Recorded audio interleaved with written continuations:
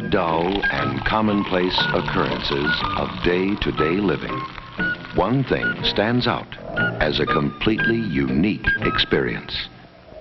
Colt 45 malt liquor.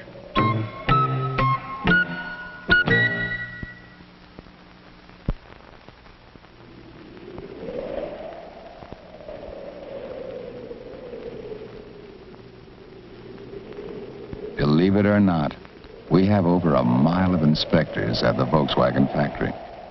More than 7,000 men who have only one job: to keep an eye on the way Volkswagens are made.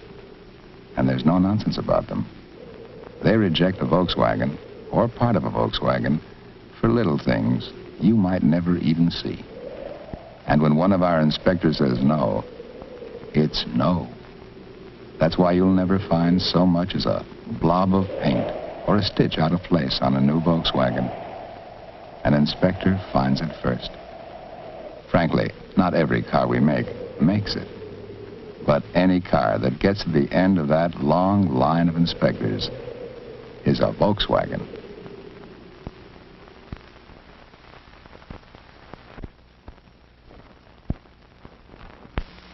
This is the art season in New York.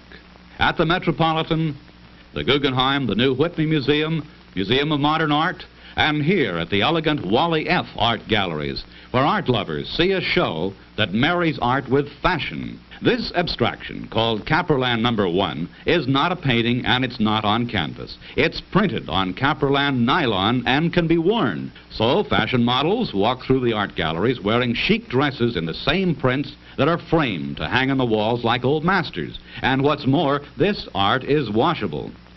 Leading dress designers think the bigger, the bolder, the wilder the print, the more artistic the dress, such as the dresses styled by Cobb's Corner.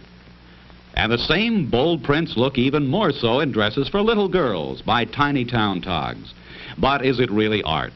Or is it just another fashion fad? Maybe it's both, now that a posh art gallery gives its nod of approval to the print explosion in fashion today.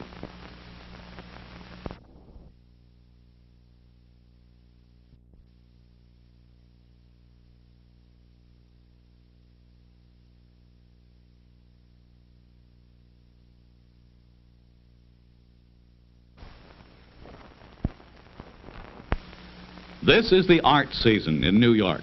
At the Metropolitan, the Guggenheim, the new Whitney Museum, Museum of Modern Art, and here at the elegant Wally F. Art Galleries, where art lovers see a show that marries art with fashion. This abstraction, called Caperland No. 1, is not a painting and it's not on canvas. It's printed on Caperland nylon and can be worn. So fashion models walk through the art galleries wearing chic dresses in the same prints that are framed to hang on the walls like old masters. And what's more, this art is washable.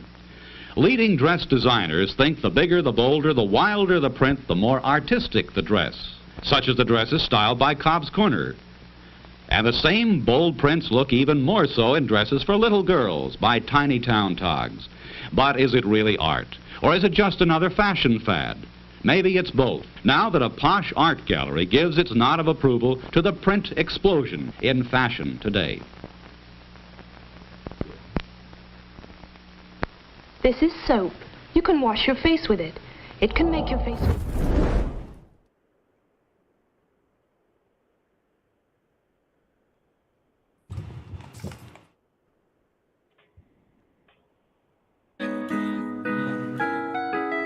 That's right, folks. We are ready to set it the fuck off. Do not adjust your television sets. This is not a mistake. Don't worry about what the people doing. Although it is a fucking travesty. Worry about yourself, like I'm saying, man. Bigger than me, bigger than you. You know what I mean? If you know what you gotta do, then do it.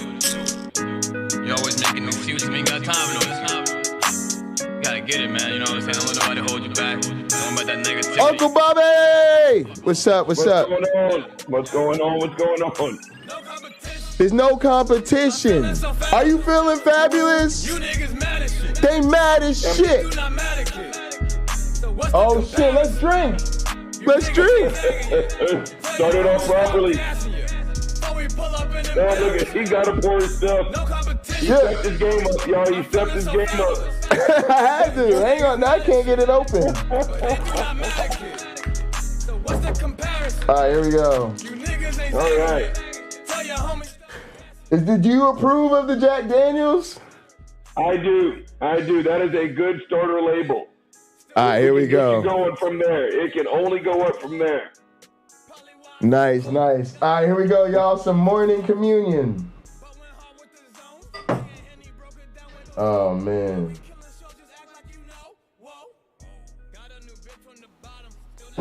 Cheers, my friend. My man. Is this the second blackout or the third? I think it's the third. 3 down. The third blackout. Three more decades to go. Exactly. Appreciate you. Until we are replaced by black robots who are better at this than we are. Exactly. I'm trying to make sure everything sounds okay on the stream. Guys, how's the stream sound? I'm for some reason my computer right now is I don't know what the hell's doing. How's the stream sound? Oh, it's good. It's good. Yeah, it's good. It was it was a little worried before. We're good. All right, you ready, Uncle Bobby? Let's do it. Let's do it. Let me pull the music down real quick. Shout out to my cousin OG Roddy for the music. There's no competition. I needed us to have like a squad, kind of a gang theme song. We rock with no competition a lot. And of course, we never have to worry about copyright because it's made by family members. So there you go. Boom. YouTube safe. And for those of you that are new to the chat, what you'll see is we are in Gather. So you'll see the Gather chat kind of going from the bottom. Those are the people that are here locally with us in Gather. And then you'll see the YouTube chat scrolling in from the top.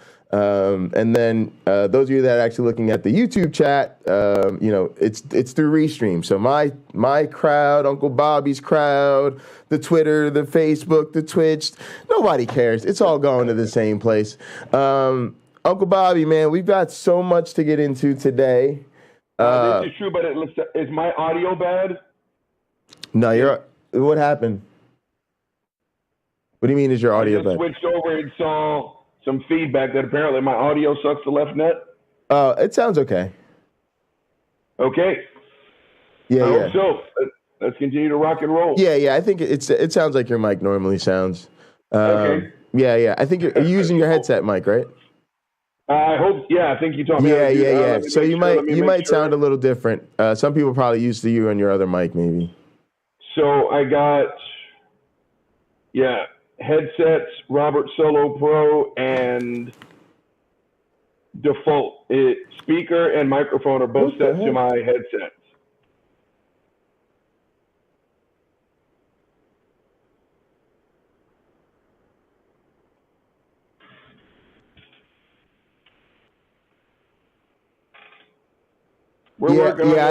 I just checked it. It sounds all right. Go ahead and try. Okay. You can try your other mic. Yeah, see how that goes. There, let's give that a run. If it's connected, don't try that other headset. I'm sure it doesn't sound any better. Okay, let's go. Or maybe not. There it is. Nope. Hold on.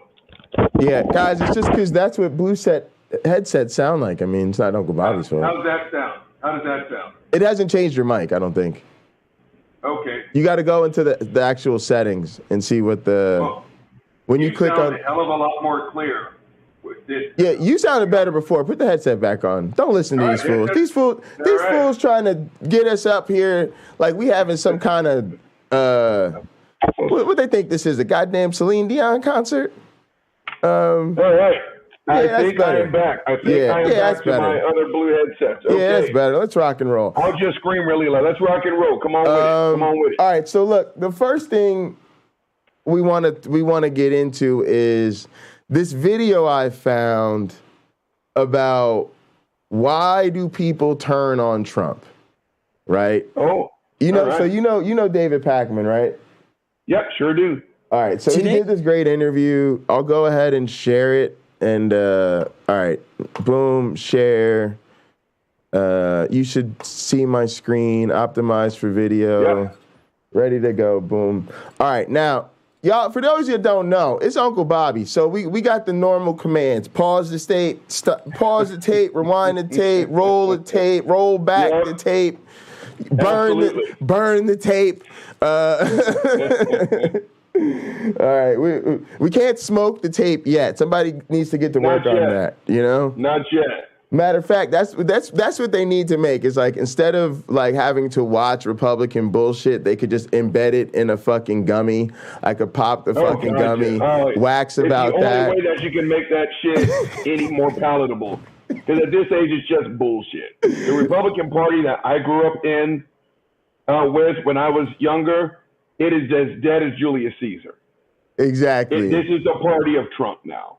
Yeah. And it's just, how ugly can you be? Exactly. Also, can you tilt your camera up a little bit? I might do the same with mine. They put these things, because it puts our names like right on top of our foreheads. It's a little weird. Just a little weird. Yeah, it's a little better. All right, so let's go ahead and get into this. And he's interviewing a woman who made a film. So we'll talk. Yeah, we welcome to the program Melissa Peltier, who's an award-winning filmmaker and producer of the documentary The Game Is Up, Disillusioned Trump Voters Tell Their Stories.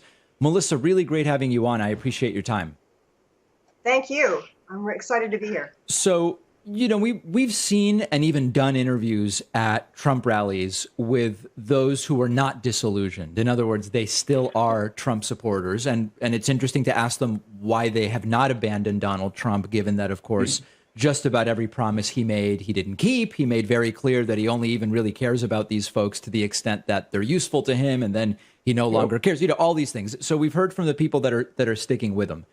Right. You did something interesting, which is you spoke to many disillusioned Trump voters to figure out why are they no longer sort of part of the cult, as it may be. Was there one coherent story about what ultimately drove them away, or was it really different things for different people? What's up, Uncle Bobby? Before she even says anything, you jump off the Trump train for one of two reasons, as far as I'm concerned. Okay. One, you got unplugged from the fucked up version of the Matrix. you realize, Donald, the only thing I've ever given Donald Trump credit for is that he has never lied about who he is. Wow. He has his horrible character on his sleeve for all to see. Right. And I'm willing to give people, they got caught up in the hype. You know, 6 years ago, he says fucked up stuff. Then you're like, holy crap, I can't believe I support this monster. Or the second reason why you jump off the Trump train, it's no longer financially lucrative for you. You realize there's no place I can go. This is why I stopped watching like CNN and stuff like that, because they were giving interview space to former Trump employees and staff members, but they were pushing a book. And I was like, I noticed that. Yeah. The book tour. And I've done shows on it, and I've always entitled it, "What the fuck have you been looking at?" And it's like, you're just now seeing. It's like, no, it's not that you're just now seeing, just that you can't make any more money off of Trump's fame. So now you're going to make money off of his infamy, and now you're going to write this tell-all book. Donald Trump was a bad person. I'm like, yeah, no shit. Right. We've been screaming that since forever. So I mean, before she even says anything, I'm just like, I'm curious what she can say that isn't going to make us all be like, yeah, no shit, Sherlock. Yeah, I'll be curious. Yeah, exactly. And I think what she did is interesting, right? Because she's sort of doing, in some sense, what some of us would hope to do in this sort of atheism religion space, which is to like get in there and get people's stories about, okay, like what made you change your mind? Why did you change your mind? But I'm gonna sort of confess something here. Try me. Number one, I was interested when Trump first jumped in, right? Because he was gonna shake things up. He doesn't have political background, you know. First, I knew I was with the Democrats, right? So, what do I give a fuck if Trump, you know, throws the Republican conservative, you know, shit into a tailspin? I don't care. But the other thing I recognized was that he probably was going to win and be way more effective than people thought. And, I'll just touch on it briefly. I ran for president of the student government when I was in college. I won, got disqualified for a bunch of shit I didn't do. But anyway, yeah, when I did that, the thing we modeled was I played a bad guy, like I do now, like a heel wrestling character. And I would say, I'm never going to say no comment. If something's bullshit, I'm going to tell you it's bullshit. I was known for cutting promos on the administration, saying cut, quote, print. And I knew that it worked. What it did was it took students who were apathetic, students who were never going to vote in the student government, students who it didn't matter. Like, I literally sat down with Cory Booker on my policies and people like that. But again, do you think students are going to give a shit? No, they don't care, right? But when I gave them this character, this sort of, I'm going to kick ass, I'm going to fight the administration, I'm willing to curse and be profane in the newspaper, on and on and on, people were paying attention. So now what happens? I'm mobilizing this entire voting bloc that otherwise would not vote. And so rather than just saying, okay, well, who are the, 400 students out of 40,000 who actually vote in the student government election, let me go to the students who really don't give a shit and say, bro, I'm doing some really great shit for the university. All I need you to do is log in on this one day and vote. All right, cool, we got each other.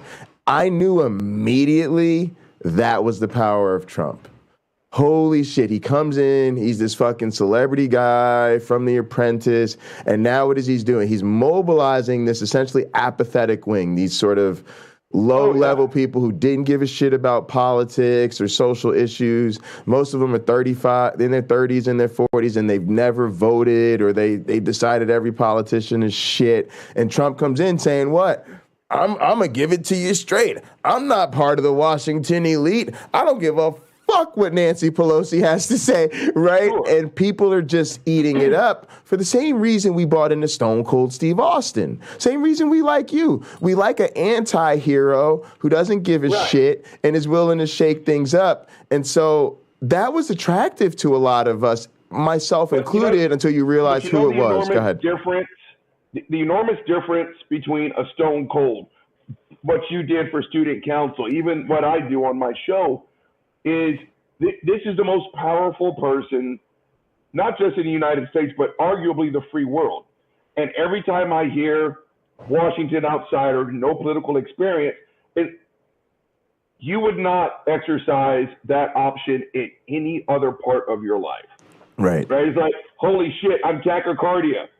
You know what? I'm not going to go to a fucking heart. That plumber is an outsider. You know what I mean? Yes, the plumber is a cardiovascular surgeon outsider. My woman is 9 months pregnant.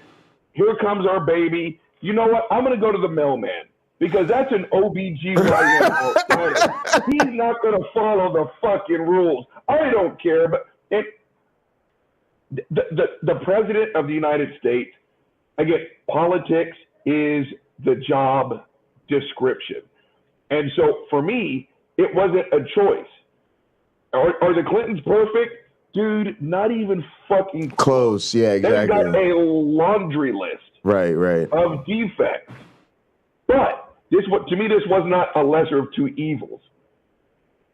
It was Hillary Clinton or a failed businessman, a philanderer, just a piece of shit, basically speaking. And so there was just like, for me, it was not even a coin toss.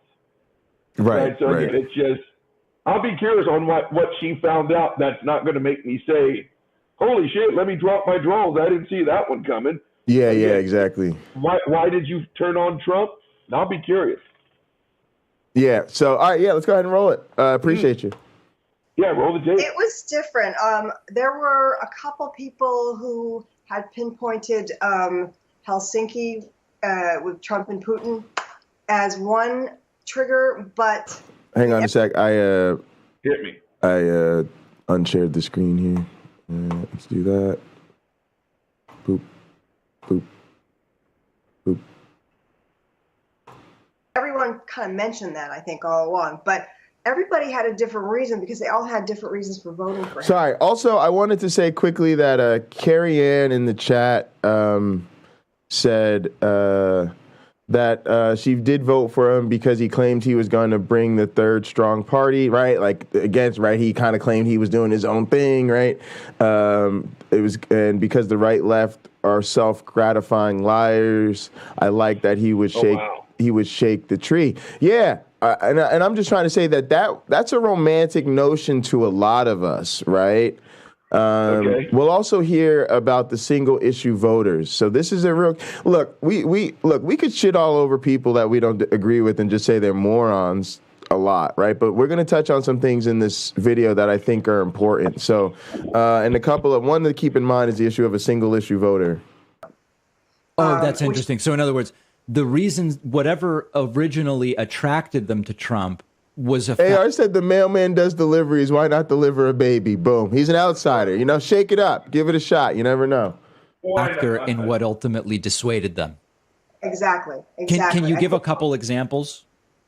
Well, off the top of my head, our farmer, Chris Gibbs, he was kind of laser focused on the agricultural aspect of it, which there you go. You have to remember that people often vote just for their own personal reasons, not just because they're a racist or they're whatever. Yeah. He was really laser focused on agriculture. He liked the idea that Trump was going to lift the waters of the U.S. rule. He didn't like Trump. Like he wasn't in love with him, but he voted for him because he didn't like Hillary. And he also felt that Trump was really kind of anti government on your property kind of thing. And so he voted for him, and he was impressed with some of the things he did in the beginning. And then he began to see what Trump's real agricultural policy was doing. And really the trade wars just decimated the agriculture business. And nobody knows that, except the people who were decimated. Only a few of them, I think, with Trump, like Chris, have gone away from Trump. But pause the date. Yeah, great. And this is what I have a problem with. Go ahead. If you're not a good person, then you're not going to be a good leader. And that to me is the foundation of all this stuff, right? Trump's person is way the hell down here. Now, I know people who voted Trump that are not racist, they're not misogynist, but it's like my company's business's bottom line will never be sexier. The water, just all this stuff. And you're like, you're really trusting a person whose character is way the fuck down here. And you're expecting them to deliver on these promises. And it's like, if you're going to be a good leader, quality number one is you've got to be a good person. Yeah, absolutely. And so I don't care all the promises.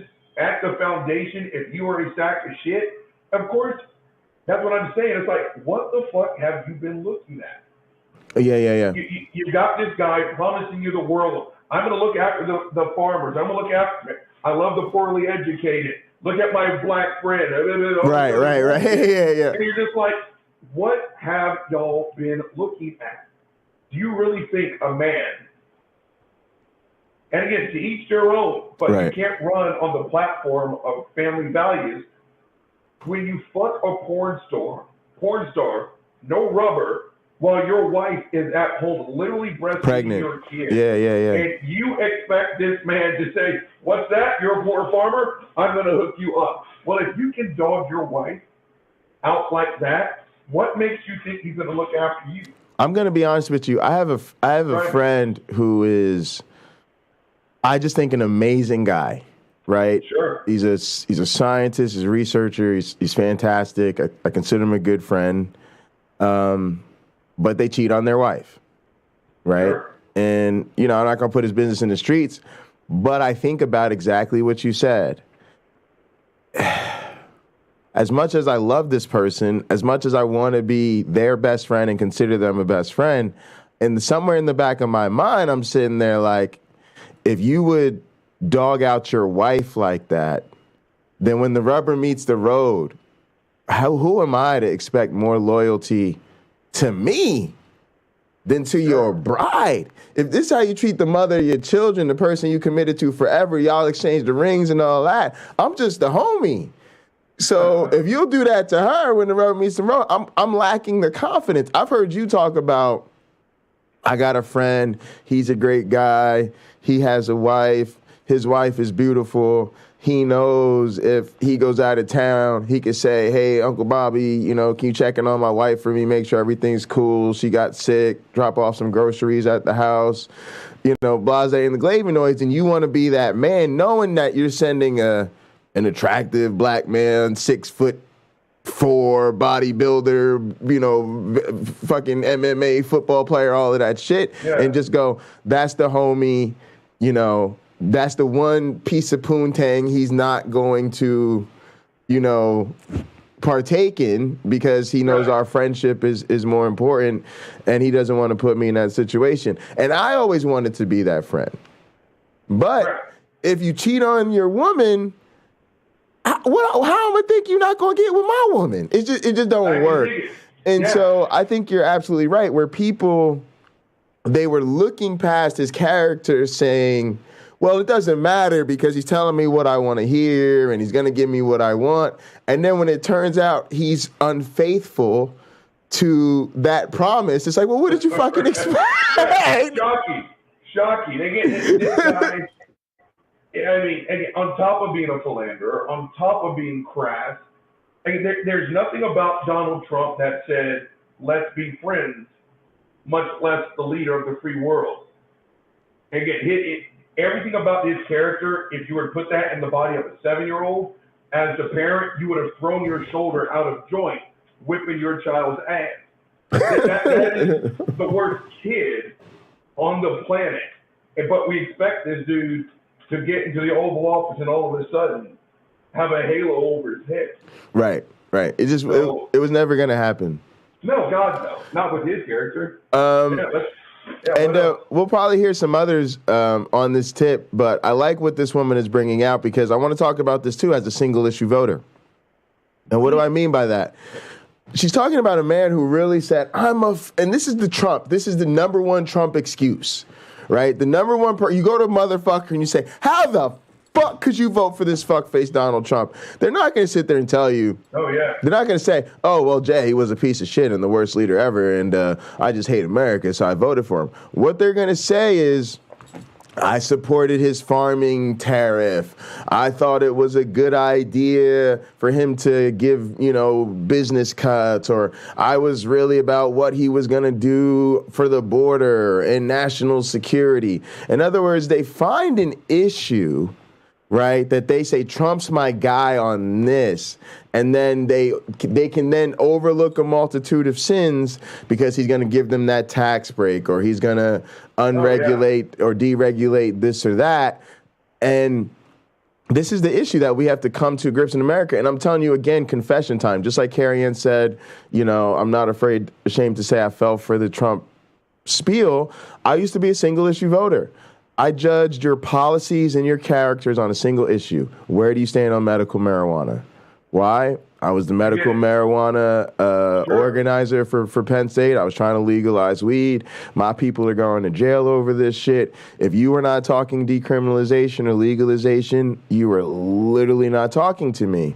And so there were certain people like Obama. Obama got his black ass on Hot 97, which those you don't know, Hot 97 is the #1 hip-hop radio station in the world, broadcasting from New York City. Jay-Z, Biggie, whoever you know that comes out of East Coast rap and is a huge name, blew up on what? Hot 97. So when Barack Obama takes his narrow ass on Hot 97 during his first campaign, I know what he's doing. He knows what he's doing. This is as black as it gets. Right? You are talking to the #1 hip-hop station in the world in New York City, right? Funkmaster Flex, all of them, Hot 97 DJs. He has an open town hall. I'm listening to the shit on the radio. Question pops up. Will you support the legalization of marijuana? Barack Obama laughs. He chuckles. He goes, I'm not going to be supporting the legalization of marijuana. He lost my vote instantly. And to this day, I've never voted for Barack Obama. How dare your narrow black ass be the leader of the Choom Crew? Barack Obama, I read his biography shit. He was the leader of something called the Choom Crew, just like I was. And when I was in college, it was called the track team, right? Yeah. What that meant was everybody, we were like a group, a peer group. Everybody had to get their homework done, right? And then we were going to go smoke weed together. So the nickname we gave ourselves was the track team. Hey, we got track practice today. Uncle Bobby, you done with that homework? Uncle Bobby, I don't give a fuck that you had football practice today. We trying to get high. You need to finish your goddamn chemistry homework so we can go smoke some weed. That's who Barack Obama was, y'all. He was the leader of the Choom Crew. I'll give you another detail. He was the person who made sure his crew did what? Rolled up the windows. Why? So you could hotbox the car. So Barack Obama's black ass is Mr. Roll Up, not just get high. He is Mr. Roll Up them fucking windows so we can ride around Harvard Yard hotboxing. And then you bring your little narrow ass on Hot 97 and say you're not going to support the legalization of weed. All of a sudden, get out of here. I get it. Yeah. So we got to understand that's who these Trump people are. They're doing the same thing. They're saying, he told me what I want to hear about church. He said what I like about the border. He said what I like about keeping the government out of my shit. And then they realize that. But so we do have to talk about this, y'all, because we're all suspect to it. We are suspect to somebody telling us what we want to hear about our pet issue. Absolutely.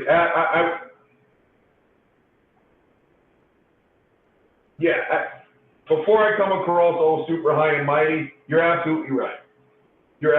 I'm a pretty confident dude in a lot of areas, but I got my ass beat the fuck down by my position coach, one of my position coaches in college. And his monkey ass broke me down to the point to where I'm sitting there literally questioning myself, a former high school All-American, like, do I really belong here? I'm a piece of shit. Can I play football? I totally get that. And I totally get the pizzazz and the blase and the flavonoid. That's what I'm saying. For the people who got caught up in the hype 6 years ago, come on and talk to me. I get where you're coming from. But here we are 6.5 years after the Trump presidency. This fuckface is literally, I do not care what anyone says, fuck all the legal mumbo jumbo and everything else. Donald Trump is responsible for January the 6th. Right? And COVID and the list goes on and on. All of that, yeah. So if you want to tell me someone got caught up in single issue subject, I can hear you. Right. He didn't talk like a presidential candidate. I hear you. Right. I'm talking about right now. After all this shit that he has done. And if you can still fix your funky ass mouth to say Trump is good to go, I question your character. Absolutely. 100%. There's nothing about Trump that says trust. Nothing at all. Yeah. So I get getting caught up in the hype, single issue stuff. I understand all of that. We are all susceptible to the okie doke. Right, exactly. But now, here we are 6 years after. Right. We've seen the exact same game tape. Right. And if right now on 10/23 of 02, you can still fix your mouth 22, and say, yeah. Trump's my candidate. Right. I saw a car yesterday, and there were 4, probably 6-foot Trump flags flying on the back of it. Wow. Right. You want some different shit. And this is something I tell people. You talk about attacks on our LGBT trans fam a lot and racial issues and stuff like that. And I always say it's context. It always matters when you say stuff, because I've been in periods of depression where, say, something really rough happened to me in 2017. So while the rest of the world goes through 2018, 2019, 2020, I am still stuck in 2017 because something devastating in my life happened. And so I'm saying that to say I know what it's like to not get with the times because something happened in your past and you're stuck on it. But that's, to me, what these people want to do. They want to have this conversation of Well, is it really fair if someone who originally identified as male is now racing against a 12-year-old girl in a middle school track competition? Well, is it really okay to just call people whatever pronoun they tell you to? And they're saying this shit like it's 1935 and we don't have the information we have. We already know that this type of I'm just asking questions and I'm just not sure how to treat people is what's getting these people killed. Okay. And for you to, and so now when we shove our foot up your ass, right, and we're whooping on you and we're like, how dare you be anti-LGBT? And how dare you be hurting these people? How dare you be whipping, doing this whip? We're going to add in a couple kicks for how dare you do this in 2022, when we are trying to do a new historic thing right now, today, to bring this to an end. It's not 1930 anymore. And so the context matters. And all I'm saying is I'm even angrier at these people. It's even more, it was always disgusting and unacceptable, but it's even more so today when we're trying to do something to change it. Well, now we've got not just the new information, we've got the information. Everything that, again, everyone who said something 4.5, 5 years ago, Trump derangement syndrome. Why are you obsessed over what? You can't stop talking about Donald Trump because the fucker's the goddamn president. That's why. So all the things that we got dismissed for years ago, it's now out in the open. That's why I'm saying you got caught up in the hype a half decade ago. I can listen to your story. If you're still kicking that foolishness now, I do. I question your character. I do. And even for the people whose bottom lines increased because of Trump, one, I say congratulations. I will spend the rest of my life trying to have your problem. But two, is it really worth it? I'm a middle-aged black dude, and I can honestly tell you, I have never seen us this divided in my life. We've had Nazis marching in our streets, screaming, Jews will not replace us, with a president that failed to condemn them. Right. We've got black people being murdered in the streets in broad daylight. And when it's time for Trump to say, you know what, that was just fucked up, which is a really easy thing to say. Right. That was just fucked up. He's got to make sure that, I can keep the black people and the white supremacists in mind. It is as clear gets. Right. So again, interviews like this, I mean, my dumb ass could write a book on this. Right. Yeah. I just what has everyone been looking at? Right. So, exactly. Yeah. Exactly. All right, let's hit a couple of these points. I actually enjoyed this. Yeah. Watching it very carefully. He had actually worked for the Department of Agriculture as a farm bill guy, and he just was disgusted with it. And then he kept hearing Trump lie, like saying that China's paying the tariffs. And he just broke. It was it. That was it. The tariffs thing is interesting because it doesn't really seem that Donald Trump has ever understood how tariffs work. And of course, he insists China pays the tariffs. But really what happens is the United States puts a tariff on Chinese imports. And so whoever is buying the Chinese imports still pays China for the stuff, but then also pays a tariff to the United States government. Now, there's like macroeconomic stuff, which would indicate that over time, China would lower the prices in order to account for the tariff. Okay, but that's not the nuts and bolts of how the tariff works. In your experience, did Chris understand that all along, or did he come to know it after those tariffs were put in place? Question. Or how did he understand that? Yeah. Well, he first of all, he was very angry about also withdrawing from TPP. Okay. But with the tariffs, I think, he was smart enough to know what would happen. Yep. And I think he didn't know how long it might go on, but when it really, really dragged on. Yeah. Gin and Truth, your audio would be better. It was better on your Bluetooth headphones. Okay. And some of it. I don't know if I should try the speakers off the computer, or should I just go back to Bluetooth? So I would go back to Bluetooth as long as you were hearing in time pretty good. That mic, I think, is better. Also, make sure that you're checking what your mic is set to and gather, right? Because that's really what's going to make the difference for the broadcast. And then... All right, so back together. You sound better already, I think. Okay, so like I said, select microphone from yesterday. I think it was using the same thing. Yeah, I think what actually happened was it may have been still using your headset microphone, and then I think when you switched to your earbuds, it kept using the same microphone, but it was then really far away, right? Which is why it sounded like you were in a hallway. But it's all right. Both microphone and speaker are now selected to the Bluetooth. Yes, and I think you also sometimes, do you have the option to select, I guess, like some other microphone back there? What other options does it give you for microphone? So microphones, I have no idea what microphone array. No, ignore that. Just read them off to me. Yep. Okay, default microphone array communications. I think that's my Roberts Solo Pro. Yep, go ahead. The Real Tech, which is all right. Try that real computer. quick. Try that real quick. Okay, this is for the microphone. Here we go. How do I sound? Count backwards from 10 to 1. 10, 9, 8. That's 7, what people are used 6. to. I think it's better. Now you sound better. Okay. Now I sound better. Cool. Let's rock like that. Am I still in your headphones? You are still in my headphones. What do the? All right. Let's see. Okay. Let's see what looks the crowd like much thinks. better.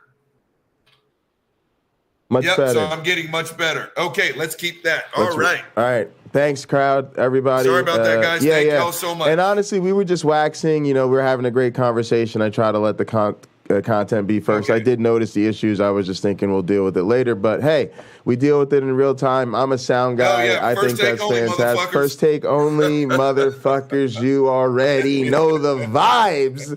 All right, let's roll this fucked up ass tape. Let's roll the tape. Really started killing their business. Because as he points out, you know, it was actually farmers who negotiated those international agreements. Farmers had, you know, their buyers, and they've been doing this over 30 years. And basically overnight, Trump wiped away their tried and true markets. You speak in the film to a Jewish woman who was a Trump supporter. And then Charlottesville happened, and Trump made the fine people on both sides comments, which I am glad to admit were slightly taken out of context really good, gang. and were a little bit different than what was the original reporting. But needless to say, it still impacted this particular woman.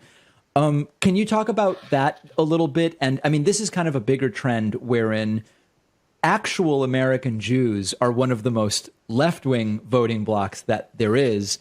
Recently, Trump has done this thing on Truth Social where he says, you know, the American Jews should really shape up here because bad things could happen. You should be more appreciative. Talk about the Jewish woman you spoke to and how her views changed. I haven't talked to her in a little bit. She's in college in Israel. But I think that she was a Brooklyn girl, and she was the head of the Brooklyn Young Republicans. In fact, she'd revived the club. And she was extremely Republican. She was really dedicated. She was very young when she got into it. Sorry, to be a little bit clearer with me, showing it from here. What she could do and what she knew. And she hung out with those Turning Point people and, you know, all the young Charlie Kirk type Republicans. Yep. And she was a really, really a true believer in Trump. Absolutely. She worked, you know, to help get him elected. She worked on Republican campaigns in New York.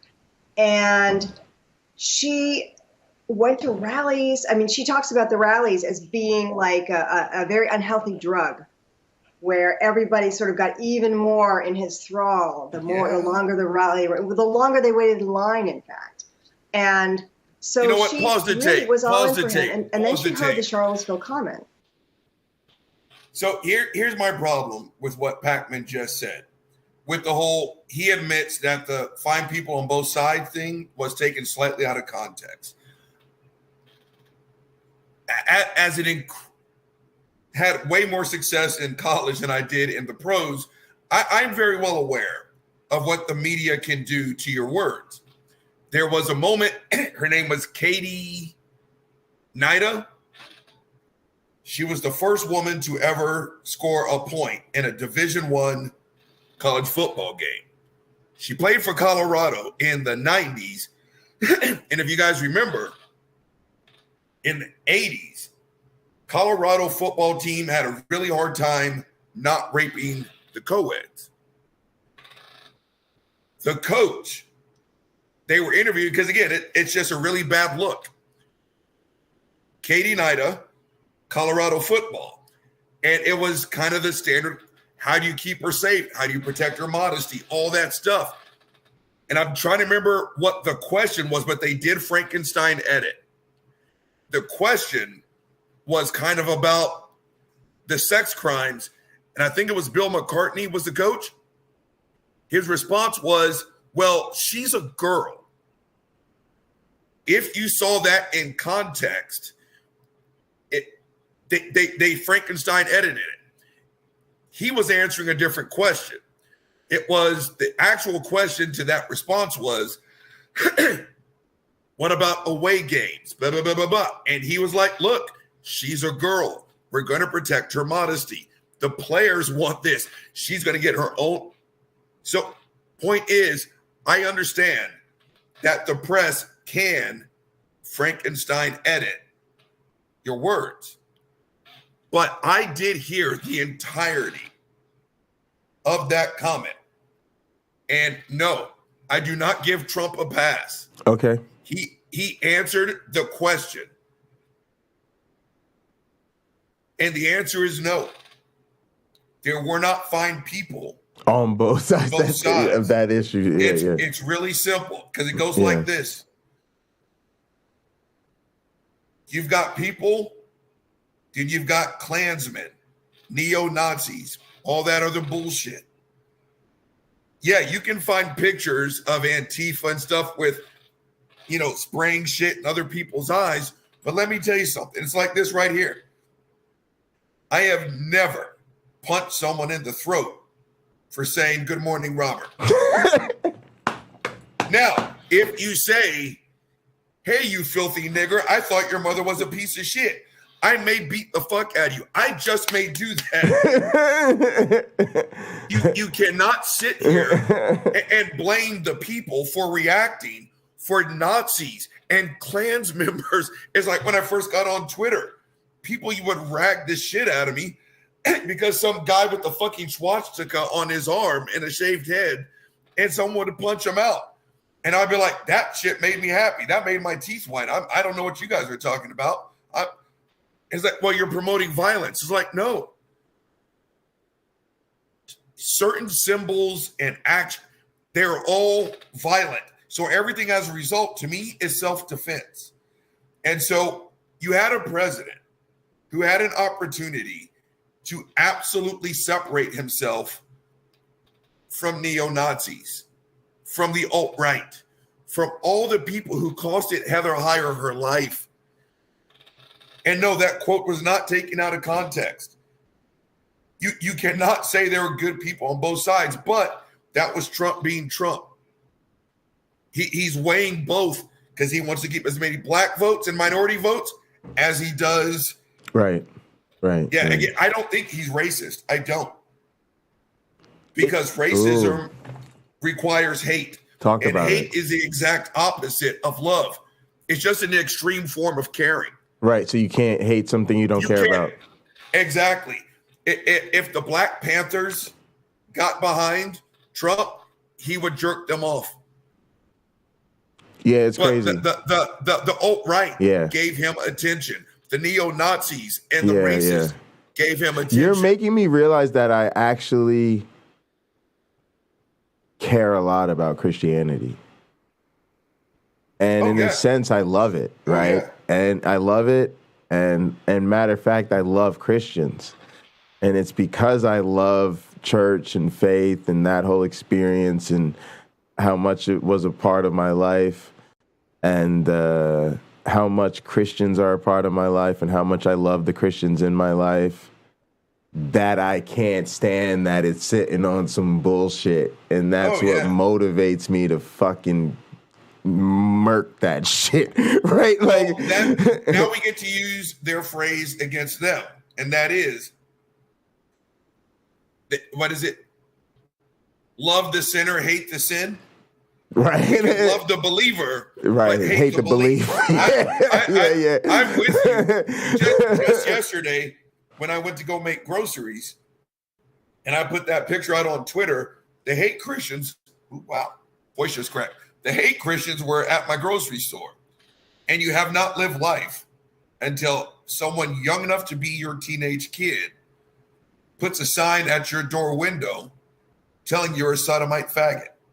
You're going to burn and go to hell. Ask me how to avoid hell. I'm like, kid, stop it. Yeah, like you just know. It's just like, you don't know shit. Right. You've got uncontrollable hard-ons and acne. I've got a house and a savings account. I'm not going to sit here and listen to your monkey ass tell me about the fucking afterlife. But I make the videos that I make because you're right.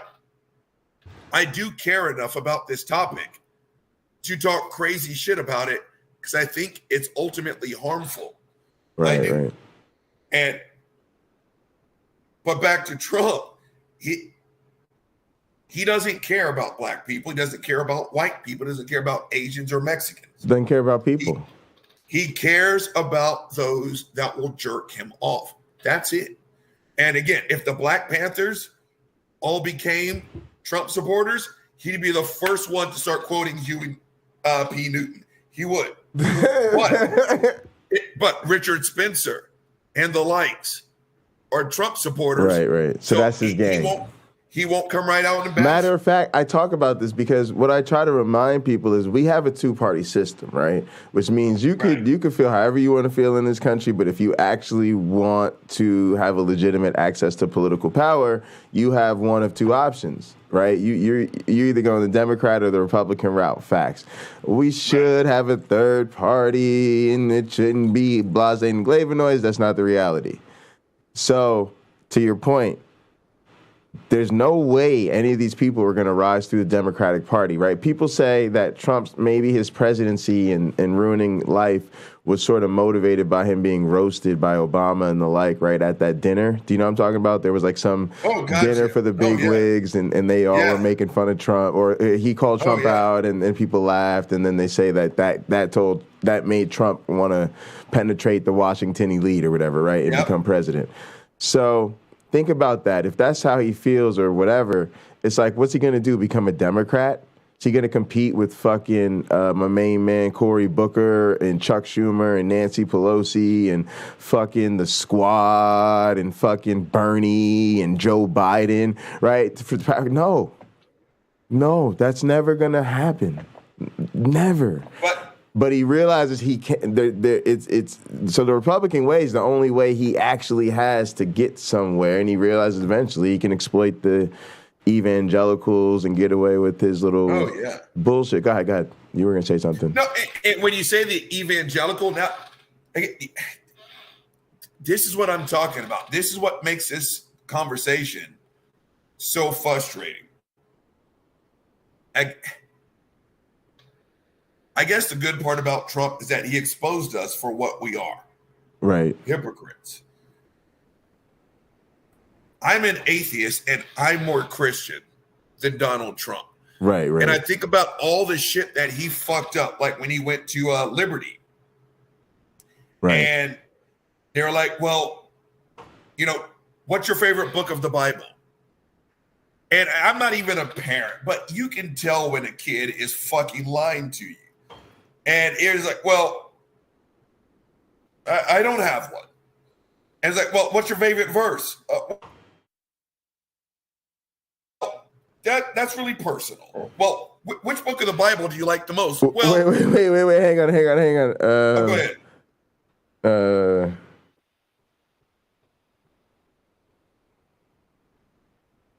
Sorry. Go ahead.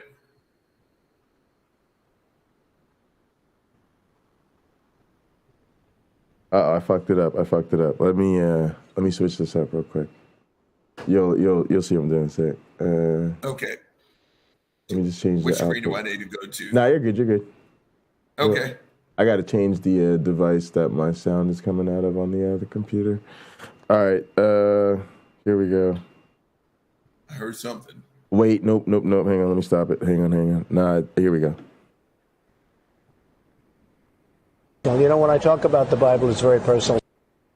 There we go. There it is. I heard that. I had that in my soundboard. I have some Trump sounds in my soundboard. All right, hang on. Yeah. I got another one for you. I just think the Bible is just something very special. All right, and here's another one. An Old Testament guy or a New Testament guy? Probably equal. Yep. Yeah. Exactly. That is the equivalent of asking your kid, "Did you eat the cookies?" with crumbs coming out of their mouth. No. And then, you know, and I remember that I think he was back at Liberty, where you could tell his people fed him a line. It's like, dude, just don't go off script. Say what we wrote down. Right. And he was trying to quote 2 Corinthians. And his ass sat there with the Bible. And he was like, 2 Corinthians. I mean, right there. It says 2 Corinthians. That's what Paul is. I mean, that's what. And he was in salesman mode. You can tell. And people bit on that. And you're just like, how desperate are you? Seriously. To be right. Again, I'm an atheist, and I can still quote the Bible. If nothing else, I can tell you it's 2 Corinthians and not 2 Corinthians. But the evangelicals jerked him off. And so he jerked them off. Again, he's not a Christian. He's not. But Christians jerked him off. So those are my special friends. Right? Is he a racist? I don't think so for 1 second. But racist people jerked him off. Right. You see what I'm saying? Right. Absolutely. He's a petulant child. That's just it. He doesn't know the difference between negative attention and good attention. He just knows attention. Period. Absolutely. I could not agree more. Let me go ahead and share this again. Try me. And it really upset her and disappointed her because of family who'd been killed in the Holocaust. And she was very aware of it. And she also was very upset by Charlottesville. And her parents actually were refuseniks who had escaped from Russia right around the time of perestroika. So they had finally got out. Her mom's dad had been a dissident, so her mom was on the watch list just because of her dad. And so it took them a long time to get out. And they had told her whole life, she was born in the U.S. They had told her whole life that, you know, this is what happens when you get this kind of extremism. This is what happens. This is what happens. And she started to see that happening. And then shortly after that, she saw Helsinki and Putin. And she started to get scared. And she started to realize this guy is dangerous. He's not what I thought he that was. link, that university came up's going to come up the too. very fine people on both sides comment. She was interviewed by a local news station who said, what did the Brooklyn Young Republicans think of that? And she said, well, we were all very disappointed. And she immediately gets a call from the head of the New York Republican Party saying, why did you say that? And she said, I just said we were disappointed. It's just how we felt. And he said, well, you can't say that. We're Republicans. You can't say anything bad about Trump. And that really, that was another trigger for her with her parents. Because, you know, they told her how you were, what you said was controlled and what you thought was controlled. And she just really, that really got to her. So it took her a little bit of time, but she finally realized she didn't care. She didn't want this guy. You mentioned the rallies, and I've covered so many of these Trump rallies, and it is absolutely true that the line. So I wanted to say something too about the discussion they had before about the experience of the rally itself. We have someone who's been watching us since we did the Kent Hovind debate. and he's a big Trump guy and a Kent Hovind supporter, and just on the bandwagon of a lot of conspiracies and nuttery. And he's gone to these Trump rallies, and he really is passionate about it. Matter of fact, he can't stand David Pakman because I try to cover Trump rallies. So one of the things we do here is we try to watch Trump rallies live when we can. David Pakman covers them as well, and not a lot of people cover him, right? And so, but he was so triggered the last time I did this because he kind of called in, and we were watching David cover it, and he just was losing his shit at David Pakman's commentary about how cult-like because they'd get the music going, and David Pakman would commentate about how cult-like and churchy it was, and he would go, "Shut the fuck up, David! Why are you being such a hater? I can't stand this guy." And then he'd be like, and then they'd all put their fingers in the air and shit like this, and he'd be like, "Are you serious? Like, this is awful. Like, oh, are they really this cult-like?" And he'd be like, "Shut up! I can't stand this guy. Are you gonna? Why won't this guy shut up?" And then he didn't even like him talking when Trump was talking. Like, anytime he commented on how ridiculous Trump and awful Trump sounded, he'd be like, "Why won't this guy shut up?" Like, so, I mean, he's really and he's so.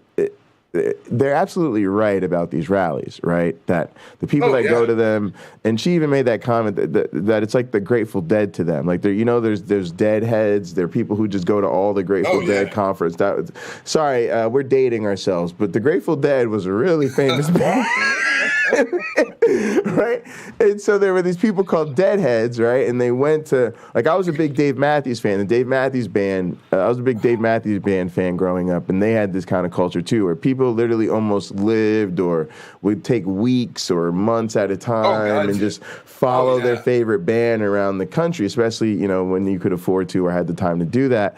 And then there would become whole industries, like people who traded Dave Matthews Band tapes, right? And or even like CDs back in the day, so we could get the files. And I was into the tape trading, right? Because if you were really into their live shows, they were really known for being a live band. So their shows, it wasn't like they just went on tour like a big pop artist does and played the same show every night, right? They played crazy different shows every night, and sometimes they played showing your age. Yeah, that's how bands got down back in the day, because also that's how they made their money. They made their money back in the day on their shows, their ticket sales, their merch and shit. So every show was fucking different for these type of bands, and sometimes they even played music that wasn't recorded or never got recorded, or they didn't play in their big shows. And so tape trading was the way to hear your favorite band play songs that you just weren't going to get them here. So we were into that shit, because then when your homies got in your car, you were like, "Oh, you're a Dave Matthews Band fan? Oh, have you listened to their records? Yeah, but you haven't really heard them play Halloween live for like 17 minutes." But I got it right here. Sit your little monkey ass over there and enjoy this shit. You know what I'm saying? I got the hookup. They hear my cousin talk about this. Yo, we were them niggas who came up old school, like, what you played in your ride was your vibe, right? You know what I mean? That's how you made your statement. And people knew who they were fucking with, right? Oh yeah. Yeah, so you just really showed your age. I did, I know. So I got the grays coming. I got the grays coming, so I might as well just deal with it. Coming? They're in here. That's what I'm saying. They're in here. Yeah. Yeah, so it is. 15 years. Join the club. Yeah, you can't hide it, man. But really, y'all, what I want to speak to is somewhat positive, right? I want to say that this is how intentionally building relationships work. And the same way they talk about Trump rallies, some of y'all were with us last night. We were watching the Penn State whiteout, right?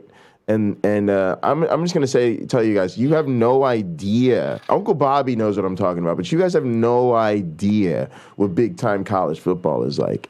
And what I mean by that is, if you've only ever seen it on TV, you're just not getting it. Football players are all fucking rock stars. All right, on the low end, I was gonna say the low end is, the floor is rock stars, the ceiling is gods. right? Yeah. For football players. And by I mean low end is rock star, I mean the third string punter who is really on the practice squad and doesn't dress, fucks anybody he wants, goes anywhere he wants, is treated like a, right? And then it just goes all the way up to the people who were bona fide NFL fucking freaks. Matter of fact, I wanted to ask you about somebody. Do you remember somebody named Tamba Ali from Penn State? What's the name? Tamba Ali. He played for the Chiefs. He's a defensive end. I got to see him. Yeah, his name's Tamba Ali. He was a really big deal at Penn State, and then he went to the Chiefs and became like a legend in the NFL. But he was really shy in person. Anyway, we dated roommates. And I was like the crazy, obnoxious one, and he was like the really shy one. I had to like tone it down around the football star because he was just kind of, what's up with this guy? This guy's a lot. You know what I mean? Like, yeah. Oh yeah. Yeah. But if you look him up, I'm sure you'll remember him. My thing is like that's crazy, right? It's a crazy level of celebrity to be hoisted on a young person for no other reason than they're built like a fucking god and they're on this football team. And you run fast, you hit hard. Yeah, absolutely. And it's not just, on Saturday morning we're watching you, and sometimes you're being watched by the country on TV or whatever, which is amazing, right? You guys are celebrities. You guys are literally TV stars, right? Literally the whole fucking country and sports world talks about every fucking game you play, right? You know what I'm talking about, right? And so what I'm getting at also, though, is they don't understand, for the fans that go to the games, it's first of all, let's just be honest. Football season is what people are here for. Like at Penn State, football season is the on season, and everything else is off season until it's football season again. And when it's football season, everything is different for everybody. It isn't, you're on the football. And I don't give a fuck if you're not a football. Don't sit up here and tell me you're not a sports fan, you're not a football. It doesn't matter. It's so dominant to your life. Everything is different during football season. And so every week, every class, every day is spent getting excited for the next week. If you lose a game, there's a different vibe and mood to the entire fucking week. For everybody. Teachers are in a different mood. Classes are in a different mood. People are not trying to talk. They're consciously not trying to talk about football as much because it's a sore subject right now. The mood's a little down. If we just lost a game that took us out of, conference championship contention or national championship contention, forget about it. Let's just not talk about it. Everybody's depressed, right? It's gray. Every day is a gray, cloudy day, right? And so it just permeates the fucking air, y'all. And the football game itself is like, you start tailgating fucking, I don't know, the night before. Some people on like Wednesday or Thursday, and they just skip their fucking classes for a couple days. That's expected. Everybody knows attendance is low. Yeah, everybody knows attendance is low going into a fucking football game. And then you guys don't understand the fucking alumni, what the alumni do, the smart ones, y'all, they rent fucking buses, like actual private, really nice buses, right? They round up all their fucking friends from college. They're all in their 50s and 60s. And then they ride these buses all through the fucking state. They're just going around picking each other up. And then they fucking come to the game and they're partying the whole time. That's why they rented the bus, so that they can be drunk as shit while they do all of this. Nobody's driving ever. And they're fucked up the entire time. And then they get there a few days before the game and then they tailgate. And when I say tailgate, fuck your tailgate. I'm not talking about fucking hot dogs and little sippy cups. No. We're talking primo beer, best liquor you can imagine. I'm talking about fucking lobster, steak, fucking real shit. How do I know this? Because even as a freshman kid, you're literally going to the game. There's people like, hey, you want some lobster, rando kid? Come over here and get some of this fucking lobster. Y'all want some steak? You're like, dude, we're here to watch the football game. Yeah, we like some fucking steak. You know what? You ever had some steak? Let me get up here and get one of these steaks. Have yourself a beer. You're like, dude, I'm a freshman. I know you're a freshman. You said that already. Stop telling us that. Take this fucking beer. Have some fucking lobster. You know what I'm saying? This is my wife. This is, you know, they're drunk as shit. Like it's crazy, y'all. It's like a little tent town and shit. It's wild. And so when they talk about the game needs it, right? And so when they talk about standing in line, it just builds into it and it builds up the emotions, and then you're trying to get in there, and it just does something. I went to World Youth Day when I was 15. It's like the Catholic church's version of Woodstock. And so, you go there to see Pope John Paul II. But bro, it was amazing. One of the best experiences of my life, because there's millions of people there, right? From all over the world. So you're making friends from Australia and Brazil, and people don't speak the same languages, but everybody's holding hands and singing the same songs together, and there's fucking concerts every night, and you got to walk 2 miles just to piss.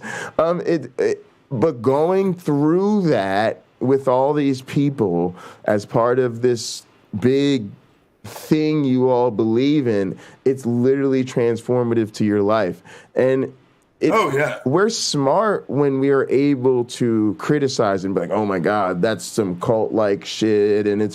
But we're sort of being too smart when we don't respect the power of those experiences.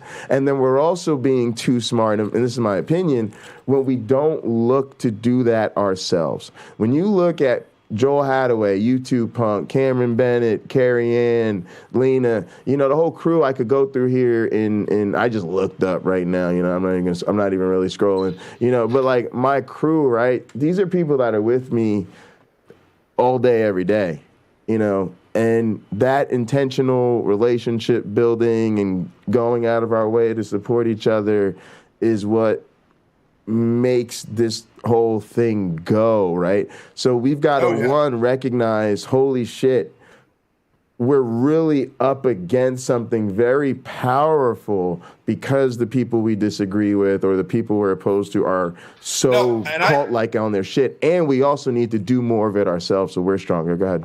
Sorry. I totally get. I dug everything you just said, and the energy from a football stadium. I'm sitting underneath.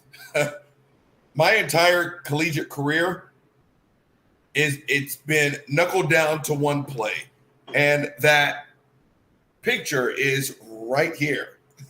So and the power of the crowd is important. Yeah. It's like Christianity. One person getting up and saying, I believe a teenager that never got fucked got pregnant. If you say that by yourself, you are a moron. No one's listening to you. If you keep saying that, you're going to find yourself in a padded room before the end of the month. But everyone thinks that. So you're good to go, right? If you say, I stayed out all night waiting for my garbage man, 3 days before, I just sat, people are like, what the fuck is wrong with you? Right. If you say, I stayed outside for 3 nights to watch Oklahoma versus Texas, Michigan versus Ohio State. Right, exactly. All that stuff. Right. You'd be like, oh, I totally get it. Right. Exactly. That's the power of the Trump rallies. Yeah. Right. And I'm sitting here and I remember some of the bullshit. And again, under any other context, you would have called the cops. And there were several moments to where his rallies got physical. And his supporters were putting hands on anti-Trump people. And Trump saying things like, kick his ass. Right? Don't worry, I got your legal bills. Yeah. Like Trump has ever paid a fucking bill. Yeah, exactly. In his life. I just saw this morning. He still owes, buddy. You're killing your father, Larry. He still owes the city of El Paso $500,000. Next month, he has a rally in Corpus Christi, the same state. They're both in Texas. El Paso hired a fucking collection agency to get the money from Trump, not a dime. And he'll rack up the same bill in Corpus. But my point is, he's sneezing. The power of the Trump rallies. Yes. Again, if you say that shit by yourself, you're racist, you're misogynist, you're a homophobe, you're transphobe. Right, very but true. The moment you say that in a Trump rally, yes, the cover. You've got 50,000 people to say, yes, you're correct. Just like Christianity, to your point, yes. Right, and just all the people who sit here and say, I liked Trump because he doesn't talk like everybody else. And again, one 5th grader spoke like that, you beat the brakes off that fucker. And if you did it, I would say congratulations. You're a bad parent. But we've got how many hundreds of thousands, if not millions of people who stood behind Trump and defended him when he said, I grab women by the pussy. They let me do it. How many people made excuses when Trump said, I can shoot someone? And dude, just imagine if Barack Obama, a black presidential candidate, said, I could shoot someone. Oh, that's such a good point. In the middle of the street. Uncle Bobby. He would be in jail the next day. Yeah. I got to pee real quick. So I'm going to turn on my speaker so I can hear you and just keep waxing about this, and I'll be right back. Okay. Well, I hope everything comes out all right. Yeah, me too. Yeah. But while I'm sitting here, everything that Trump said, again, put that in the mouth of a 5th grader, of a 7th grader. What would you find yourself doing, whether that was your kid or not? And again, quality number one of a good leader is that they are a good person. And so again, we're barely halfway through this video, and I can't lie. I'm not even interested in what it is she has to say. Because again, I get being caught up in the hype. None of us are not susceptible to mental conditioning. It's just, if you're still saying it now that you're a Trump supporter, I do question your character. Whether you made $1 million more or whatever the fuck the bottom line may be, is it worth what we're seeing now? And at the end of the day, Donald Trump is and was a bad person. Donald Trump, and I'm sure this, I hope I don't get a strike on his channel when I say it, but that man was solely responsible for January the 6th. He is your prototype, stereotype, picture perfect cult leader. He presented a non-existent problem. Then he presented himself as the non-existent solution. If you don't have me to protect you from everybody else, you and your lifestyle, you're fucked. Where will you be without my protection? And he appealed so much to the lowest common denominator in this country that they were willing to storm the nation's capital. The exact same people who said, we back the blue, we love the vets. Look what they did. And a good portion of this country still backs Donald Trump, still will make excuses that he's not responsible for January the 6th. I mean, holy shit. It's what must this guy do to get people to open up their eyes? again, if you were truly as Christian,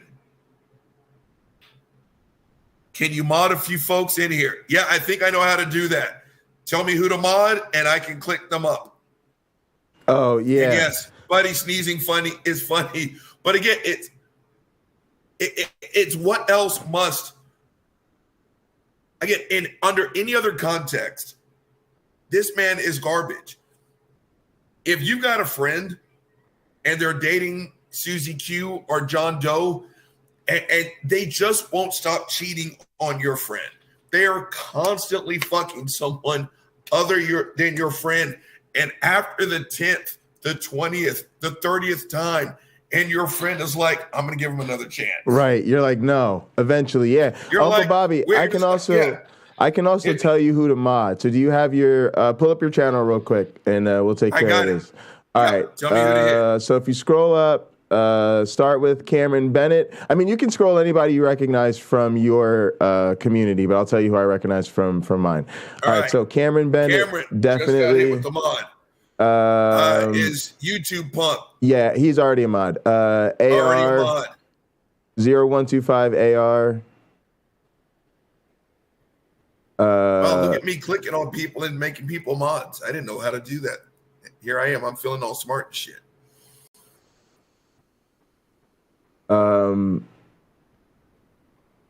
Joel Hadaway.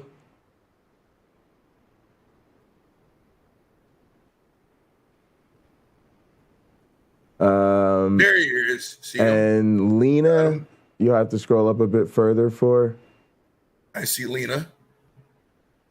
Lena just got hit with the mod title. And UC Love, if you scroll up far enough, you'll see.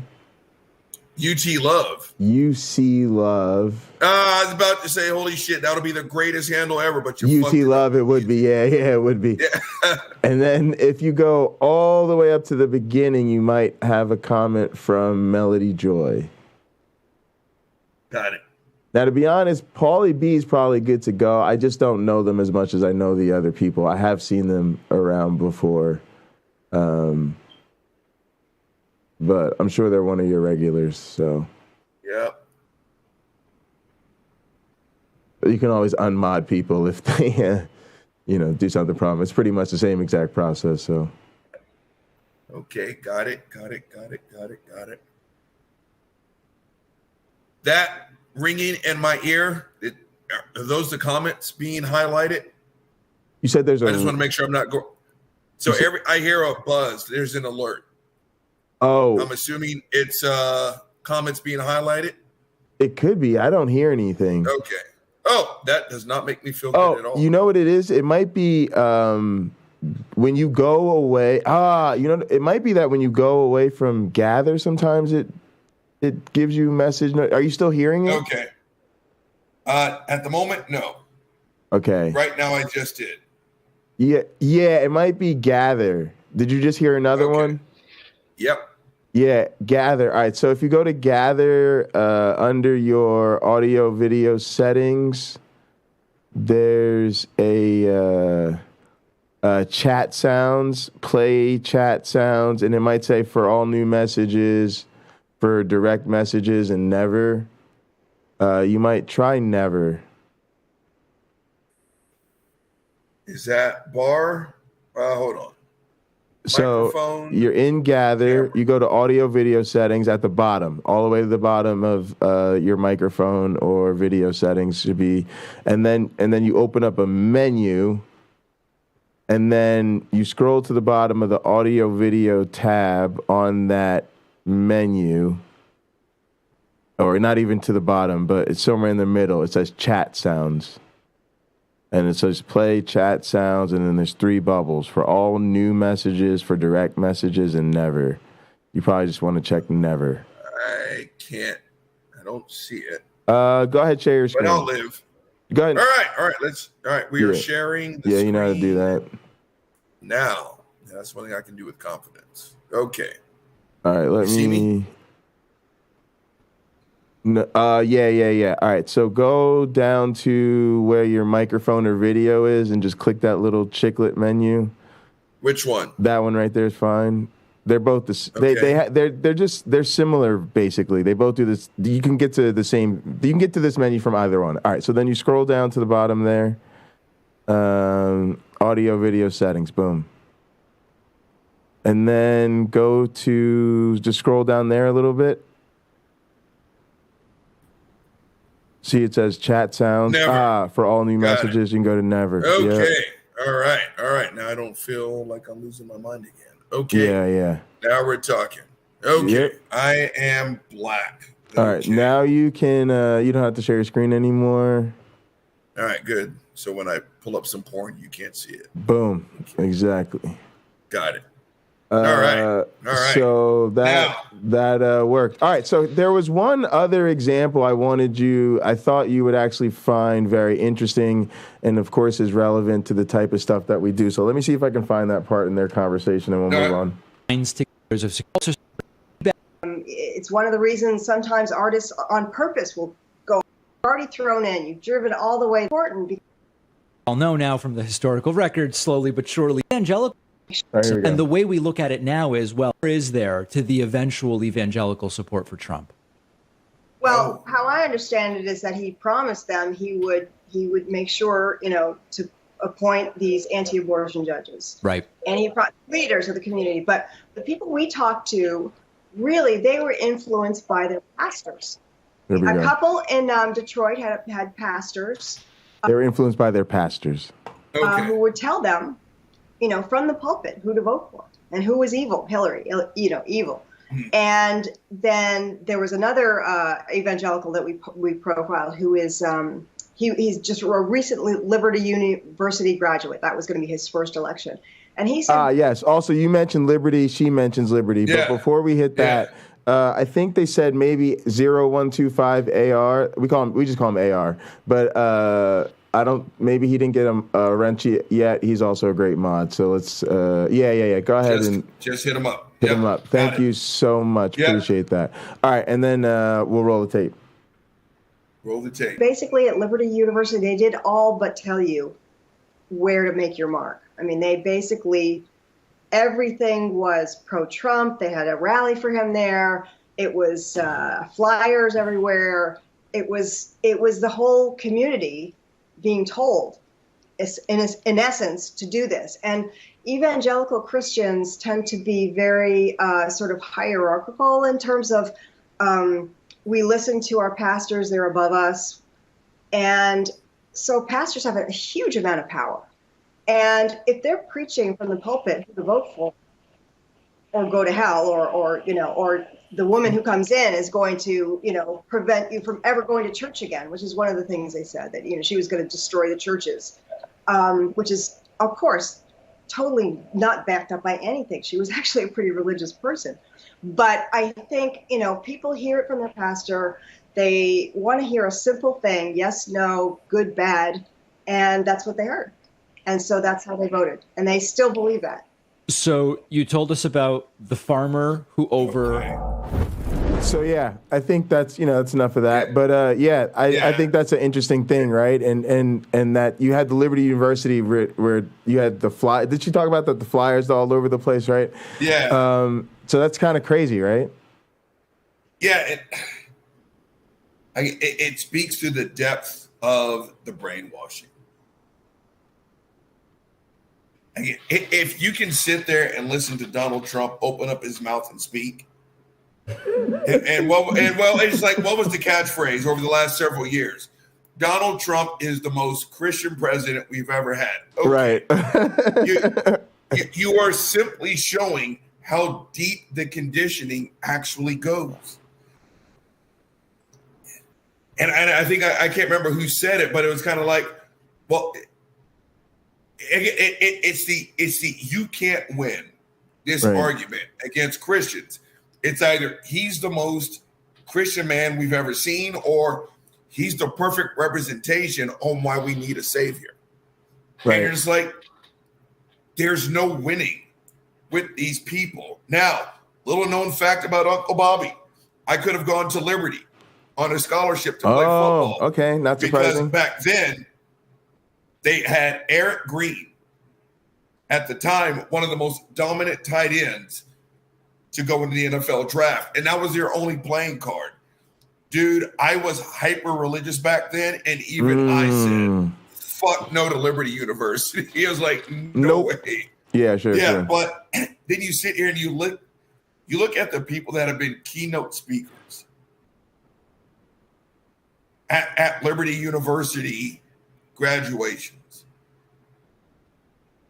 And it's like, that should tell you everything you need to know. But the evangelicals jerking Trump off, again, it just speaks to how deep the conditioning goes. If you look at how that man has led his life, and if that's your definition of Christianity, like I always say, if your version of a Jesus makes you a better person, I like your Jesus. Right. Their Jesus is an asshole. This man has lied his way to where he is. He has cheated his way to where he is. Right. The black guy that preceded him has had one wife, great marriage, great kids, all that stuff. He was a secret Muslim who was trying to bring down America. As evidenced by the Donald fact that Trump, he didn't wear the right color suit and the flag. Right. Exactly. But Donald Trump, who cannot even tell you that it's 2 Corinthians, not 2 Corinthians. Is the most Christian president. The First Testament versus the Second Testament. The man who cannot quote a single Bible verse. This speaks to the depths of the conditioning. Right.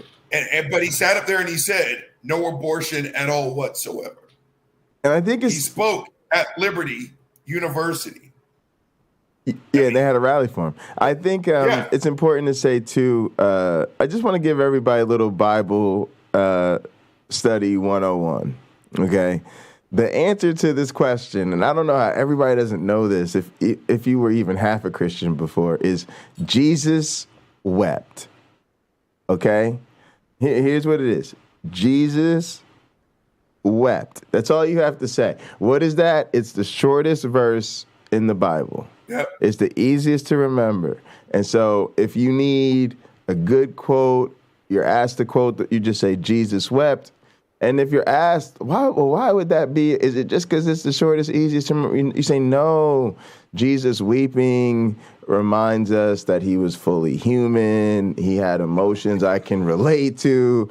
So really, to me, it is beautiful in its elegance, but they could have added one word, and that would be even, because it reminds me that even Jesus wept. See, it's a beautiful, I got to teach you. I had to put on my Christian hat for a second, take them back to Sunday school for grown-ups, give them a little game so you don't find your dumbass sounding like Donald Trump, unable to say one Bible verse and what it means to you. You're welcome, audience. From now on, when you're hanging out with your Christian friends, hit them with the Jesus wept.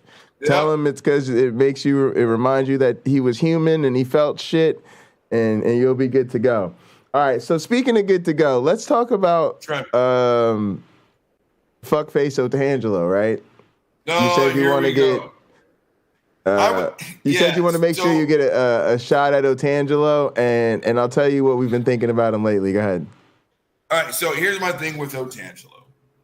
I've only had one interaction with that man, and I thought he was just sitting on some bullshit. That was Christianity. That is correct. 101.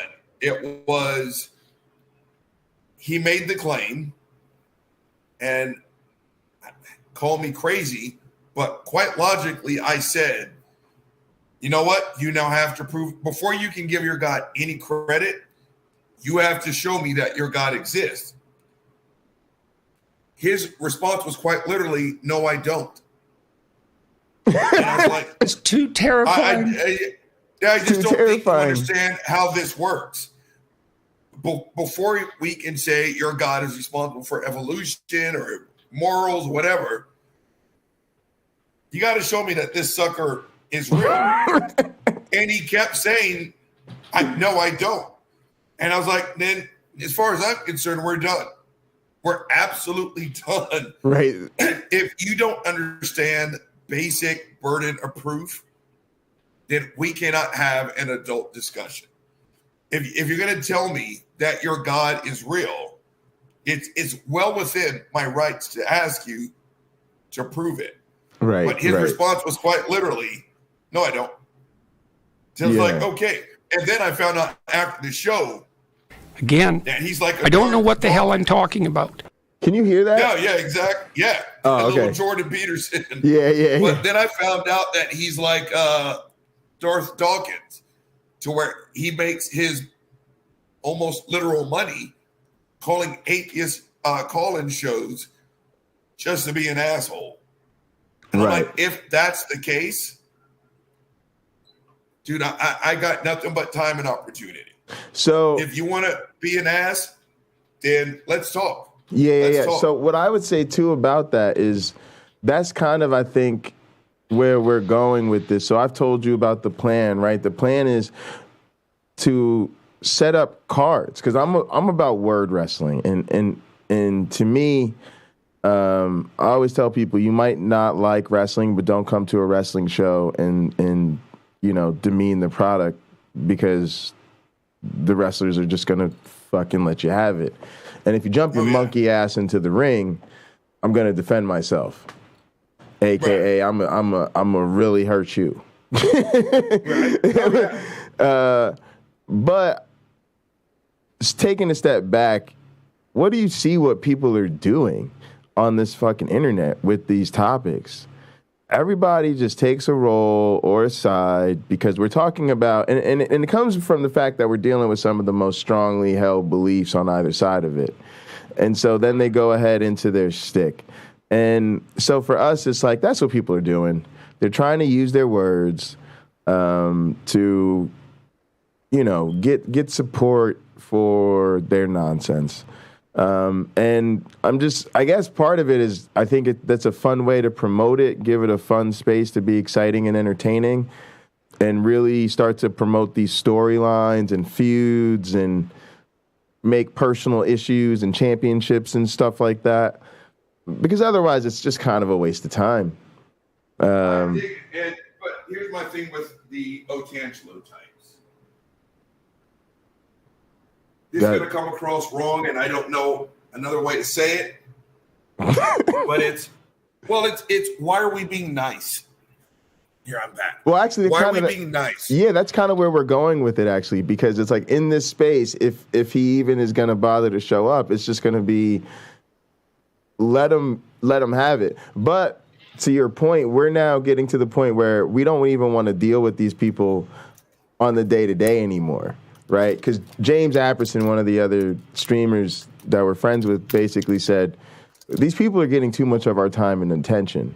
And if we're going to build community and be in each other's lives on the daily, especially throughout the day, we got to move on to our hobbies, our interests, talking about relationships, politics, whatever we got to do to make the world more like the one we want to live in.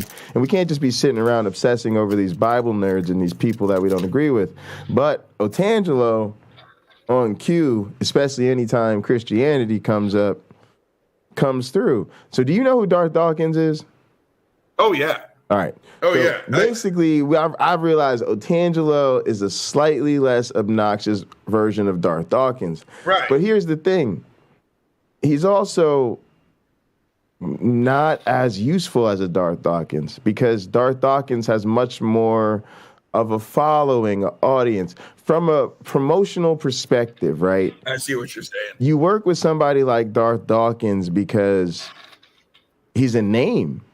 Right. And so if you get him to get down with your thing, or you pop up on his thing, you could do something with that. You could build off that. It's the same thing I try to tell people with Ken Hovind. It's like, if you think I'm going to be out here spending my time arguing with creationists with, no followings, very small following, a few hundred followers, a few thousand subscribers, and then I'm going to say no when somebody with 200,000 plus subscribers calls because you don't think he's a nice guy, you got the game fucked up.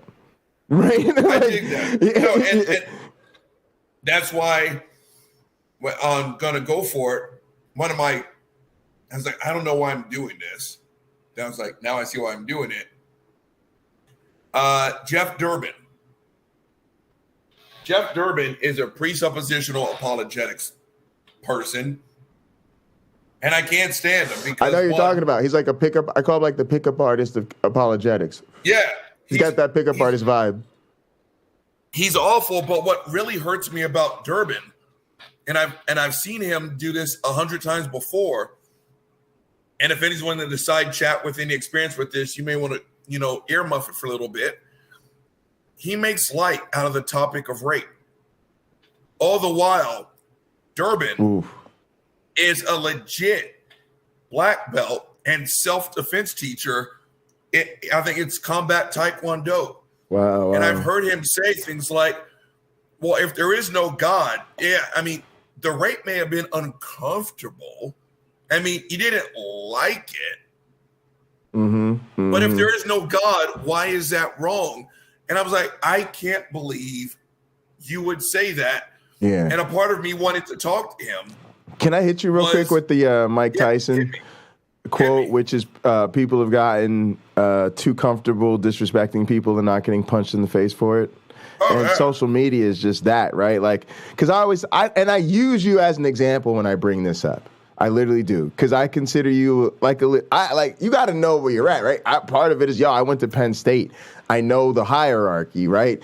Everybody knows where you're at in relation to the football team, and it's a harsh reality of life, right? It just is what it is. Yeah. And then when you're on the football team and you're like a starting linebacker, go fuck yourself. Like it's just different. You live in that Uncle Bobby life. Now, I had to work overtime to get a name to the point where the football team recognized me when I showed up to their parties, but they were putting me over, Right. So my point is, Uncle Bobby's a real alpha male in the real world, y'all. You know what I mean? And he could have done alpha male shit, pro wrestling, MMA, fighting, combat sports, whatever the fuck he wanted to do, because he's a person who's big as shit, built like a fucking warrior, and actually legitimately knows how to murder people. Right? So you only go so far with a face-to-face confrontation with Uncle Bobby in the real world. You might think Uncle Bobby's mother is a raggedy-ass bitch. I'm going to just say it. You might really think that's your opinion, but you're not going to express that opinion to that man's face. You might even have past experience with his mother to make that a reasonable thing for you to, right? Your mom's made some enemies before, she made some enemies in her day, right? But they weren't going to express that to your monkey ass because they knew an ass whooping would be eminently not only possible, but probable if you said or did certain things. But to your point, these fuck faces, like this person who himself is trained. So in the real world, if he said some shit to you, you'd be like, oh, wait, you handled to defend yourself. Let's do this, right? Right? So he know he wouldn't go there, right? But he has the audacity to open his mouth and fix his face to say this on YouTube, knowing people like you, a women's self-defense instructor, is not there to represent the type of consequences there used to be for saying that type of shit to people. Oh, yeah. And I've said that in other situations before. And just that, the good part about my childhood and my upbringing is that there was a healthy fear. Healthy fear. I talk about that. Healthy fear. Yeah. Yes. Yeah. And it's like there are just certain people under any circumstance that you would not push up on. Yeah. Because long before everyone had a Johnny Cochran in their fucking back pocket and iPhones to record everything. Yeah. As like you knew you could push up to a certain point and then an ass whooping was soon to follow. So you didn't flirt with that one point. Yeah, exactly. And I've seen like Simonton Bruggencate, who's was in Durbin's back pocket, and they were debating someone over the internet, and I guess the person kind of got a little ruffled with what Durbin said. And it wasn't that Durbin said it. It was that Cy said it. And it was kind of like, you wouldn't say that to his face, kind of wink, wink, nod, nod, that, you know, Durbin's a black belt and it's going to whip your ass. And I was like, one, all a black belt means is that's the beginning of real learning. First degree black belt simply means you're ready for the actual lessons. And so anyone who says don't fuck with that person, they're a black belt, they're like, then you don't know martial arts. But you flex that on people who are not aware. And it's like, you need to bow down. Jeff can say whatever he wants. He's a legitimate black belt. I'm not saying I want to sit here and fight Jeff Durbin. Right. I don't. I'm too fucking tired. And I'm getting old now. Right. And I only have a couple ass whoopings left to give out. Right. And so I'm going to save them for when it's necessary. Like when you come after a family member, not over some asshole talking shit over the internet. Sure. But Jeff's channel has got hundreds of thousands of followers. Right. And I've always wanted to talk to him because I'll be honest with you, I do want to smack him down and be like, dude, if you are, and I've seen his stuff online, you are a legit women's self-defense teacher, which means, I just belch, hashtag a professional, that you've heard the same stories that I've heard. And I've heard stories so fucked up that I have literally come home to try to drink that memory away. Right. Which shows you what a fucking coward I am. That's her real life. She has to live it every day. And I came home like a fucking coward and tried. It's like, just because you heard it. Yeah. It's like, so Durbin, you've heard the exact same stories. And you can still sit here and kick that bullshit. Right. That, well, if there is no God, I mean, it was uncomfortable. But who was right, the rapist or the victim? And I was like, how married to your script must you be to say that on a Monday, then go to work on a Tuesday and hear Susie Q tell you the worst shit unimaginable? And so I wanted to talk to him, if for no other reason, to say, what's your fucking problem? Believe in God all you want. Believe that I've got no foundation for art and science or all this shit that he says. But as a self-defense teacher, when you can say those things about rape survivors, you're missing a big portion of your humanity, as far as I'm concerned. And he's got a big, you know what?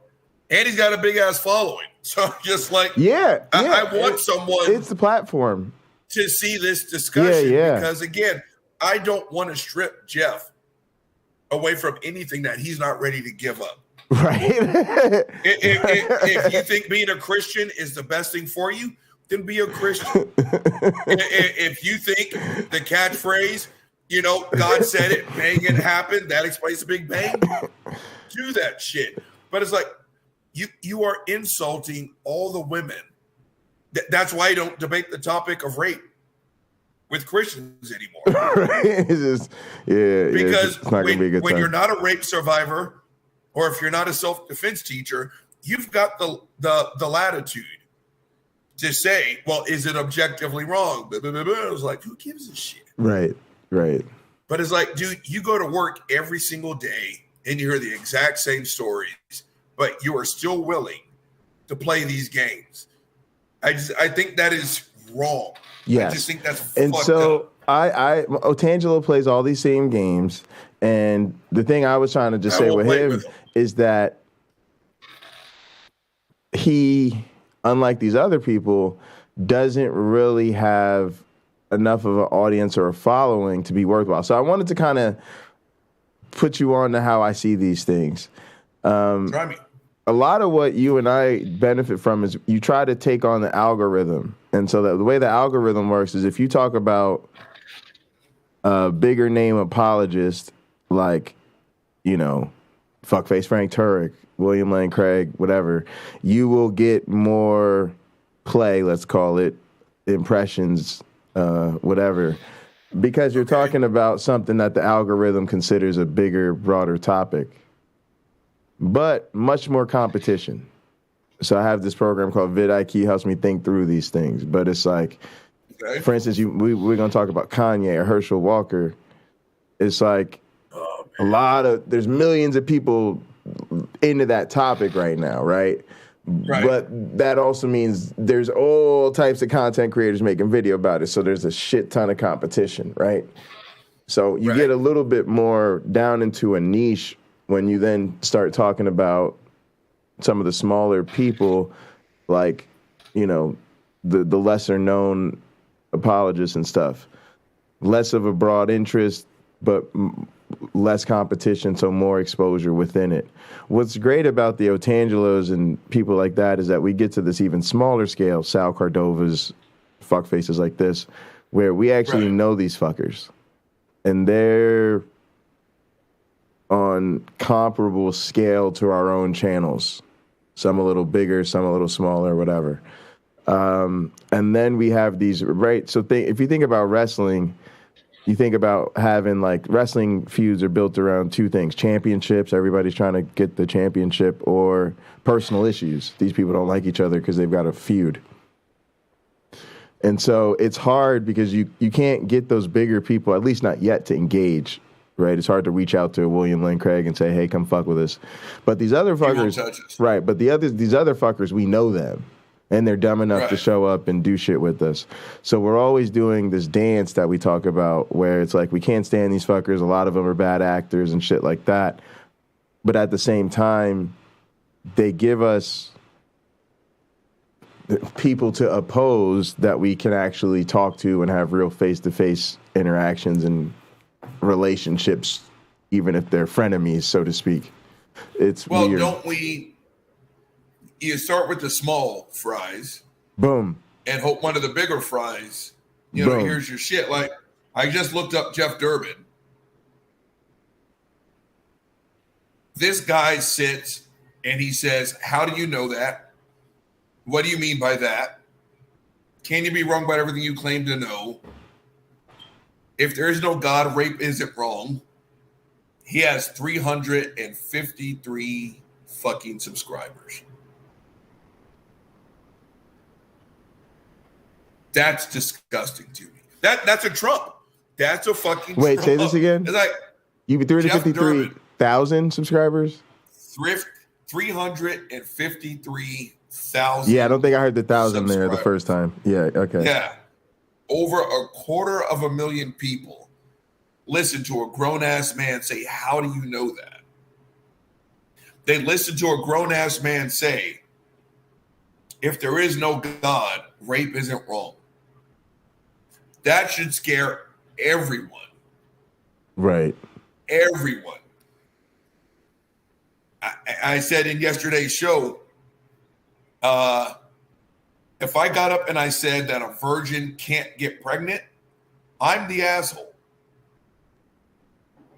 Because you have a Turek, a Durbin, and all these other people, they will get more traction than someone who just stated a scientific fucking fact. Right. Again, it's like, we all should be scared by that.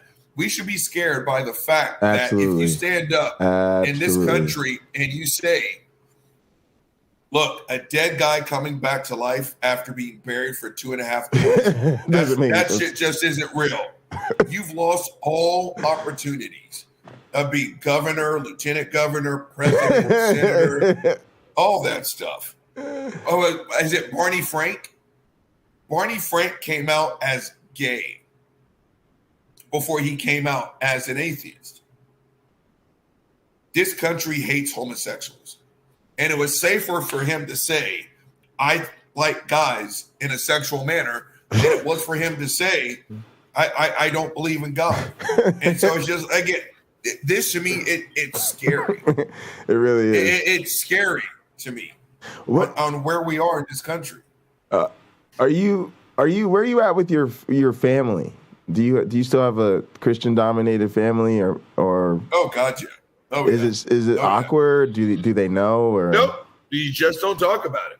Okay. I mean, especially at our age, Do they know if it comes up, you're not afraid to go there, so they just don't talk about it?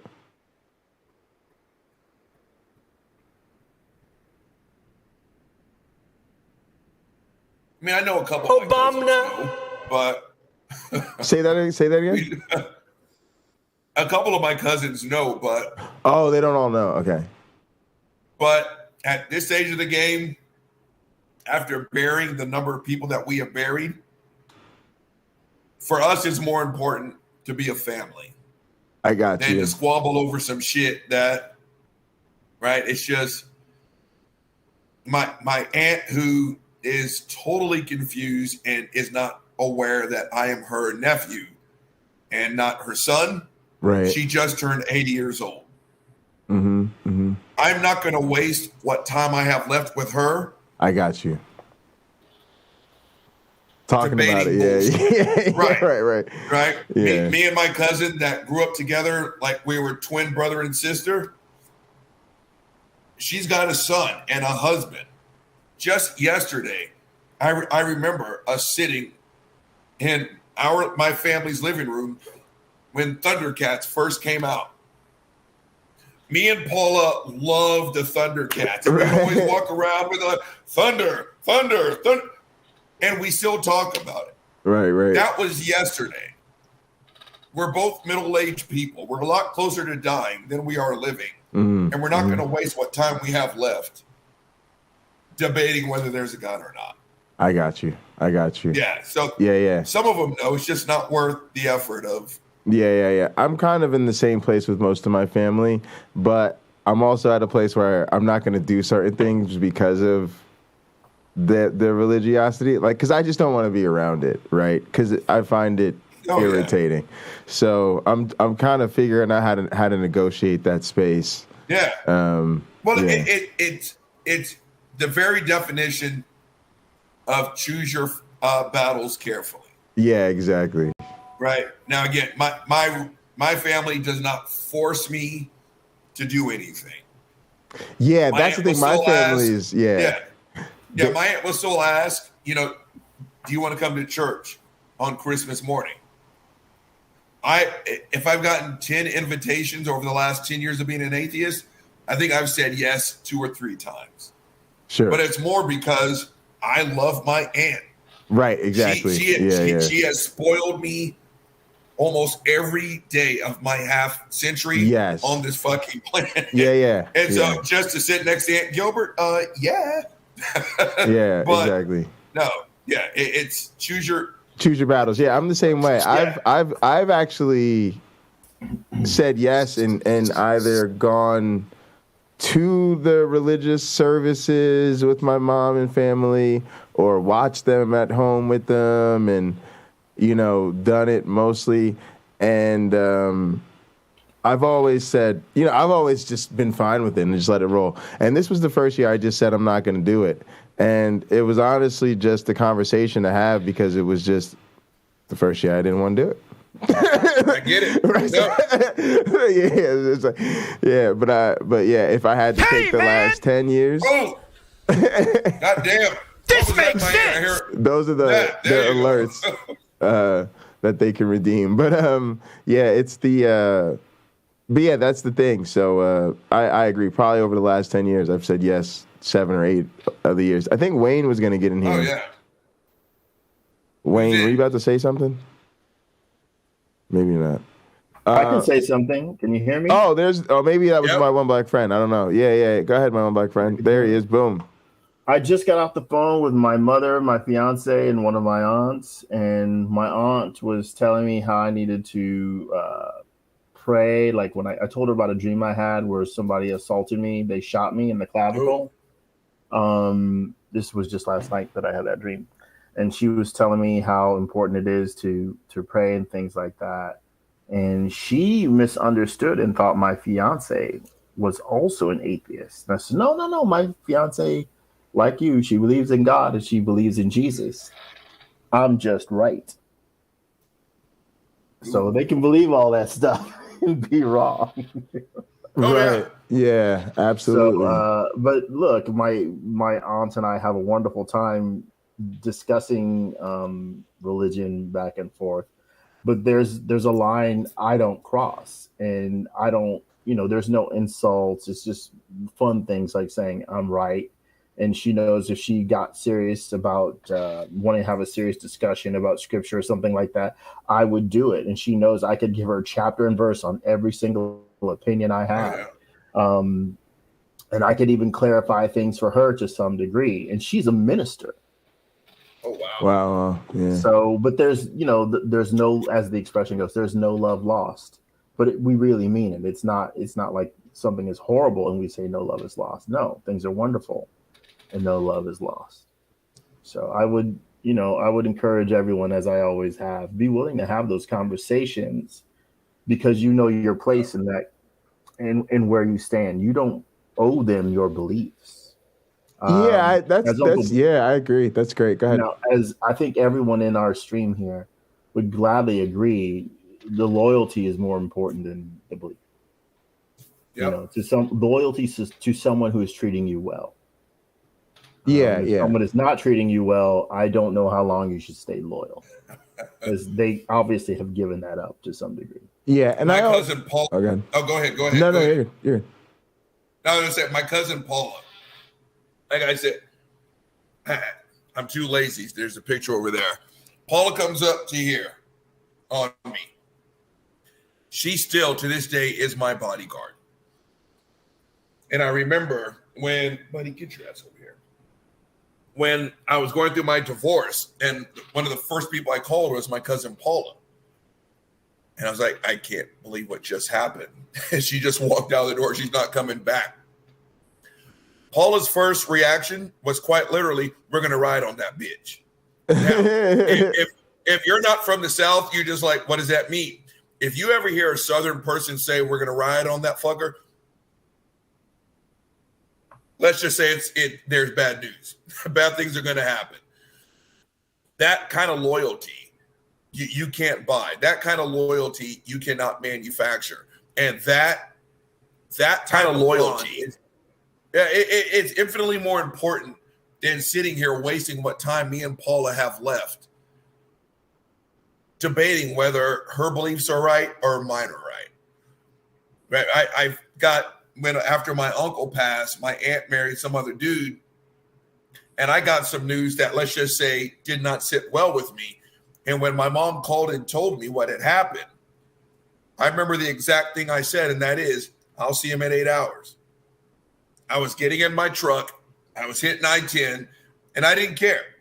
I just didn't care. And my mom, I probably got maybe 20 some odd miles out of my house before my mom talked me down.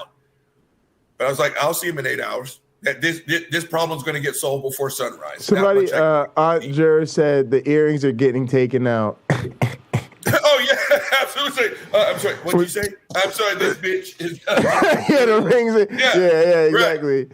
Yeah. But again, that is more important than spending whatever time I have left with my aunt.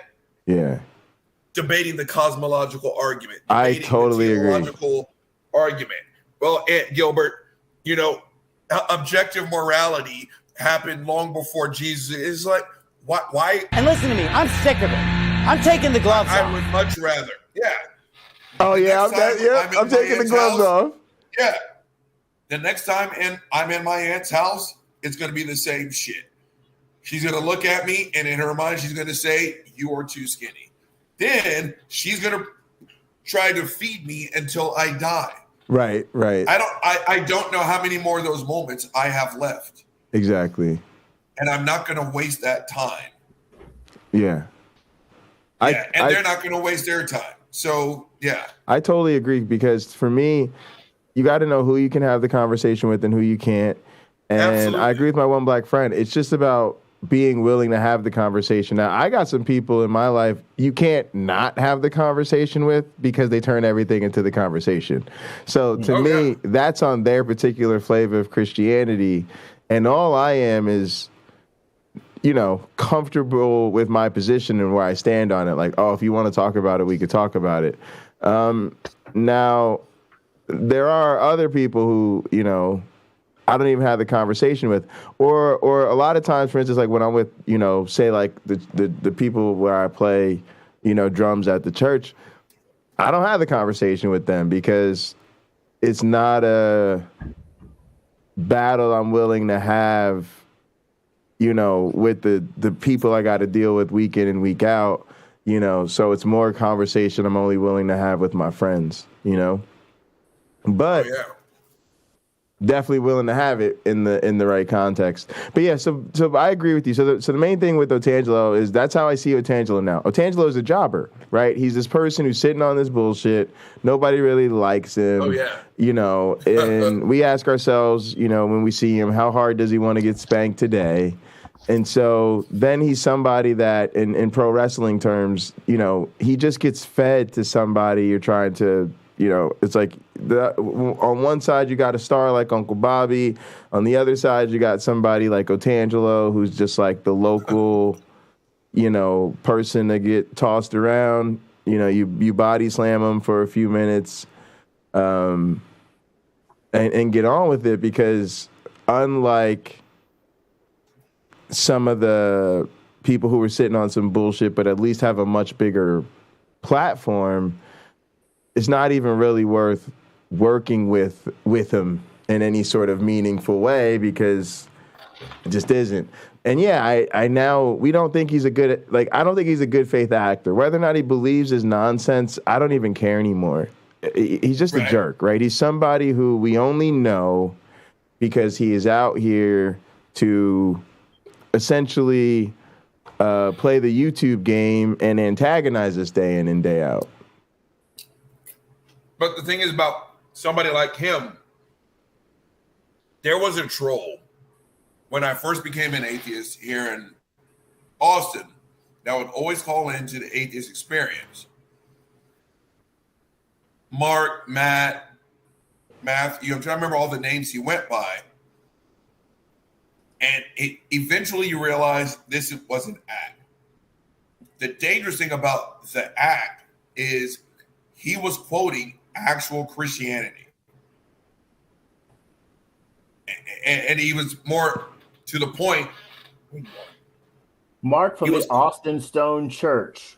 That one. Exactly. Boom. Exactly. We out here. I know the people at the Austin Stone. Yes, he ended up being an atheist who was acting just to get the attention. The sad part is he quoted word for fucking word the Austin Stone. And so I guess my point is, even if Otangelo is a bad faith actor,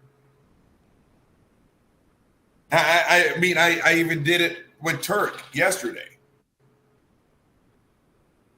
Someone challenged his friend, whoever that, I can't remember who it was.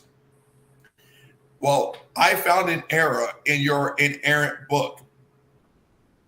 And the response was, and that's Christianity. And whether an actor says it or a high-tiered Christian apologetics person says it, that's who they are. And with Otangelo, you can say that he's a bad faith actor, he's a troll, but he says the exact same shit that the big dogs say. Yeah. Right. Actually, it's just like, well, you said your God is real. You need to prove it. Actually, no, I don't. Okay. Pastors say that, apologists say that. Your aunt says that. Every flavor of Christian says what Otangelo may be acting. Right. And so to brush him off as kind of irrelevant, bad faith actor, small fries, I disagree. Interesting. Because whether it's coming from a Turk or an Otangelo. I remember I've gone after Turk online before, and only to have his sycophants come after me, right, and say he's a well-respected, academician. He's all this and all that and everything else. And I'm like, he literally just asked, "How do you know that?" 27 times. I'm sorry, it's hilarious. And it's easy to dismiss that stupidity, but again, that's what they think. Otangelo, we just dismiss as a troll. but Turek's got a PhD and he's a respected academician. They say the same shit. Yes. I want to bring up a question I asked on the last broadcast here. I've gone on Twitter and I've asked this of several people, and if I understood Twitter, I could read you Sean McDowell's response, which began with something like, "I'm not sure I understand the question, but I don't know what person could misunderstand this question." If we had all the technology and knowledge that we have today, but no religion, how could we know that there was a God? I think that's probably the best question I've asked in my life, even better than why when I was a child. Because if I just take religion out of the picture and we have everything else, right? It's all, so many things that are possible are very impressive. Right. What do we need God for? Oh, yeah. Yeah. So if we don't have answers to a question, forgive me. No. You're... If we don't have answers to a question, we can look at all we've been able to put together over the centuries. Like, well, we'll likely know someday, and if we don't, there's still all these other things we're capable of. Yes. I was just thinking that's kind of maybe your version or of the sort of the Hitchens challenge, right? And I really think it's great as we're out here that some of us sort of develop, I think like pro wrestling, your signature moves, your signature lines, because that's part of the show, right? When people come to the show, they want to say, if you smell what the Rock is cooking, and then they want to see the people's elbow and the rock bottom. And so Tux has his, the Bible isn't evil, so evil everybody thinks that it's good. And James Apperson can tell Christians that Christian indoctrination is child abuse, and Lena can tell people that they're fascist or social or communist, whatever, that they're fascist mostly. So it's good to have their things, and I think that that's a great one. What can they offer us that would suggest that we'd be following these religions if we started today, right? Because I think that that's who we are. Whereas we're sort of a species who this type of belief has become baked into the potential of our cognition and our social structures. And so if you could think of it as like replaying the tape of life, so to speak, you're replaying the tape of social evolution, but starting in 2022. Mm-hmm. I don't think you get there. I don't. I'd love to get some answers to this question. I must have sent this to 7 Christian apologists. McDowell's the only one who answered, and like I said, I don't know how to find his answer. But I think to some degree, Sean McDowell is. I think he can't admit that he's an atheist because he's got some really great answers as a Christian. Right. There's like a step he can't publicly take. I really do feel that way about him. But of course, I don't watch everything he does. I don't know all of his thoughts. But sometimes when I see him, giving an interview or commenting on something, that's sort of the vibe I get. GT Punk has asked what my Twitter handle is. Yeah, I was going to point that out. I'll type it in. It's okay. Go ahead, Pocket Lock. No, I was going to say is that Cameron Bennett had said that Otangelo doesn't seem to understand that his method of evangelism sucks. That's all I wanted to say. Because I think, of them do. Yeah, they don't realize that. They don't realize, and I wanted to tell this I'll tell it to Otangelo's face. Look, Otangelo, if you really think you're fighting for Jesus, and if your goal is to do that, if you want to get more people to believe in Jesus, you should never appear on YouTube again. You should delete your YouTube, delete your channel. That's the best thing a lot of these apologists could do. If they really wanted to help their faith, delete your channel. But they don't. It took my dumbass a long time to realize they don't do this for us. They do this for their own kind. Yes. If I'm sitting here, hold on. Now it's disgusting. Hold on. Again, it's like, how many times do you need to hear that atheism is not a religion? Exactly. Right? But again, if you had a fifth grader who had these kind of problems dealing with such simple topics, you would get your child tested for all kinds of learning disabilities. You would. So it just gets to a point where it's like, they're not doing this to convert us. They're doing it to make people who need an affirmation feel good about themselves. I think of it as it's really great to listen to the sermons and stuff, because you hear how they talk amongst themselves when they're in the shelter of, it's only us in here. Similar to a Trump rally. But I think now there's this public awareness, social media, YouTube, whatever, where they know that outside of church on Sunday, they no longer can live in that bubble. And so to your point, it's almost like they're looking for who are the pastors of Christian life outside the church. And that's where they've got to come into contact with the counter-apologists and the other religions and all this type of stuff. And then that's where they need the apologetics to do essentially this sort of give them the feeling like they know how to win these arguments or whatever. I want to jump to, the Herschel Walker stuff to make sure we have plenty of time to jump into that. But I want to make sure my one black friend has an opportunity to talk about anything we've been discussing, and also maybe offer his thoughts on Otangelo. Well, I like to hear Otangelo's voice. He does sound a bit like Marvin the Martian. That is Kermit the Frog to me. I do not think he sounds like Kermit the Frog. However, there is something that Pocket Locker misses. No, I'm kidding. I just feel that's something he would say. There's something. So I tend to find Otangelo very entertaining. I think to some degree he's necessary. I think he gives us a window into someone who is dogmatic about their beliefs. Like, this is what I must believe. It's part of his day. It's part of his sanity. It's part of his identity. Right. And that's useful in that he's teaching us how to deal with individuals who are like him.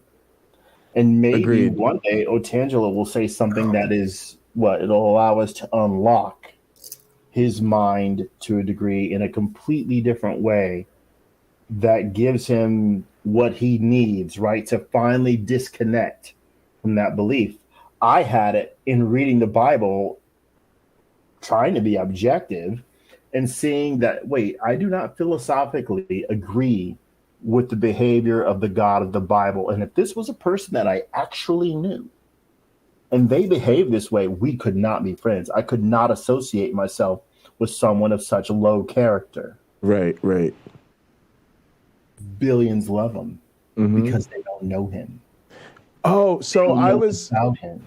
There was one thing that we moved on from that David Pakman video, but there was one thing that came up in that video, because remember we were talking about how they were getting the Trump support from their pastors, and they were at the Christian universities, and there was Trump rallies and Trump posters everywhere. One of the things that they talked about was a particular guy who was struggling with the Trump stuff because he didn't know what to do, but he went to his pastor, and his pastor basically said, well, we got to do this for the judges and all of this stuff. So he goes along, he votes for Trump, and then, he starts to question Trump's character, and he has a conversation at work with somebody who, because this guy is such a sincere Christian or whatever, his coworker says to him, well, I don't know why I would want to be a Christian if it means supporting someone like this. And that is part of how he fell out of love with Trump, right? It was like, holy crap, people. And this is what I think the power of some of this gentle shame and confrontation with some of our friends and family has the ability to influence them, right? Because it's coming from a source they care about, somebody they know, love, and respect, saying, hey, if this is your guy, this guy's not really that impressive to me. I don't know if I could go with that. You know, like we say, this is your God. He's got a funny way of forgiving people. So I think that was an important thing that I wanted to touch on, but I think Otangelo is that to me. Otangelo, if this is how you have to be to defend Jesus, if you got to run around trolling and antagonizing people who just say, hey, we don't believe you, can you give us some evidence? And then you can't give us evidence, and instead you just run around saying, well, you can't demonstrate evolution, but we can. Oh, well, you haven't figured out abiogenesis. Yeah, we've got a bunch of competing theories that work. Like, it's just, you just have to be the worst. And so again, it's like, it's a pretty awful brand of evangelism to me. I'll tell a story. I'll share a story. So, as a kid, I grew up in a housing project. I had this friend who was very protective of me, looked out for me. Quite a few people did, but this one guy in particular, you know, if anybody messes with you, they have to mess with me too. Right. That kind of thing. Well, he got arrested. And I just was in complete disbelief, as were many other people, of what he got arrested for. He got arrested because he essentially killed all but one person in a family. He raped the mother. I don't know if he raped more than just the mother. I don't know if he raped one of the daughters, but the one who lived, the child who lived, she had hid herself in a closet. Wow. And he never looked in that closet. Wow. So if I remember right, there's 4 people in that house that died at the hands of my friend, right? My friend who would only harm someone, in my mind, right, who harmed me. Wow. He did it. And I couldn't believe it. Probably 20 years later, I'm talking to somebody from my hometown, and this comes up. He goes, and I say, I just don't believe that he did it. Like, this was a national news story. I don't believe that he did it. And he goes, I investigated that case. You better believe he did it. This cop went on to tell me about other things that my friend had did that were just as heinous as that. Wow. And I'm listening, and I am in disbelief. I spent more than 20 years defending my friend, thinking there's no way. He could have done something like this. Not him. And yet he had done things that were every bit as bad as that. And he had admitted them. He didn't admit to that one, but he admitted to other things. Right. So we are like that cop. We've actually, and it's not just what I believe about my friend. That cop investigated. He dug into it. He got facts. All I knew was that this was someone that I appreciated and liked. Right? I could call him a friend. That's what I felt with when I started actually dealing with Kent Hovind's fans, right? Was Kent Hovind's fans described Kent Hovind the way I think a lot of my fans would describe me. And I mean that in the positive sense. He's somebody I watch every single day. We count on him to be with us day in and day out. Oh, he isn't always debating on atheist or, crapping on evolution. A lot of times he's just reading scripture or, talking about something that inspires him, or he's making a fun video, or, so they see. Right. And then they say the same things we all say, right? We call our bar Cheers, right? And we watch Cheers together. Why? Sometimes you want to go where everybody knows your name, right? That's the vibe you got, the room we're in right now and Gather. That's the inspiration for it. He said the same thing, right? Over this time of watching Kent Hovind day in and day out with the same people, you get to know other people in the chat, other people in the community. So now they're there just as much to hang out and see each other and spend time together as they are to support Kent's content creation. So it's like if you stripped away the names, right, and you said, oh, you're in the cult of the flying man, you like Pocket Locker 86, you watch him every day, tell us what that's like. And you went to this other person, and you said, oh, you like Ken Hovind from his fucking Dino Adventureland compound, and you watch him every day, tell us what that's like. If you stripped off the identifying words and the names at the top, you'd get very similar experiences, and that's just something to think about, right? Yeah. Mm-hmm. Oh yeah. So I think what you're identifying is a principle, and this principle can be applied to different people that we know or think we know, or God, that sort of thing. Maybe we can call it the principle of familiarity. And that has a great strength to it. And I think until a person realizes their own ignorance, that's pretty powerful. Like me, I'll defend, like Kent Hovind fans, I'll defend because I don't know any better. Right? Yeah. Once I know better, I have a good enough mind that I can make a determination. I see it with people who are avid Trump supporters who think the man can do no wrong.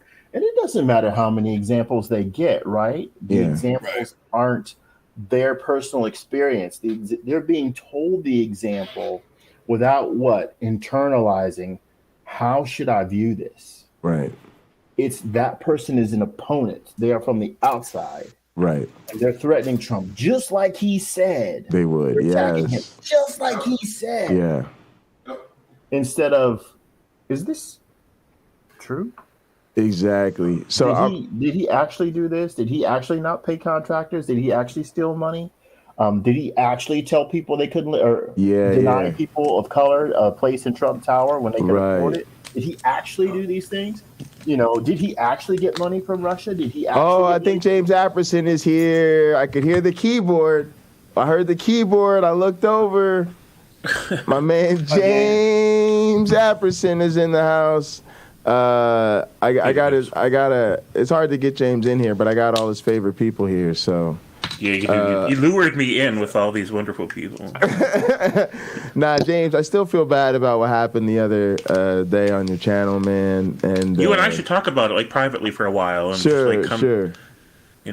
Build peace and understanding and all that. Yeah. But I always want people to know it wasn't a thing with me and you, right? It was unfortunate thing that happened on your channel, but my thing is I wanted to get you back here and gather, and we've been just excited to spend time with you. So so I mean, I don't want to sidetrack the conversation. I'll say I wasn't entirely fair to you, and I don't know if that's your position right now or not, but I wasn't. But man, it was a difficult position to be in, and we should talk about it. Like, I don't want to sidetrack your discussion. No, it's fine. It's actually fine to talk about it. It's okay. It's no big deal. It's not a big deal. But yeah, no, I agree with you, and no, I don't take it. I don't think there is necessarily a fair way to do those type of situations, and it is flyby, and you've got to deal in good faith. You've got to put yourself in the broadcaster's shoes and say, there's no playbook or right or wrong way to handle that. And I'd say just don't worry about it. Fortunately, I'm happy to use resiliency as a resource when it's with my friends, right? Right. I don't like being told, hey, Jay, this person that you don't have a relationship is putting you in a bad situation and you should just take it because you're strong enough to. And I'm like, yeah, but no. So yeah, it's no harm, no foul, right? The thing for me that was frustrating was we've worked hard to build this community, and then we've worked hard to get that community building to progress to, for instance, the things we've been doing lately in Gather. Everybody's really been excited about that. And I haven't done a good enough job of figuring out how you communicate about it on stream and dealing with different channels and, how to go about, walking audiences through this type of stuff and all of that. So, like I always say, we're learning how to build the ship while we're flying it.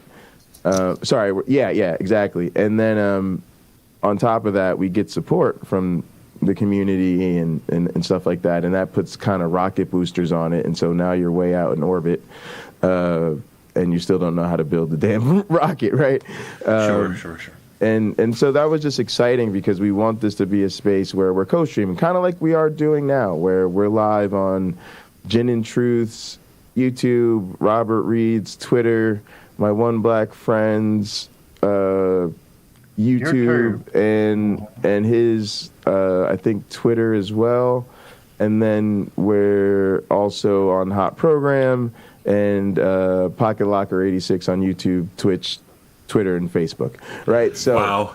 That's the power of Restream, right? And so we want James Apperson to be, you know, just as much a part of that as we are. And so we've just got to figure out how to get your audience aware of that, and then different things. And there's a lot of ways to do these things. So we have a powerful cumulative case, you know, a lot of channels. So, but no, I think, for instance, like I really built this, not this particular room. I built the speakeasy, for instance, with you in mind, right? It's the Cheers bar. We named it Cheers. It's set up to be the space where you can always take the stage or hold down the spotlight towel behind the bar. And so, you know, it could very much be the case that if I'm up in the office during the day and you want to co-stream and have, you know, everybody just come in, you could do like you did the other day where you come in and just go live from that room. But you could also just say, hey, guys, I'm going to go to the speakeasy, and everybody could decide, hey, we're going to go check out what James is doing, and then there won't be sort of the cross-streaming, right? So we have all these options, right? We have all this freedom to do it however we want. We just got to talk about it and, you know, like you said, get a game plan.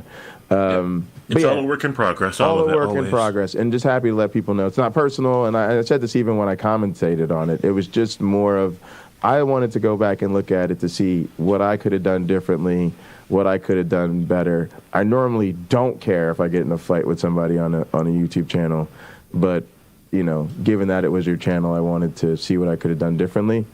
And there was certainly plenty there. And it was a weird situation because I didn't even plan to be on your channel that day, right? So much as it was we were trying to do the cross-streaming to get the pipes worked out because we didn't have that quite set up ahead of time. So you know, we live, we learn, we grow together instead of growing apart. We're fine. Yeah, absolutely. But I also just want to say overall, man, you've been fucking crushing it, dude.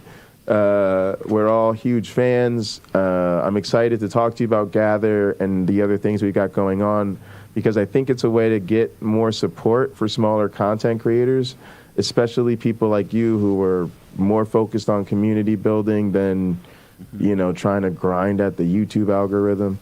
I don't care about the algorithm. No, I do wish I had the kind of energy that Gin and Truth has. I wish I could just... I just wish I could deliver in that way. I just can't. And I realized something too about the mental health, and it's something I even had to explain to my club. We're people, and we're live, and you know I'm live a lot, right? Every day, sometimes many hours throughout the day, as you guys know. If you say some fucked up shit to me, or you terrorize my channel in the middle of a stream, it really does affect me. I'm not gonna lie. I'm bipolar.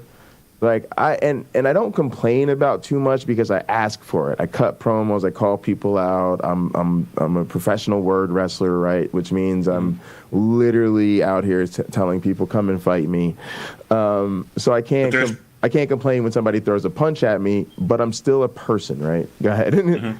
So we all have our boundaries, right? And you've made yours known. Like these things are off limit. Don't make jokes about these things. Don't attack me on these things, right? Like don't go after the people that I care about. Don't like spread racist bullshit or sexist bullshit on my channel. Things like that. But so here's where the boundaries are. Anywhere inside these boundaries, take all the shots you want to. You've been pretty clear about that. Yeah. It's even why I got set off. People don't realize that's why I got set off with LPP and Bible Research Tools, which is kind of what gave me a lot of attention was the Gustick Gibbon video about that. That's how a lot of people find me. But what people didn't see that night, right, talk about selective editing and, you know, things just get cut and then you don't get the full context. That's what set me off that night. We had been through LPP's channel a bunch of times. That was probably the 4th or 5th night we had gone to LPP's channel. And most of it was unremarkable because even though we disagreed and he'd be a jackass to us, that's just how he is. And we would just laugh it off and keep having the conversation. But what set me off was when they finally challenged me and I finally mentioned my grad experience, and then they mentioned Rich Lenski, and then they called him a failure and shit like that. That was like, oh yeah, now I'm going to cut you because you're talking about the person who literally made sure I didn't miss a meal for the last decade. Yeah, come after me, don't come after my people. Right, exactly. That was like, oh no. Now I'm gonna shut you down. Right, and of course, if Rich saw that, he would be like, hey Jay, you know how often I get attacked by creationists? Yeah, way more frequently than you for like the last 50 years. So get over it.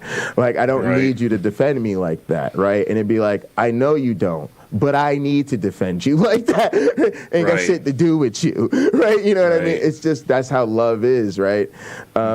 So yeah, I appreciate that. Definitely wanted to talk about that. But I say that to say that you're the same way, where on your channel you're trying to keep it peaceful, sexy, and vibrant, good mood, acknowledging your chat, interactive with your friends, and you don't want to have something happen on your channel that's going to put you in a bad mood and then essentially make you not enjoy your own stream, right? Because now you don't want to be live. Now you don't want to stay on air. Now you're sidetracked. Now your energy's thrown off. And that really does affect your ability to continue that broadcast right now. If Gin and Truth said, Jay, I secretly hate working with you. I'm walking out of here. I'm never going to do this again. And my one black friend said, yeah, I've been meaning to tell you, you're the worst, right? And y'all are like, so Jay, we're doing live streams tonight. I'd be like, nope, show's over, right? Because I got to go off air and fucking pick myself up, right? I think it could happen the other way around, too. Let's say, for example, Gin and Truth is letting people know they're sitting on some bullshit, and then somebody wanted to come up and give him a hug. He'd be like, stop it, I'm trying to be angry right now. Like, you don't want people ruining your groove, man. Am I right? Am I wrong? I said this about getting locked up in Michigan. I am trying to be a law-abiding citizen in the state of Michigan.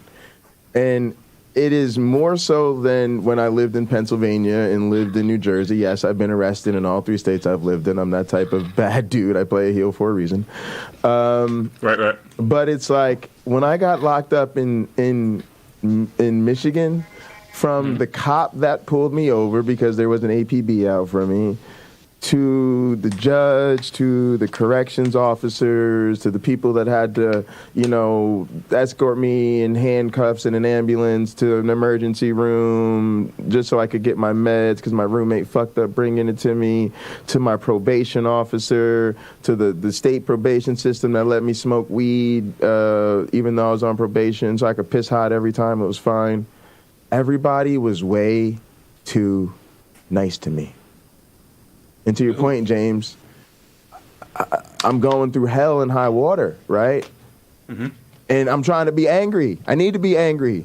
I need to be trying to survive out here. And y'all making me say too much and be too nice into the legal system.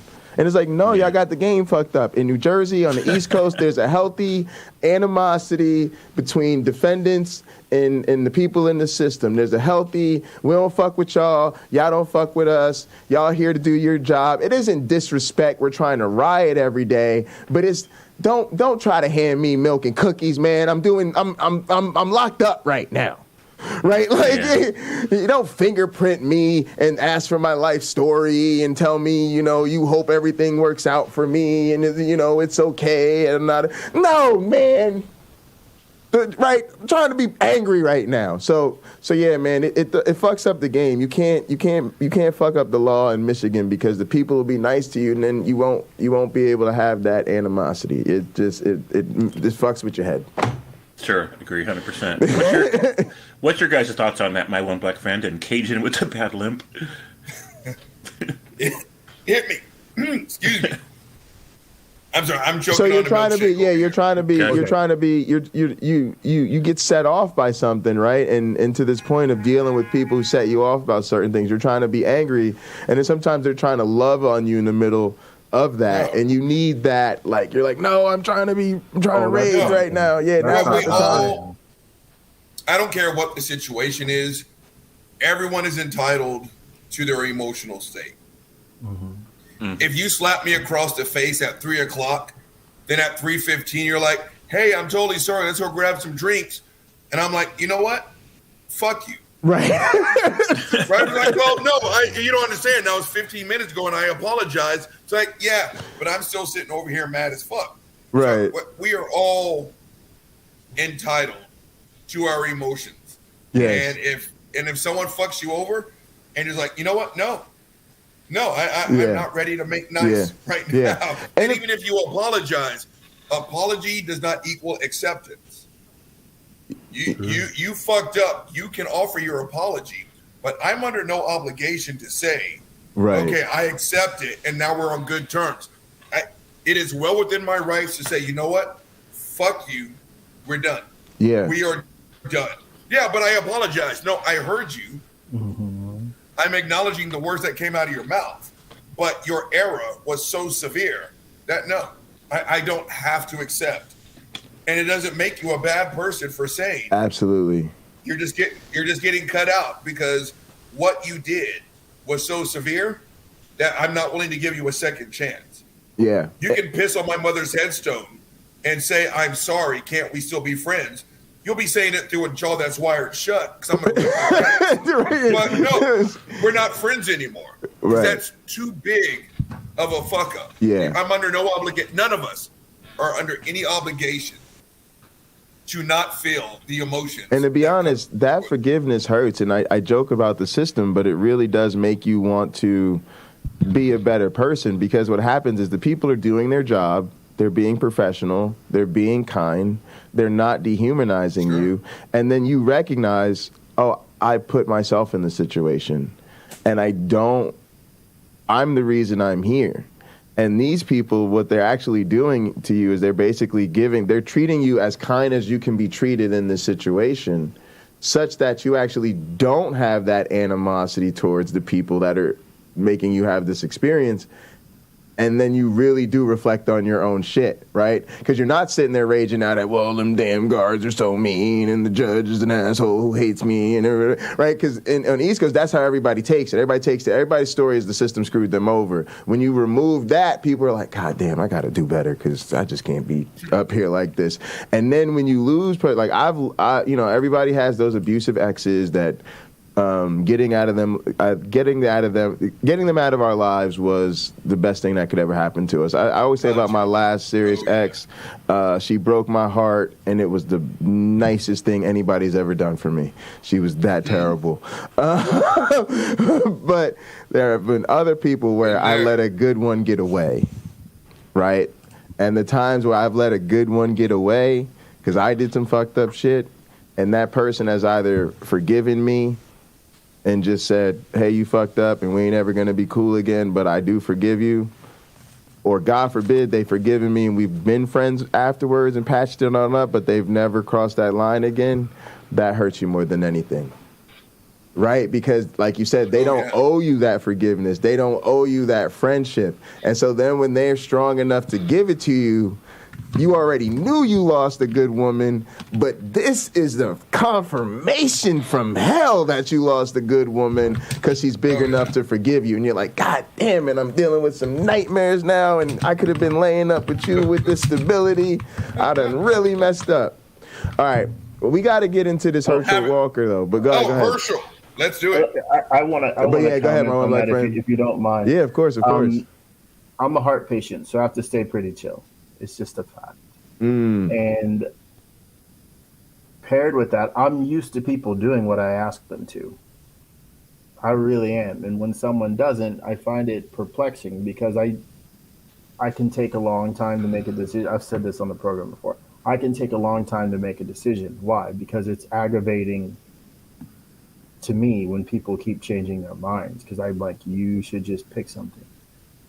And there have been times where people who wronged me have apologized to me.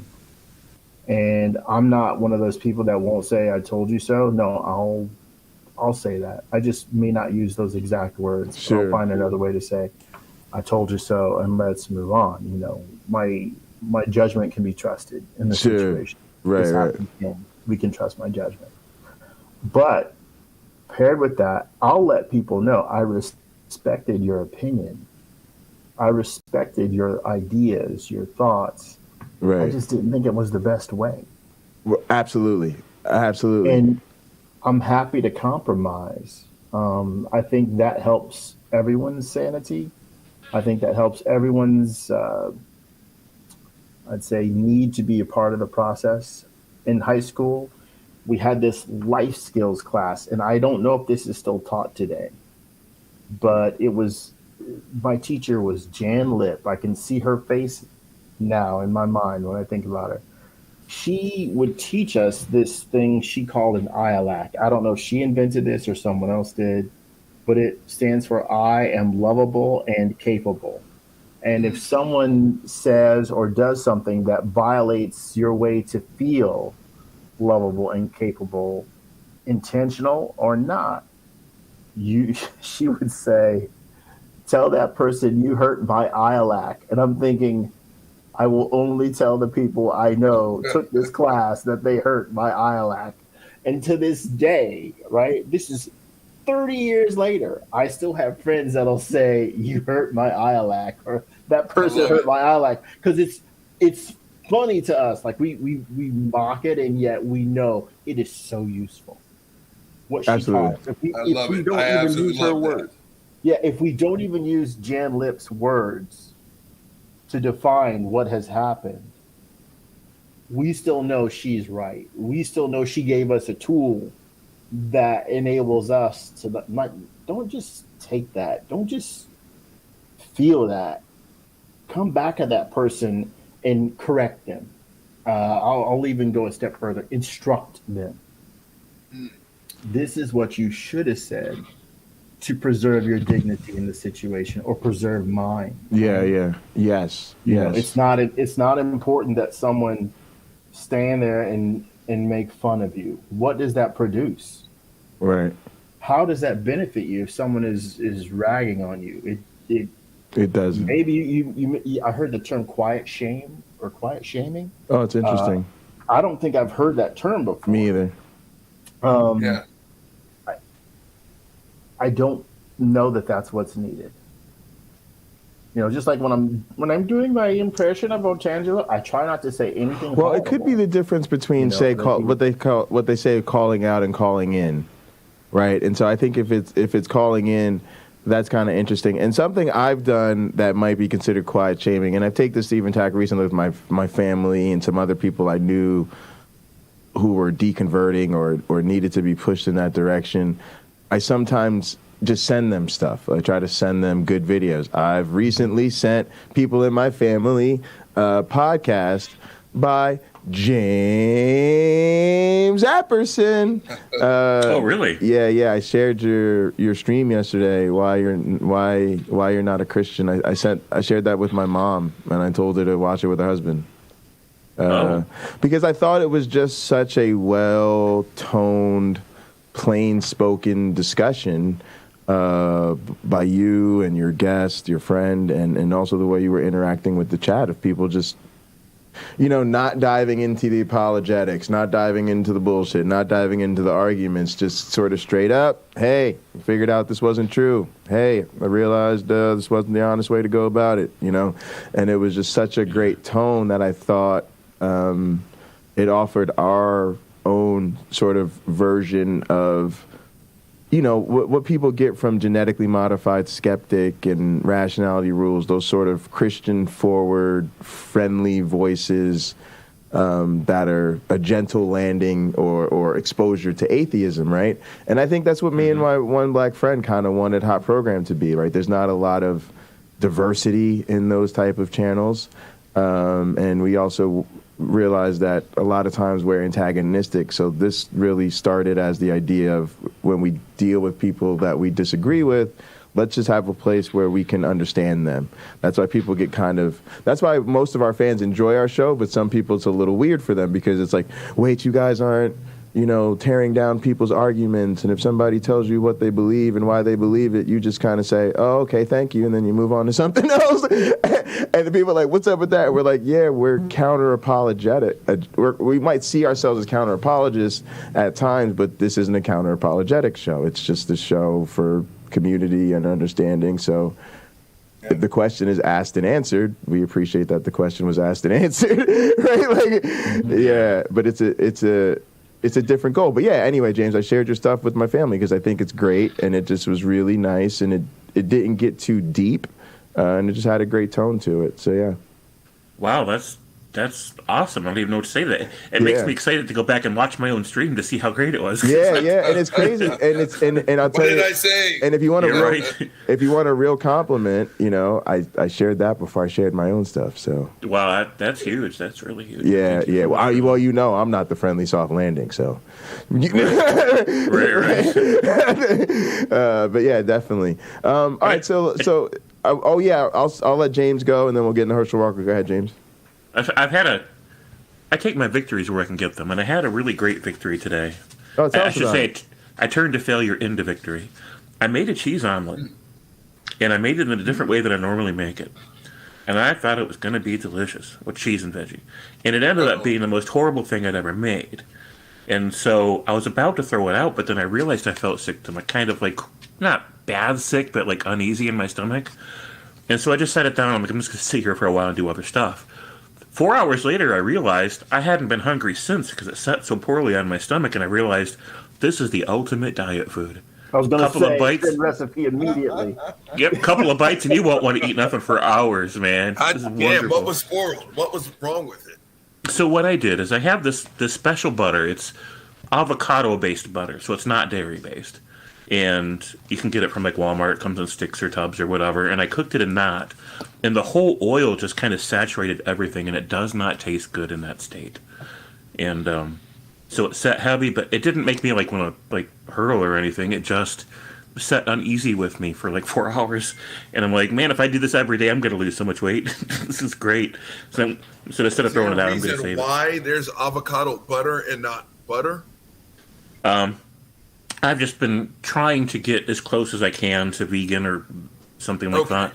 So, like, the eggs that I get them from farmers that are, like, I can see how they take care of their chickens and, things like that. So, it's harder to get butter that way, so I just get the avocado. There's a couple of different plant butters that Walmart has that actually taste really good on toast.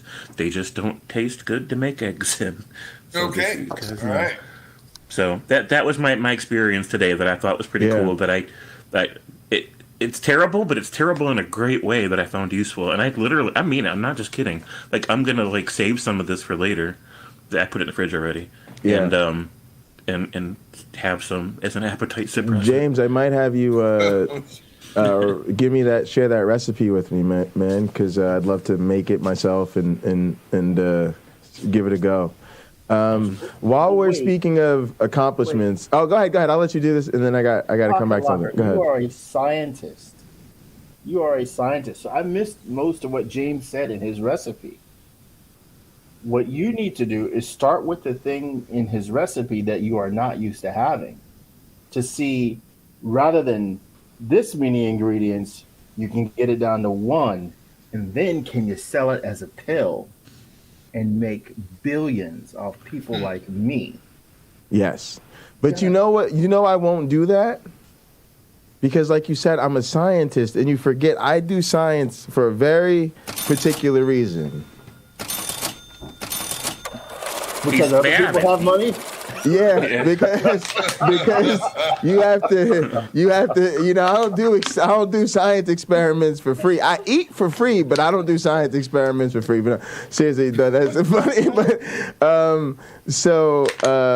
I wanted to mention though, I did hit 20,000 views. I think the day before yesterday, and definitely a thing to celebrate with you guys. And I feel like you guys are instrumental in the first 20,000 and definitely the next one. So it's just you know, these numbers aren't crazy, right? There's people who have 20,000 subs or whatever, but it's like, you know, they feel like real numbers that you take into account, and you think, man, people have, you know, watched my crap that many times.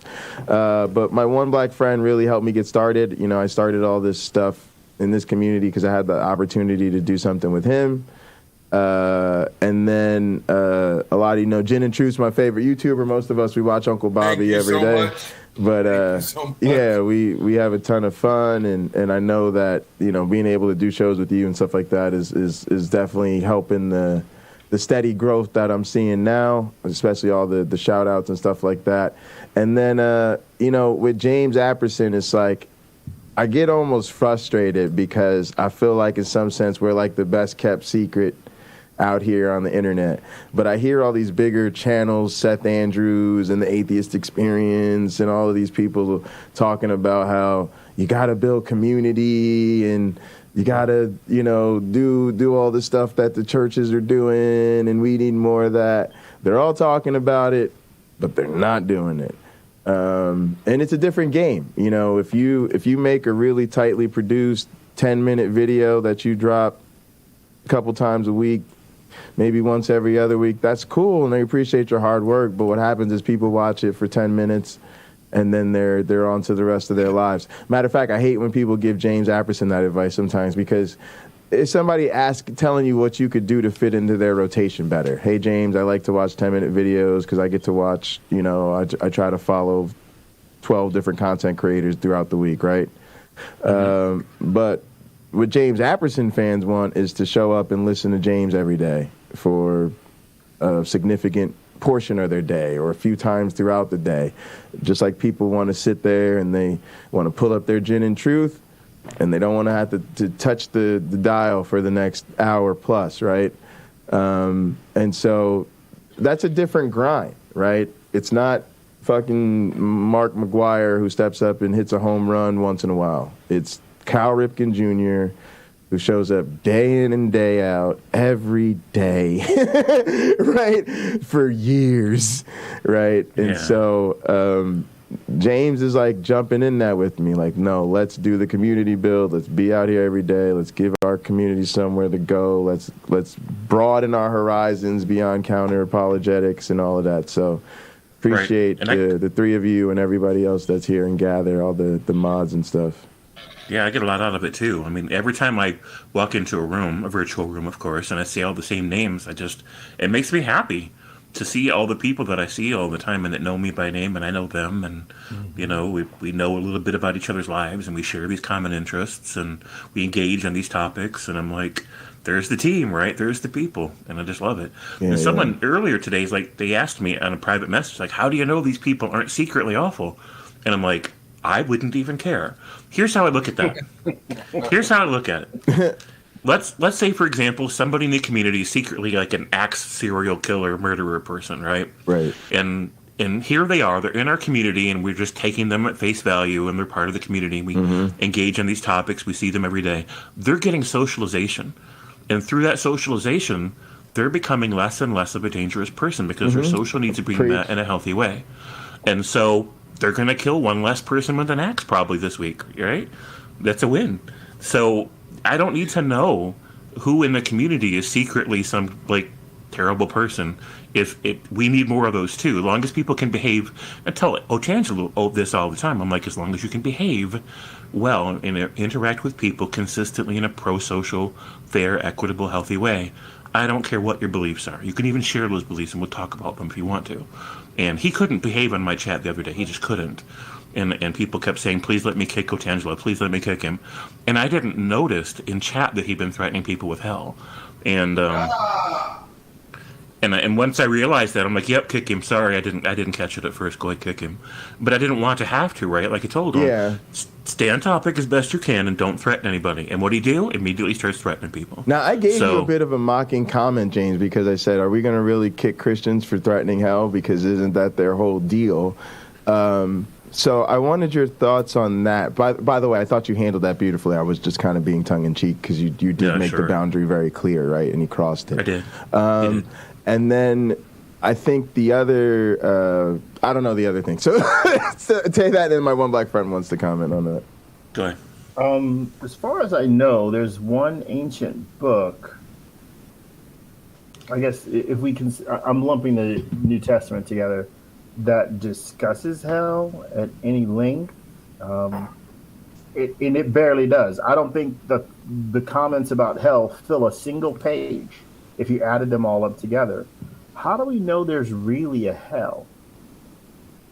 Like, we can drill down pretty far these days. Scientists have a fairly good idea of how the Earth is, what it's made of, its contents, the iron core, how much mantle is there, all that sort of thing.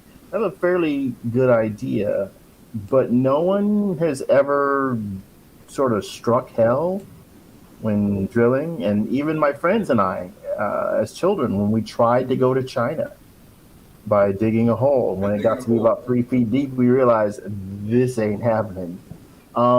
Even we did not expect that we'd strike hell at some point and have to figure out how to keep going to China. So what's the proof? Yeah. So that's the garbage to me. Here I come. I got trying to get my voice wrinkled up. Here I come. Okay. Had to let the boys out. Okay.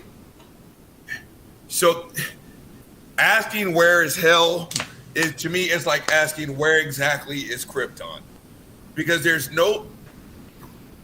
I've heard this 1,000 times before. Where's heaven? You know, you always point to the sky, and they say, well, it's not actually in the sky, it's another dimension. There's always another walnut shell to put this bullshit ass marble under so you can move it around. And so it's like, where is hell? It's nowhere. Because I'm willing to bet anyone a paycheck that the shit doesn't exist. And so it's, I always found it to be a useless argument. I remember when I was on SJ's channel, and it was exactly that. Right? It's like, okay, fine. You don't want to talk about the hell thing because that's too negative. Where's heaven? And she was like, well, it's another dimension. Right. Like, what is this, fucking Star Trek? What are you talking about? Another dimension? Right. And then how do you know? Tell me, right. If you're going to tell me I'm going to go somewhere, you need to be able to show me where it is. Exactly. Well, and so it's like, where is hell? It's like, first, give me some concrete evidence that leads to a proof that this place of eternal torment actually exists. Then we can talk. Because I'm not going to get into a 29-minute argument on where Oa is. It's why.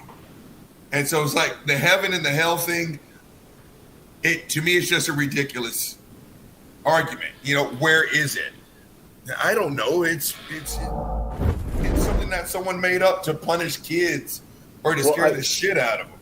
I do wonder if that isn't a question we should be asking believers. If they say, well, I don't want you to go to hell. Well, where is hell? And can we go there? Can we travel there right now? With the technology we have, can we dig down far enough?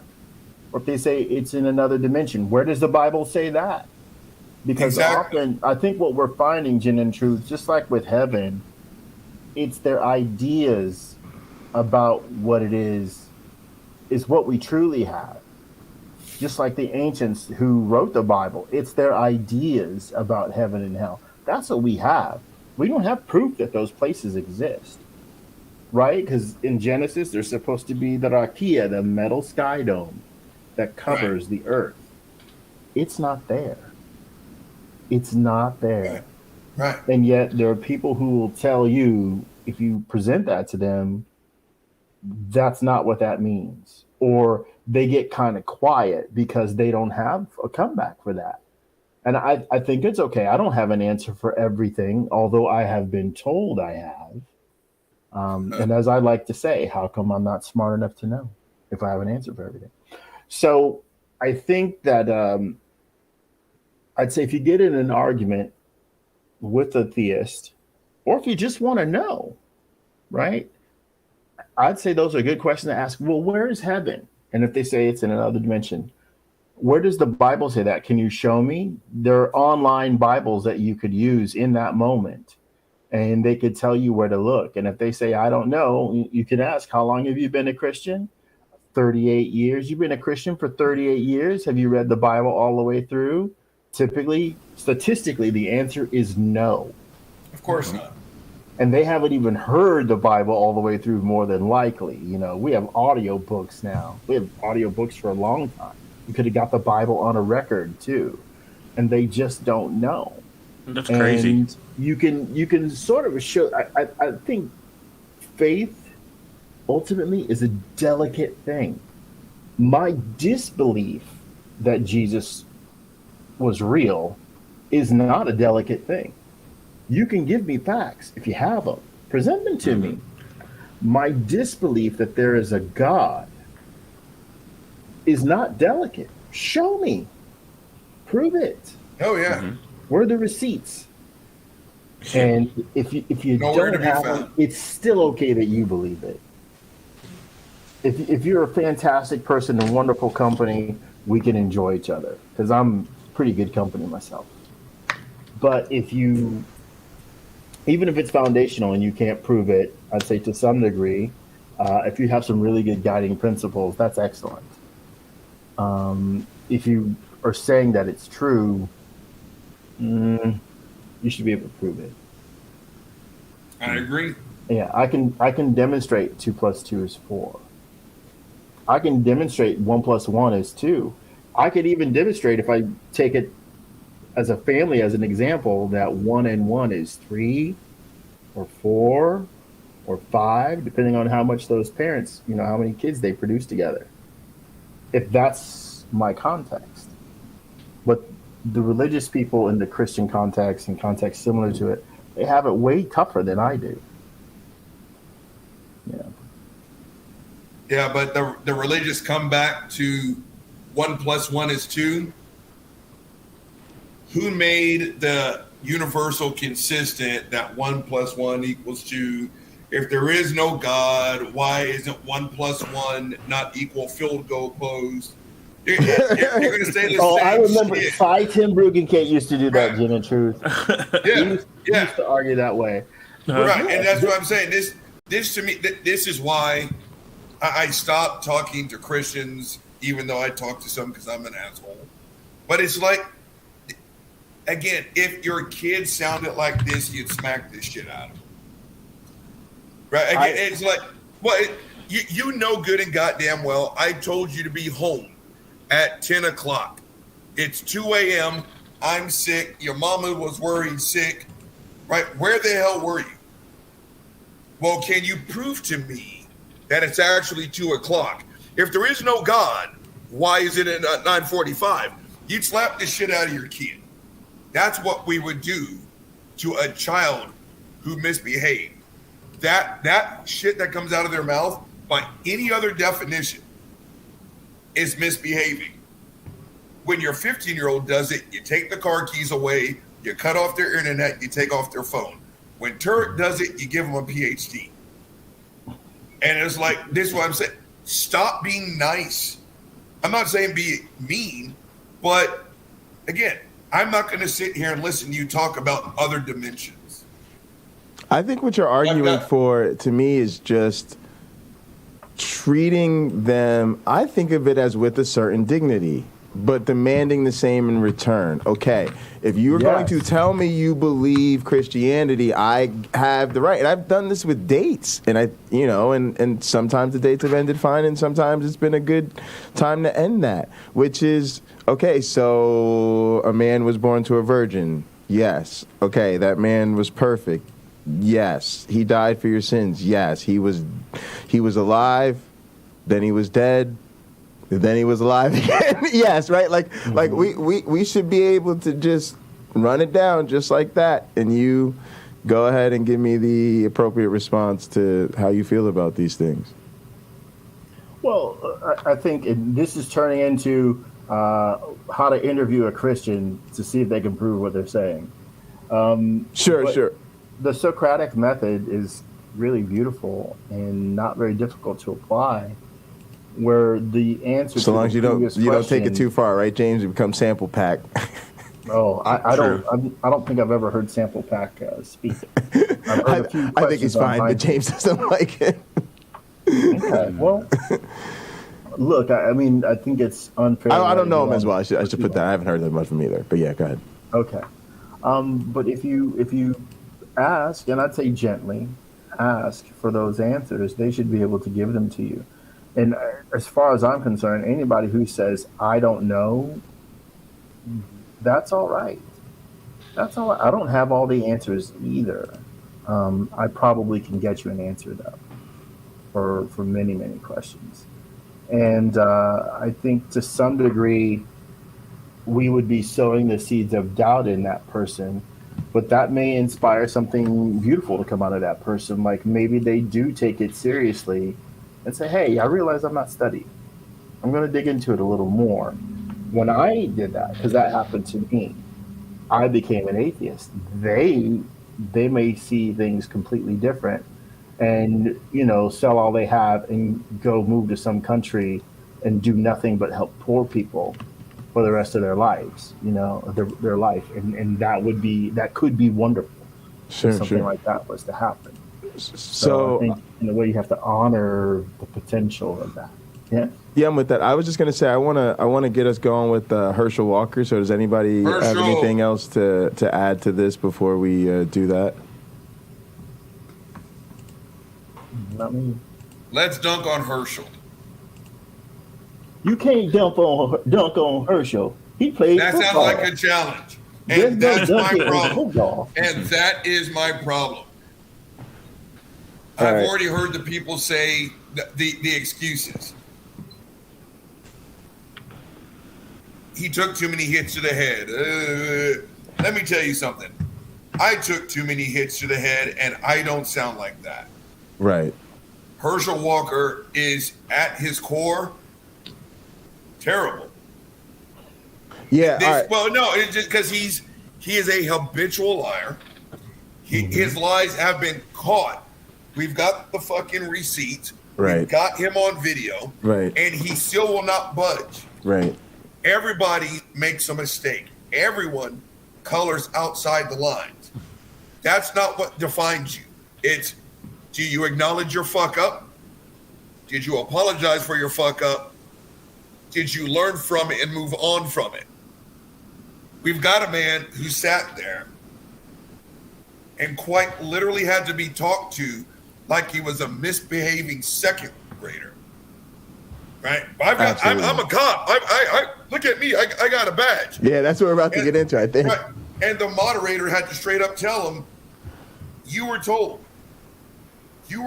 not to do that. And again, it's like the Christianity stuff. If you had a kid who acted like that, you'd snatch away their privileges. Instead, here's someone who literally has a shot at a government job. Right. He's running for Senate. Right. And it's been proven. You were you're a toy cop. Mall cops have more authority than Herschel Walker. Absolutely. This is a man who sat here and has used the age-old line. Well, if evolution is true, we came from monkeys, then why are there still monkeys? People clapped their hands. They did. When he said, I saw that. I lost my mind. Because I was thinking, why do you even have to go there? That's not relevant. It has nothing to do with anything. You don't even have to bring it up. Pandering to the Christians. Right. If Christian Walker was on fire, and if I had a full bladder, I would not whip my dick out to piss on Christian Walker. But Christian Walker came out and said, I'm done. I'm done with my dad. Did. I'm done with him. And Herschel's the first one to sit here and tell you, rape, it does not matter the circumstance. No birthing person can have an abortion. All right. Talking about fatherless households and all this other crap, all the while. Hank, go ahead. Hang on. Before we do this, it's something we got to take care of first. Let's take care of a little show business here.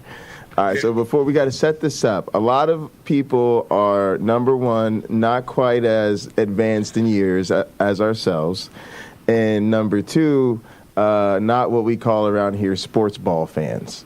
And so if they come through the lab, that hey, Uncle Bob, if you hang around and watch Sunday Night Football and everybody here is invited, they might come through and go, is there sports ball on here? I'm going away. So for those people that aren't familiar with sports ball from back in the day, especially from the perspective of a high-level D1 NFL signed football player, tell these people who Herschel Walker was, for those that don't remember, because they don't understand the tragedy of what we're talking about here. It was unfair. He was like Bo Jackson before there was a Bo Jackson. Boom. Jackson, you're tackling a linebacker running at tailback speed. It just wasn't fair. University of Georgia, Heisman Trophy winner. And for my generation of football player, we looked up to Herschel because he was one who said, with this Herculean-like body, he didn't lift any weights. He did 1,500 crunches, sit-ups, and push-ups a night. And we all tore our pecs off the fucking bone trying to imitate this man's workout routine. He said he ate 1 meal a day, and it was his salad. Herschel Walker was a fucking trendsetter. It was like tackling a van going downhill with no brakes.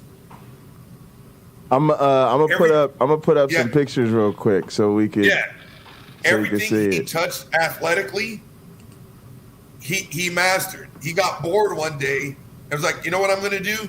I'm going to be an Olympic bobsled person. He did that shit. And y'all, to give him credit, this is young Herschel versus old Herschel, right? This is the man when he was in college, looking lean, mean cut, right? And this is him grown ass pre-Senate run, looking better. What is wrong with him? His genes are messed up. His habits are messed up. He's a freak. He's a freak. Unfair. This man woke up one morning after he did the Olympics and said, I'm going to be an MMA fighter. But if you remember, it went bobsled. Bobsled. The fucker was a principal ballet dancer. Then, yes, he was. And then the fuckface decided to get in the MMA ring. Athletically, the man has got no equal. Sadly, he is as stupid as he is athletic. And a horrible liar. And it's like the Melania Trump stuff. James, you got the keyboard I've got going. 17 degrees. I graduated from UGA. He didn't graduate from UGA. These are all things that we can look up. Oh, he didn't finish. No, of course not. He went to the pros. Everybody knows that. I mean, he went to the pros in front of the whole world. And I went, and then I came back, and I finished my degree because I had 6 credit hours left. Oh, got you. Everything he's done after he's hung up his cleats, his ballet tights, his MMA gloves, and his bobsledding, everything he's done since then has just been sitting on some bullshit. And it's all traceable. It's all confirmable and falsifiable. And everything that's come out of his mouth has been a lie. Right. Since. And it's disturbing that the fact that Warnock has to battle it out, the fact that this is not 1 million votes for Warnock, 1 vote for Walker. Right. That being Herschel Walker? Yeah, right. You're assuming he knows how to vote. Right. But it scares me. It's like Marjorie Greene. It's like Lauren Boebert. It's like Donald Trump. The fact that we know these people's name for anything, that politics ties to their name, scares me. How do you not see Herschel Walker's social resume and not run in the opposite direction, especially if you're going to sit here and tell me that you are voting from the party of family values. It doesn't go together. It just can't. I can explain this to you. So try me. I'm going to ask you a series of questions. In your opinion, is Herschel Walker capable of intelligently governing the will of the people? No, you had me at intelligently. Okay. No. In your opinion, is Herschel Walker someone with a very good understanding of laws and how they are created? No. In your opinion, is Herschel Walker a person who has a very strong mind that is able to be creative and come up with ideas that will advance the United States of America? No. Now, if he's put into office, what is he good for? If Herschel Walker gets into office, he's going to keep a seat red instead of turning it blue. That's it. He is a puppet. Exactly. I'm going to tell you what to say. I'm damn sure going to tell you how to say it, for crying out loud. Right. Say it the way I tell you to. And when it comes time to vote, all you know is you're voting like this person over here. So whatever they say, whatever they vote for, you're going to vote for. Sure. So in the United States of America, a lot of our electorate doesn't know the issues, right? I'm one of those people, if I see a judge is running for a seat, if I don't know who that is, I don't know anything about them, I don't vote for them or against them. Let me move on down my ballot to what I do know about. Some people will ask someone they respect what they should do. This happens within families as well. Well, who should I vote for? And that was the pastor thing we were talking about. Yeah. And as a result, when they stand in the booth and they vote, they're voting for who they were told to. Oh, God, yeah. Oh, yeah. Absolutely. So there needs to be, I'd say, to some degree, a disconnect. Without one. How so? Sure. The disconnect needs to be that people need to get educated, and myself included, right? Well, that judge is in my community. Whichever one of these guys is going to become the judge or gals, they are in my community. I don't know anything about them. What if I think that person's a psychopath? What if I think they're racist? What if I think their rulings have been unfair? I'm doing, by not voting against them or for them if they're good, I gotta say, I'm probably doing the irresponsible thing. Absolutely. That person's going to be in my community. It should be my duty to know. Absolutely. I really should feel that way. Now, I can sit here and say that, and yet I can guarantee you I'm not going to look at any judges, for voting. I'm not, because I don't have time. Right. I got to focus on the other people that are running there in California to see who I'm going to vote for. And I may be moving. Right. I don't want to screw. Well, I'm pretty sure I'll be moving. I don't want to screw anybody that's there over. Right. And if someone is doing a fantastic job, I sure hope they keep doing a fantastic job. And maybe my voice and vote are useful in assisting them. But people like Herschel Walker, yes, keeping a seat red. And not only that, you get his vote on most things. There it is. Boom, boom, are boom. informing him. I think when we listen to Marjorie Taylor Greene, he'll do what he's told. We see a bit of this, where they are allowed to speak their minds, but to some degree, we see gaps in their knowledge, right? Of course. Sadly, about the Bible. I said at some degree. He said at some degree, yeah. Uncle Bobby, there's always that one in the group of friends that's way too nice. That's my one black friend. That's why everybody loves him. So he gives us the lenient boundary. Yeah, he's charitable. He gives us that charitable boundary. Yeah. He's who gives away. On the floor, he's the ceiling. Yeah. I've got none of that. Yeah. But please continue being nice. Yeah, go ahead. Yeah, go ahead. It's good to have a balance. Exactly. There it is. But they clearly have their opinions. And then they have the opinions that are given to them. Again, what to say, how to say it, how to vote. I think if that weren't the case, they'd be better representatives. That's why Lauren Boebert can get up in a debate and keep harping on Nancy Pelosi this, Nancy Pelosi that. And yet her opponent says, I'm not Nancy Pelosi. Yep. Right. Now, if you have people who don't want to listen that are in that audience, right? I'm Boebert all the way. I'm Boebert all the way. Look, she's fantastic to look at. Right. But maybe she shouldn't, maybe her ideas could be better. Right. Could be different. Maybe she could be somewhere where her job is to be looked at. I think she'd do well at that. A thing we all need to understand about politics is Democrats and Republicans, independents. Oh my goodness! Storms, I just killed my worldview. But go ahead, I'll tell you about it in a sec. Okay. They all have platforms. I put a link in the chat to the Republican Party platform. Mm-hmm. So one of the reasons we probably see serial mind changers. Now that's charitable. You go ahead and jump in on that. We see serial mind changers like Lindsey Graham, who doesn't seem to have a single opinion. He just has multiple opinions about one thing. So he's sticking to the platform that the Republicans have fleshed out. This is what we are about in the Republican Party. So if someone was pro-abortion rights 2 years ago, well, they can't be now because the platform says they're anti-abortion.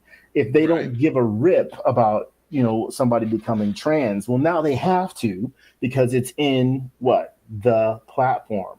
So they are sticking with this plan that someone who, and I don't know what they used as a guide. I'm assuming previous platforms are a guide to some degree, plus the way they want to see the world. Oh, yeah.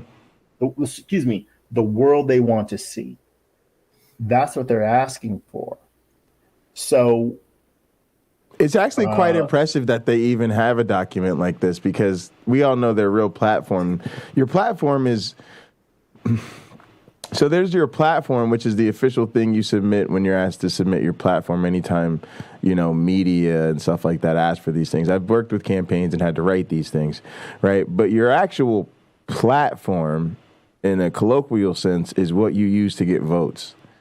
So what you do to get people to vote for you is really your platform. And then there's and then it's right. And then there's the document that you submit as the the representation of that in print. And so it's actually an impressive manuscript in terms of, holy crap, you guys actually hired somebody to write you something that looks like an actual political platform. But it shows you how deep it is because we all know they don't actually talk about this stuff, or they do, only in the simplest terms, and then they just turn everything into a culture war. So thanks for sharing that. It's a brilliant document, and hopefully can one of the mods or somebody hopefully will share it in the stream chat or something. That would be great. So let's go ahead and jump into this Herschel Walker for this last hour and see what everybody's got to say about this. What's going on here? Let me share the screen. This is gonna be painful. I need another drink. Yep. Are we gonna listen to actual Herschel? Yeah. Well, cheers. Cheers to the Blackout and Hot Program remix. I actually like this, man. This is great. Also, man, got to give it up, man, for all the black content creation that's happening right now. Love that to have these other positive black role models in my life. Including James Apperson. I think James opt out, but James, you can pop back in later if you want, man. But appreciate you guys for being here. Let's go ahead and click on my screen and go ahead, my black friend.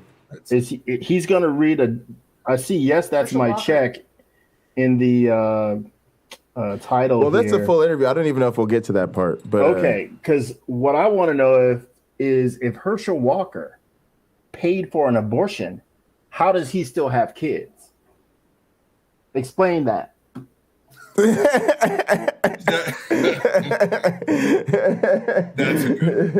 a good one. Thank you so much for agreeing to do this interview. I appreciate it. That's such a good one, though. This is going to be bad. All right, yeah, go ahead, click on it, and so we are getting down to the home make it big stretch screen. of this race. What do these final days and weeks look like for you, and do you think you can avoid a runoff? Well, these days are going to be hectic. They're going to be busy, but to win this seat, I don't mind getting busy. I want the people to know that I represent them. So these days are me visiting voters and asking voters to get out and vote. Have your voices heard, have your vote counted, because that's important. That when it's over, it's settled. And I said, we're not going to be in a runoff. I said, I'm going to win it outright and not a runoff. Everyone would love runoffs, but right now I think people need leaders that's going to go to Washington and represent them, not worry about runoff and campaigning all the time. Let me ask you about one of the biggest policy issues looming over this race, and that is the economy. It's something that you've talked. He's right about that. I'm going to give my dad, you need a leader who is going to go to Washington and not be worried about campaigning all the time.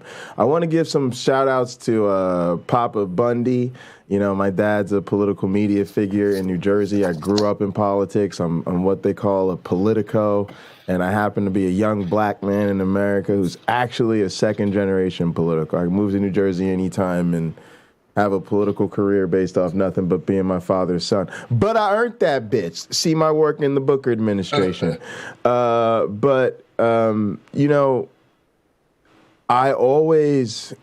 talk about Corey, right?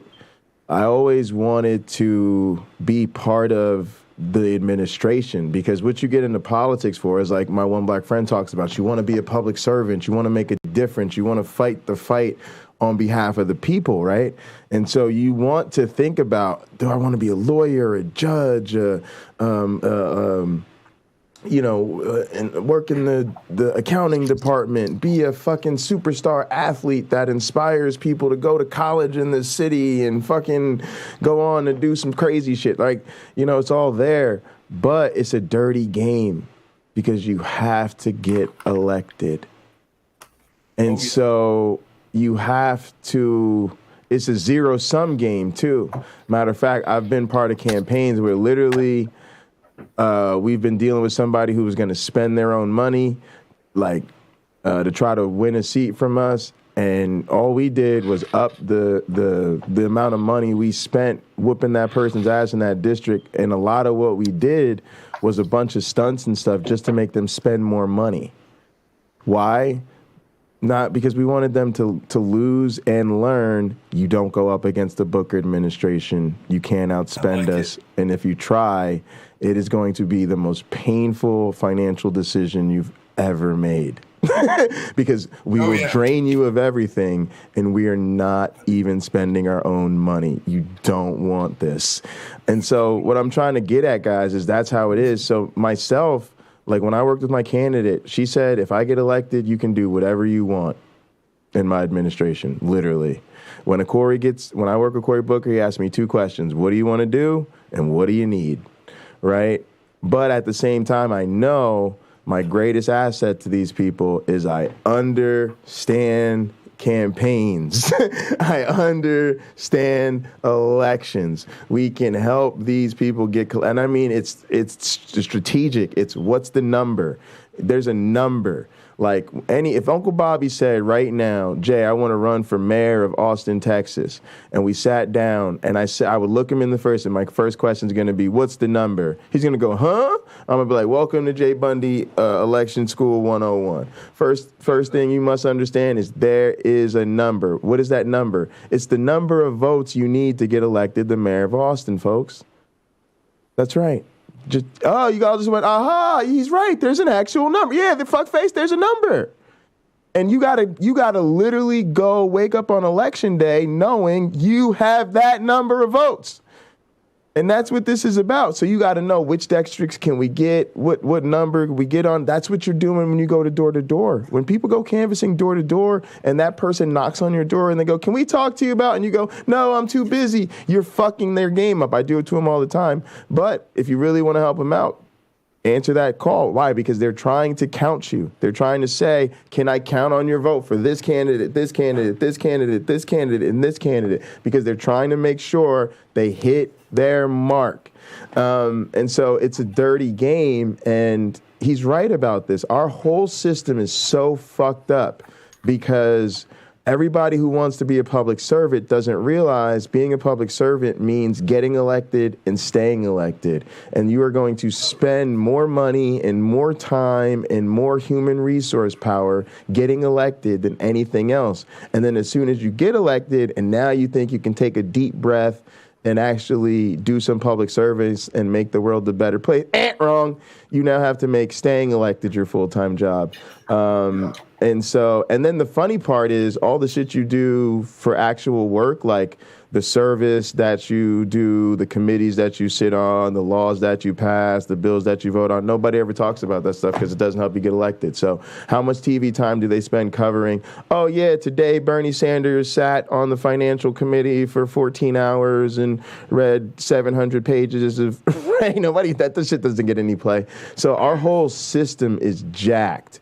And it's just like any other church that's sitting on some bullshit. Herschel Walker's got just enough truth to sneak in there to be a rallying cry. Just like Donald Trump. Herschel Walker said he's not going to be all about getting elected. He ain't with no runoff. He's going to go straight. He's going to, wait, what's he going to do, Uncle Bobby? He's going to grab the political football looking like a linebacker running at tailback speed and touchdown his ass all the way to D.C., kicking ass for the American people. And what scares me about Herschel Walker is he's got the similar package to Trump, little bit less money, but he's got a bigger celebrity profile, and he has the legit alpha male background that Trump never had. Trump is doughy like myself.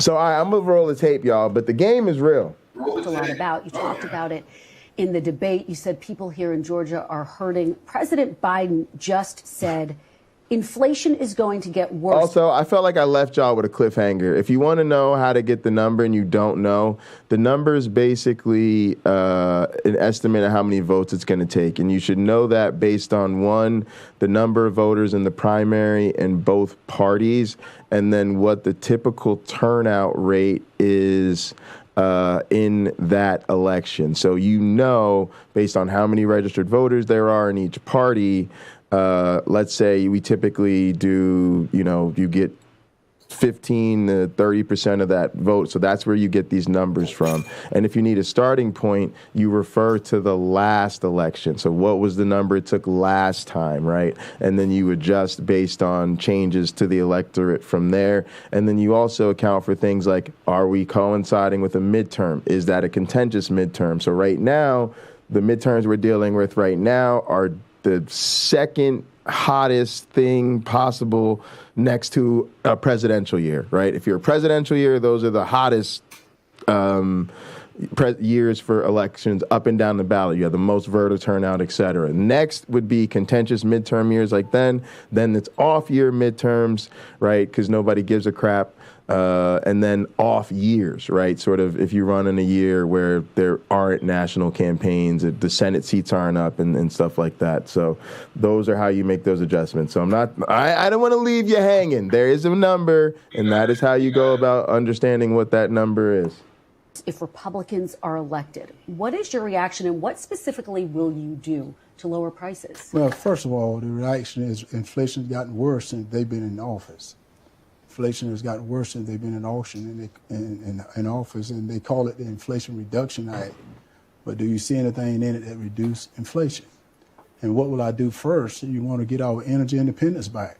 We can't continue to go over and ask our enemy for oil. And people ask, what do you mean by that? What I mean by that is we're some of the most effective oil drillers in the world today. But yet we're going to other places asking them who do more carbon into the air than we do. Because it seemed like they waged war, President Biden and Senator Warner waged war on our domestic energy.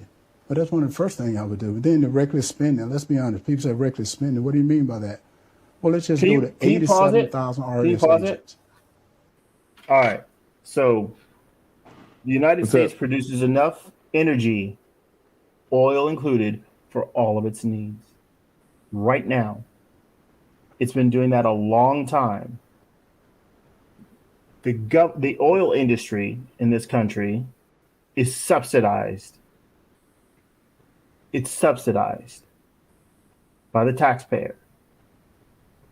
So when you go to the gas pump, you don't even realize how they're taxing you. Like you just couldn't understand it to what degree that there is. And these oil companies, Katie Porter's a good person to watch out for this. How companies, she recently did a thing on inflation that's you got to watch. How companies are determining a lot of what happens in our economy, not government. Not government. Just like you remember when you got some sort of tax relief check? Yeah. How the price of everything went up because people knew you had the money. That's really how the economy works. If I know you got it, I'm going to take it from you because I want it. Okay. So the cost of a Porsche went up because now more business owners, which are people that can often afford those cars. Right, they're getting more. We know you're getting more money because Yeah. you're fleecing your customers if they are that sort of business. You're Right. fleecing your customers. We know you got it. Right. So we'll take it from you too. And it just scales up, right?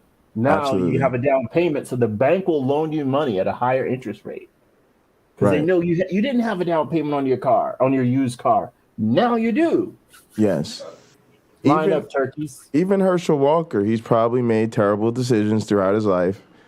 Yes. He's probably, like realizing he definitely can't fight forever, and he can't, that athletic train's going to run off. Now, what he should do is just go into like being a spokesperson and trying to live off his fame. But he tries to now. Trump has created this path. Oh, shit, you can get into politics with no background, no experience, no training, no nothing.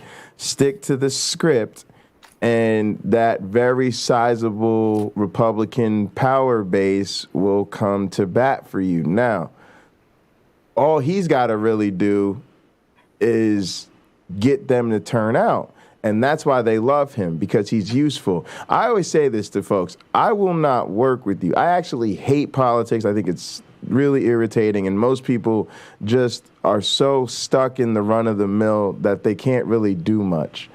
But if you give me something fun to do, I'll do it. And I will work on your campaign only under one condition. You have to be a motherfucking superstar.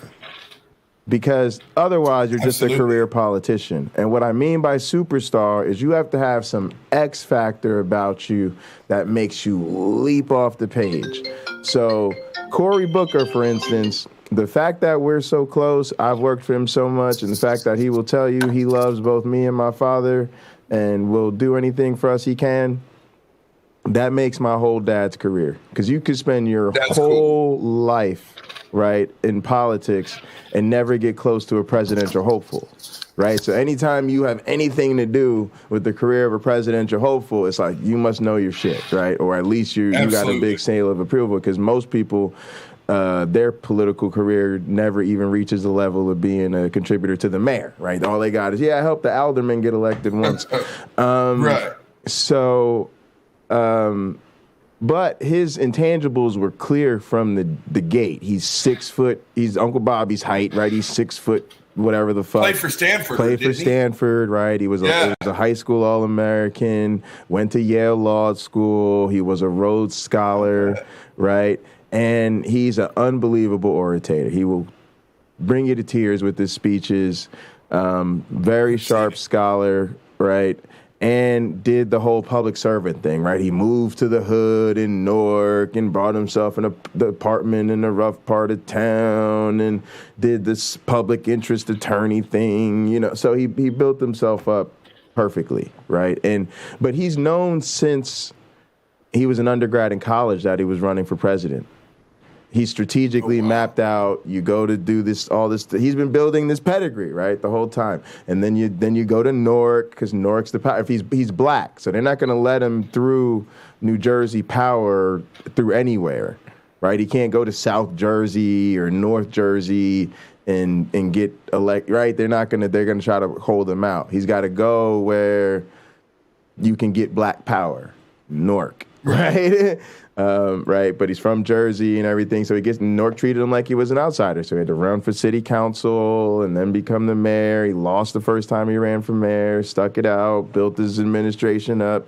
And then my dad called his career, I don't know, when I was 11 or 12. He said, Corey will run for mayor. He'll probably lose the first time. He'll build himself up. He'll win. Then he'll get Frank Lautenberg's seat. He'll become the U.S. senator, and he'll become a presidential hopeful. His career has followed that path exactly. But it's rare that you get that. When I work with Judy Brown Clark, she just lost the mayor of Lansing, but she let me run her whole campaign. She was great. She's an Olympic silver medalist. She still holds a lot of track and field records. She was married to a judge, raised children that she adopted from somebody who was strung out. I mean, and she made herself a city councilwoman. She takes her medals with her. She has a PhD in political science. I knew her. She was the director of diversity, the center where I worked. Right. So again, just a superstar, like once in a lifetime, generational, right? People who you just don't meet. Uncle Bob, look, he played football at Texas, bro. He's been drafted to the NFL. Yeah. You just don't meet people that give you something to sell, quite frankly, that they're larger than life, right? They've got these larger than life. Judy Brown Clark was an Olympian, y'all. She had contracts with Nike and American Express and Visa. Jay, I got Visa sponsorship, right? You're like, oh, cool, we could work with that, right? You know what I'm saying? So that's why you say, okay, you need help on your campaign? Yeah, let's talk, because I know if you go somewhere, you could go somewhere. So what I'm telling y'all is Herschel Walker, as dumb as he is dangerous. Oh, very dangerous. Because he's Herschel fucking Walker, right? And these Republican fucktards are so status driven, and all they care about is, the status and whatever. It's like to them, he allows them to say they're not racist because he's black. Right? Oh, yeah. He's from the fucking South. He's plain spoken. He ain't trying to pretend he's the most eloquent motherfucker. He sticks to the script. And then they can just say, he's a hero. He's a damn goddamn American icon. You know what I mean? And it's true, and it sucks. So we got to be concerned about this motherfucker, as much as I hate to admit it. What are they going to do? I have not go after people like your lower income. They're not going to go after the wealthy people. We know that. And I think the Committee on Taxation said that.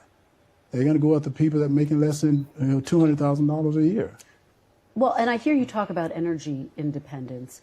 That really is a long-term solution. What are you going to do in the short term? What's you're the 100%. first thing you want to First of all, happen? it's a long-term solution because they made it a long-term, because they waged war on it, and now it takes a while for them to get it back up again. Well, right now, we got to stop the reckless spending. Why don't you cut taxes? Right now, lower the taxes. You're raising taxes on everyone. So right now, taxpayers are paying for everything they're spending. Taxpayers are paying for it. They act like they're doing something. No, they're taking money from the taxpayers. What do you say? And I think that's what's wrong right now. Bring some of the jobs back here. You got to get this economy jump-started. Katie Porter for president. I fucking love Katie Porter.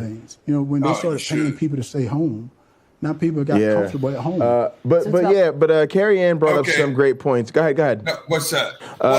Earlier she had said something about. Earlier she had just told the story about the police. She talked about the police being really great to her when she was arrested in Michigan. And I've had police be amazing to me and be an absolute threat to my life. And damn, it's hard to say this, but if they're going to be a part of our society, we should acknowledge when they get it right and try to point people more towards that. But also here she said lifetimes of creating an office-worthy image. And that's what I'm talking about with Trumpism. We have to understand that this is serious, essentially, warfare for them because there's only one route to go. The Herschel Walkers of the world, the Donald Trumps of the world cannot compete with the AOCs of the world, the Bernie Sanders, the Bidens, the Cory Bookers of the world. Those people have spent. Cory Booker has tackled a bank robber in front of City Hall and gone, not in my city.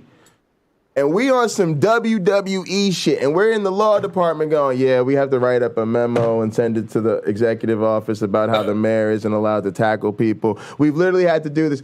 Yeah, sorry, mayor, you're not allowed to run into burning buildings to save women. Like, why? Why does he do this shit, y'all? He knows it's literally illegal. He knows, like what Carrie Ann is saying, it creates a lifetime of office-worthy imagery. I learned this shit from him. It's called being a fucking superhero. I used to do this when I was at Penn State. When I saw a fucking ambulance or cops, I ran to the scene, sprinted, dead sprint. Why? Because a lot of times there was a kid getting arrested for marijuana. And then I created these epic scenes where literally they were getting arrested and the fucking president of normal ran to their aid. And oftentimes I would talk to the cop on their behalf. And then I'd give them my business card. Say, shut your fucking mouth, take this card, call me. I'd present the officer with the card. And guess what happened? The officers would do what? Get used to me doing this.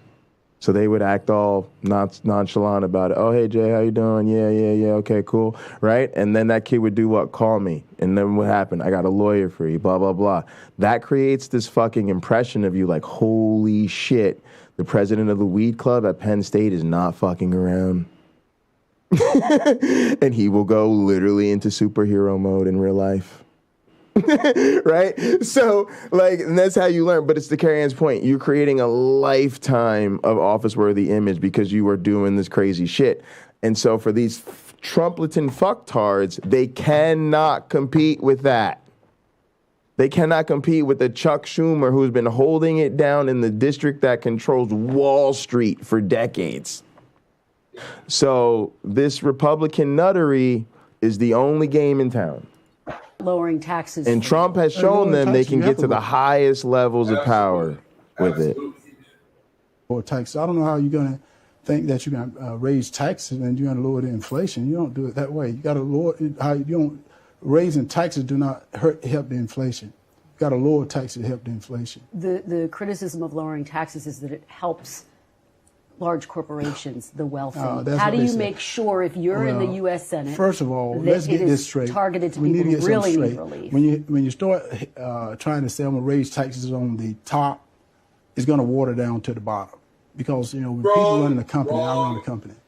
You raise the taxes on the company, they got to pass. And that's their playbook. Always with the already debunked arguments. I'm about to say trickle down. I remember the first time I heard that. I was a kid. It was the Reagan era. Trickle down has proven one thing and one thing only, and that is when you give rich people more money, all they do is get richer. No, the whole if you hook me up as a multimillionaire, then I'm gonna help it. No, we've got what, a 40-year test tube of failure to say that the whole trickle down theory, it has been sitting on some bullshit since the day it was. The only thing that the money doesn't trickle downhill, but the bullshit does. Simple physics. Absolutely. No, so that whole trickle down thing, I can tell you right now, that's just garbage. That is it. My one black friend, we lost your camera, by the way. Still not back on? Yeah, you may just need to just refresh the browser or whatever. Sit down. Must roll the tape. Go down because they're not going to eat all that, and I think they. But I just want to say, that's the playbook. It's already debunked arguments, guys, and that's the insult to our intelligence. We live in this anti-truth world where they can just tell us shit we know isn't true already. Excuses and try to tell people, the top corporation, they're making all the money, all the big profit. No, they're not. They're trying, right now, I'm in the business world. And I said, when I'm trying to sell my product, I have to pay more for gas. And I can't eat all that, so I pass it along. I have to pay more for feed. I can't eat all that. I have to pass it along. I got to pay more for my employees. I can't eat all that. I have to pass it on. So the customer get hit with that. And I think that's what they're not telling you. It's a little bit more involved than them just making those words. And it's not working. Well, then that's what you see. Is it working? It's not working. They're doing it. Let me ask you about the price of prescription drugs, another issue that came up during your debate. Bro, we have the 1% and the 99. What is trickle down that hasn't been working that he's been talking about? And yes, he's absolutely right. Us continuing to not hold rich people accountable and them not. Yes, the current system is not working, Herschel. Yes, astute observation, my friend. And the fuck is wrong with these people? For the cost of insulin in particular, you said during the debate that people who are worried about the high price of insulin should, quote, eat right. But people who are suffering, people who are suffering from type 1 can you pause it so I can chime in here? Sure, of course. All right, I'm a diabetic, so I have to say, to some degree, it is by choice. It's that ounce of truth. It is by choice, but you will find people who are legitimately going to have trouble, to where they're passing out while driving their car because they do eat right, and their body will betray them. Well, it's not really that. The rate at which my body will process glucose in my system is effing random. Right. It's random. I asked my doctor, my primary doctor for diabetes care, can I take my pill 30 minutes before I eat? This pill will reduce my blood sugar. Right. So let's just say 60 is a healthy number because it's about as low as you should go. Okay, so 60 is a healthy number. My blood sugar is usually between, like when I wake up, in the high 90s. Mm-hmm. So it could be lower. If I know I'm not going to have a meal for an hour, I explained it, can I go ahead and take my pill, which will what? It'll drop my blood sugar level down. In about an hour or two, it comes down 50 points, okay? Sometimes it comes down to 50 points in 1 hour. Sometimes it takes 2. Sometimes it takes even longer. But she said no, because there is no way to gauge what my body will do. I may very well drop, when I take the pill, I could drop 50 points even faster than that. And if I'm in my car and I don't have candy, I live in the desert. So if I'm driving along, there's nothing in my car that will bring my blood sugar back up, I risk it going so low that I can't properly drive my car. I risk it going so low that Wow. Yeah. Like real consequences. Right. So if Herschel Walker doesn't know that. But that's Republicanism 101. I don't have diabetes, but I have been in the fitness industry for over a quarter of a century. Mm-hmm. What the words that are getting ready to leave my mouth are 100% true. But I got to sit for this one. And that is, eat less, exercise more, you will be fit. You can't debate what I just said. That is 5,000% spot on correct. Now, if I just leave it at that basic level, I'm right. And anyone who does not follow that advice, you're just a lazy asshole. But when you realize there are so many more pages to turn in this book called Fitness, that if all you say is, well, why don't you just work out more? Why don't you just lose the weight? So my point is to sit, it's kind of like what Greg Abbott said when he said there will be no exceptions in the state of Texas for abortion, not even rape or incest. And his solution was, well, I'm just going to stop all rape. And I was like, okay. And when you wake up from fantasy land and you're ready to join the actual conversation, then we can talk. Mm-hmm.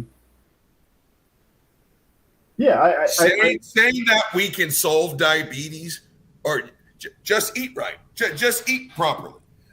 There's so many factors. Mm-hmm. One of them being financial. Yes. If you've got all the money in the world and you never have to look into your bank account to see, what am I going to do? Put gas in my car or pay my utility bill that month. Buying food that is fresh, organic, there's so many factors. And so for a man that's worth millions, whose body is a genetic gift from Zeus, for him just to say, well, the price of insulin wouldn't be an issue if you would just eat right, he is ignoring chapters upon chapters upon chapters of shit that he should have read before he opened up his mouth. I've got a real issue with that. I mean, That's, again, I want to bring to light. I want to elaborate a little more on what you said. So earlier today, my mother called me, and she was asking if I could send her some money so she could pay her light bill. She was wondering, like, I don't know how much it's going to be. I've sent my mother money for insulin test strips. In fact, the last time I saw her, I gave her almost 400 of them. Now, if you're aware of what that costs, she can't afford it. I can. Okay. So I gave her a bunch. I'm like, you let me know the moment you need more. Okay. So here my mother is trying to make that decision that you just were referring to. My mother's 85 years old. She doesn't have the income to support all that. She has some sort of like Medicaid or something like that. Right. But that doesn't mean she doesn't have needs. That doesn't mean that her needs don't still need to be met. And I explained to my mother,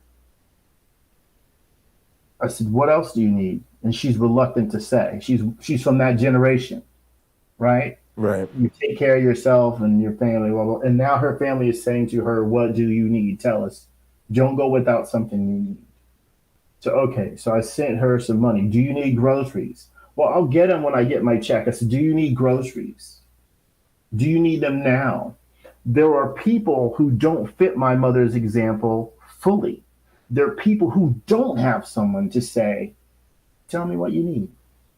I got Publix. I got Amazon. I can have that stuff at your door either today or within 2 days. Yes. Tell me what you need. Yes. I would be willing to bet there are millions of people who don't have someone to do that. We to the credit. I don't know, Carrie Ann, you still here? You know, that's something we've tried to do in this community is help each other out. I have to. Okay, all right. You can stay on mute. I understand. Appreciate you. But that's something.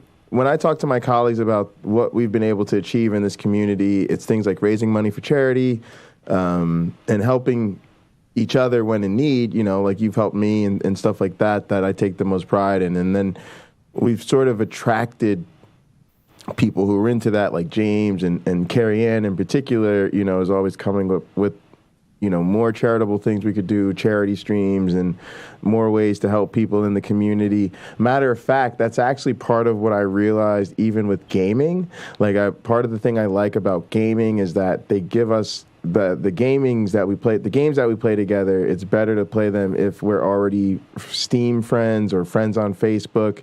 And so it gives us more reason to connect with each other. And then if we do something like, we have this thing I'm working on called the Cash Room. Basically, the idea is like the same way you might get together with friends and play a game of poker. Like, you know, PineCreek does his poker night, right? And PineCreek's poker night is a cash game, right? They play cash online, and Tux plays, a bunch of them play.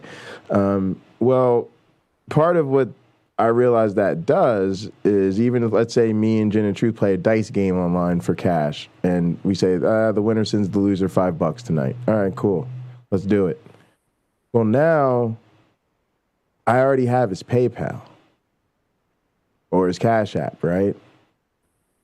And so when he hits me up and he says, oh, shit, Jay, I just fell on hard times and, you know, I don't know how I'm going to pay this damn heat bill this month. I go, oh, no worries, bro.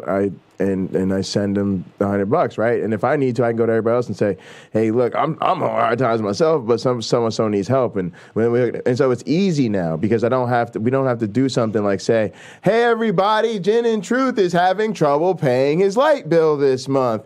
Let's set up a GoFundMe for him, right? Right? It's like we've already got that connection made, and now we all have private ways to reach out to each other, so we could be discreet as shit, just like a church would be, right? And then the church just does what? Somebody hands you an envelope on Sunday morning discreetly before you leave. No shame, no game, no name dropping, none of that involved. And so, yeah, I really noticed that even something as simple as playing tic-tac-toe together on Facebook kind of builds that bridge that we can later use to support each other a little bit more efficiently. Yeah, let me borrow a little bit more of this clip because we're going to go till 6. I guess. Have this issue since they were kids. It has nothing to do with eating right. No, you're wrong. You're wrong. Wait. You are wrong issue? here. You're wrong here. Let's get it straight. I said lower insulin ain't going to help. Let me tell you the reason why. My mom is on insulin. If you don't eat right, insulin not going to do anything for you. No doubt. That's exactly what I said. You got to lower the price of food as well. Yeah. Just saying on lower insulin doesn't do it. You got to lower insulin. You got to lower food. And he was an elite athlete, right? So he'll get a lot of credibility on that type of just because you want to get a vote, or don't say things that you don't understand. I understand this because I know people that's on insulin. You don't understand. They can take insulin, but if they're not eating right, it's even worse for them. And that's what I said. Just because you're doing insulin, lower the food costs as well. So you stand by those statements. Oh, I do. But why are we even talking about this? If you're taking insulin, you still got to eat the proper diet, or otherwise it's not going to do you any good. I thought he was running for senator in Georgia. You have it may be an issue that you have from birth, and therefore you would. You still have to eat right. You still have to eat right. It doesn't matter. And I think that's one of the things you knew because I have looked into it, and I have people that is on insulin, and they have had it from birth. Some of them do have it, but they still have to eat a right diet. You have said you are opposed to the Inflation Reduction Act, which would lower the cost of insulin by $35 a month. What would you do, given that you're opposed to that, to lower those prices? Exactly. Like, first off, who cares? People need to eat right. Great. Did you think that's adding something to the conversation? Number two. I'm sorry. I wish my camera was working. I'm gonna go to the hotel mini fridge, and I'm gonna open it up, and I'm gonna look and tell you how much my insulin costs. Okay? All right. You can also, I think, maybe just Are you doing this through the browser or app? Into my settings and stuff. I have 2 computers. My one that I normally use for this broadcast. I didn't bring the power cable. The one I ordered. Oh, no worries. I was just saying, sometimes you just need to refresh your browser. That's it. If that didn't work, and then a lot of times there's a little button on the top of the browser. It looks like a little lock a lot of times. If you click on that, a lot of times that controls your permissions, and then you can actually turn on permission for your camera there if what you're getting is like a notice. The other thing is if you're still logged in through that other computer, you probably want to make sure you close that out because sometimes it's just a different browser iteration or something is holding up the camera still. Pocket Locker, what you may not have known is this camera wasn't working on this computer before. Oh, I see. You switched computers, and so you've already had this. I see. No worries. And you've given me some useful ideas, but I already went into the browser and Chrome and reset everything for this camera. I got you. And for Gather, and I had no luck. Got you. Give me a second. No worries. I'm going to grab my. Oh man, I could really tell it to you about prescription meds. Oh yeah. We'll look to hear about that. All right, here we go. It's for insulin and other prescription drugs. Well, the way you lower the price is lower the inflation. Just what I was just saying. Lower all the costs of everything. But aren't you against lowering the cost of medicine? Make it a competitive market. Just saying I'm just going to lower insulin. You got to lower a lot of everything. Lower inflation itself. And the way you do that is don't. Well, let's just get to this Inflation Reduction Act. All right, guys. A lot of you may not have seen, but we reviewed a video called the Alt-Right Playbook, and this is another tactic of theirs, which is they pretend to be on our side about key issues, but then they don't accept any proposals. And it's I want to end racism, but this is not the right way to do it. I want to end economic inequities, but this is not the way to do it. And this is the thing too. Okay, so you're against the act that we're trying to pass to reduce inflation. Yeah. Well, what's the key to what's going on here? Oh, well, no, we need to lower inflation across the board. But wait, you're not right. So it's I totally don't deny that inflation's a big, huge problem. It's just this particular anti-inflation measure is not the right way to go. But when they do this to every single proposal, again, it's just right out of the playbook. Go ahead, my one black friend. Okay, so I take a medication called Synjardy. I get 180 tablets. I pay $65. The retail price is $2,016.99. I have insurance. It's $2,016.99. Okay? Unbelievable. Synjardy does what insulin does. If you can think of glucose in your bloodstream. I'm sorry. I'm still trying to forget that you said the word 1,000, but go ahead. Yeah, 2,000. Okay. Go ahead. Did he drop out? Weird. All right, here we go. They were having a party. I'm back. Inflation reduction. He's back. All right, great. Okay. So I bought some insulin. I got 3 12-unit Novolog pens. This is insulin. So let me tell you how I use this. Sure.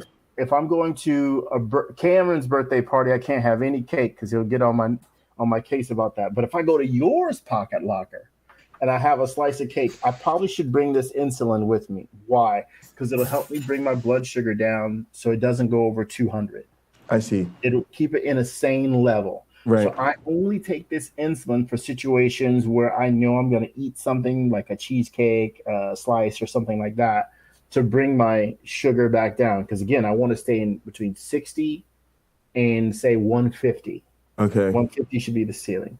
Okay. So 30 milliliters. That says 30. No, it's 3 12-unit. 3 30 milliliter pen. No, it's 30 milliliters total. Okay. The price is $1,239.99. Unbelievable. $1,239. So pocket locker on this contract, I contracted to work with these people for less than I normally make. Right. I'm okay. I'm doing okay. I'm still doing okay. But I have insurance that helps me afford the $65 that I have to pay. My mother doesn't have the $65. Got you. Right? Right. I told her anything she needs, she doesn't have to have it. She can get it from me. I'll send it to her post haste. Right.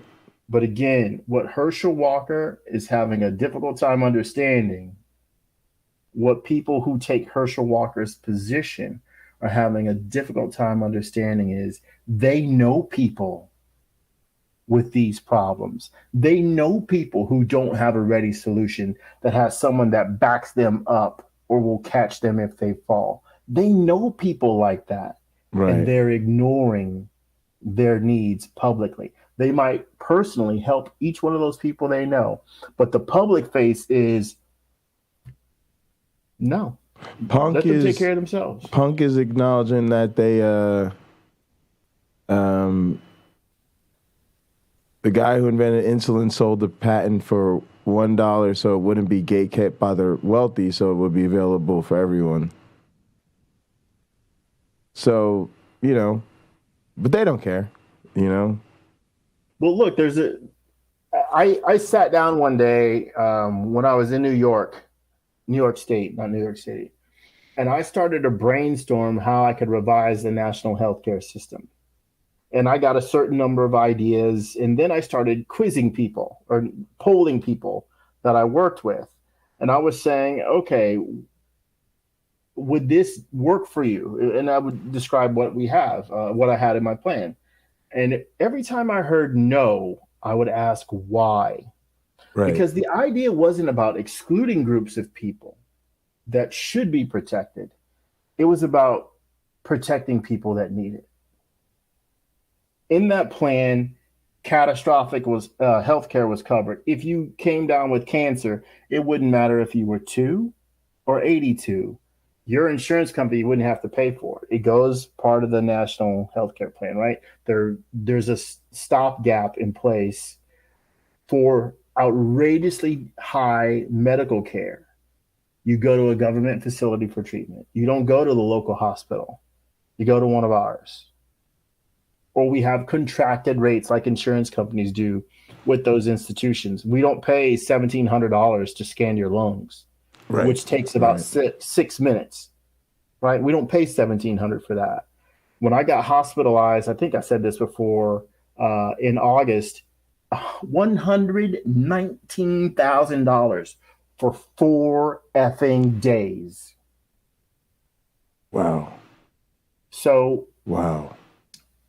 I think there's some, and I got excellent care, but nobody cared that much for $119K. Seriously, I mean that's nobody crazy. cares that much. I mean that is financially. It should not be financially devastating to need what we all know we will need, which is medical attention. I mean, there's not a single person that this is going to end well for, right? So it's criminal that it's that way. When you're dead, you don't have to pay. All right, so I live in this house by myself, so I got to do all the work. But I got it. That's what bothers me. We brag about being the biggest and the best, the strongest and the richest. But people in this country die or they struggle with shit that it's like, why do you have to look into your checking account to see whether you can take your next breath or not? Right. And I think I've told you, at least, Bundy, I can't remember, but it's the reason why it is I don't go into my pharmacy anymore. Drive through or nothing. First and foremost, I've got great insurance. And even with savings, it would break me to stay alive just on my mental health meds. Yeah. But I went in once. And I still remember, because at the end of this story, everyone in line, we were doing this. There was a lady at the counter getting her diabetes medication. There was a glitch in insurance or something fucked up. And the pharmacist had to come and take over for the tech. And was like, you can't leave without this one today. Okay. She probably left about $600 worth of meds on the table while the pharmacist was basically telling her, this is how you live the next 72 hours or so until this. And it's like, wow. Is it like the emergency holdover, whatever? Yeah, I cannot tell you how many of those I've actually had to get. Yeah, and it's absurd. It's just like, we can build the biggest fucking bombs of anyone on the planet. There are warplanes that no other country. Yeah, and you're just like, we're the biggest, the baddest, the richest. Yeah. But we've got people sitting at a counter trying to figure out, can I live another 48 hours? Right. And no one should die. No one should die of fucking diabetes in this country. I don't know if you guys realize this, but I'm black and I'm from the South. And I'm one of the few people in my family that doesn't have to check their sugars before we eat. And so it's this disease, it's devastating, but it's manageable. Right. And didn't we just strike down, or was it Texas that struck it down, but to cap the price of insulin? And it's for one reason only. The people who make insulin, they need a new yacht. They want to buy another horse that's going to run in the Kentucky Derby. And it's like, this is not a conversation that a Christian nation that's pro-life should be having. Jesus had free healthcare. Well, yeah. And it's like, okay, that life that's floating in amniotic fluid, that's got no name, no fingerprints, no nothing that you can recognize. Right. There's someone right across the street right now who should be taking, let's say, 10 mLs of insulin, but took 5 because she needs to stretch it till tomorrow. Well, that's not how the shit works. Right. And she's going to die in the richest, most phenomenal moment. Right. And it just, that pisses me off. Me too. No one should die of diabetes in this country. Yeah. Right. This is bullshit. Yeah. So I want to wrap it so I can get to my meeting on time. Before I do, I want to definitely say, I've been talking to you about trying to do more stuff and gather. I definitely want to. We're gonna. We're there around the clock usually and having a good time. But definitely on Sunday nights, we're gonna watch Sunday Night Football. So you're definitely welcome to come through, hang out, and drink and kind of do it like a weekly after party or something. So what time? I think kickoff's at 8:20 my time, 7:20 your time. 7:15 my time. I'm finishing up everyone's dinner. So yeah, that's 2 hours. Yeah, it's like 2 hours. Yeah. You want to come through and do it? I should be good to go. Yeah, let's do it. We'll watch the game. So same link. We'll just watch the game in here. My one black friend. Everybody else is welcome to come through if you like. And then if you are, man, let me run down the channels, man. So if you're watching from my one black friend or Hot Program or Pocket Locker 86, man, appreciate you. Thank you guys so much. But you got to subscribe to Gin and Truth. We're super excited. We're streaming on everybody's channels. So, Gin and Truth is doing a show every day. It's probably the best show on the internet. So you're definitely missing it. So go subscribe, turn on notifications, leave comments, do all the YouTube things. Please. Also follow him, Robert RC Reed 40 on Twitter, right? That's me. And then my one black friend and I host Hot Program every Sunday at 3:30 p.m. Eastern. So if you're watching from Gin and Truth or Robert Reed, we appreciate you checking us out, and definitely go ahead and subscribe to Hot Program and my one black friend's YouTube channel. And what's your handle on Twitter, my one black friend? I have no idea. It's like my and then the number one, not spelled out. Black friend. Hold on. I'll go to Twitter and I'll look and see what it says. All right. I got you also through the restream. I think it shows me, let's see. It's, we didn't go live on it today. It's my one black friend. I think I did and then turned it off. But yeah, it's my one black friend on, wait. I'm typing it. Yeah. Okay. They're going to put it in there. Oh, that's the destinations. No, we are live on it. Sorry, my bad. It's there's an underscore after it. Yes. So we've got that, and all right, cool. So that's great. And then I'm Pocket Locker 86. Oh, I see my one friend. We're on your YouTube channel and we're on Hot Program's YouTube channel. Got it. And then you've got your Twitter. You can drop that off. And then I'm Pocket Locker 86 on YouTube, Twitter, Twitch, and Facebook. So want to thank everybody for tuning in, and then I'll give everybody a chance to give their closing thoughts. Starting from the beginning, I just think y'all know me. I'm actually sick of Otangelo. I think I'm ready to just drop super kick Otangelo. I went from thinking he might be a good faith actor to totally convinced that he's just sitting on some bullshit and he's more or less an antagonistic troll. And should be treated as such, but we're going to need some opponents to beat down for our events. And I mostly think, the thing we saw with people turning on Trump is very useful. I think we need to follow the same playbook with Christianity.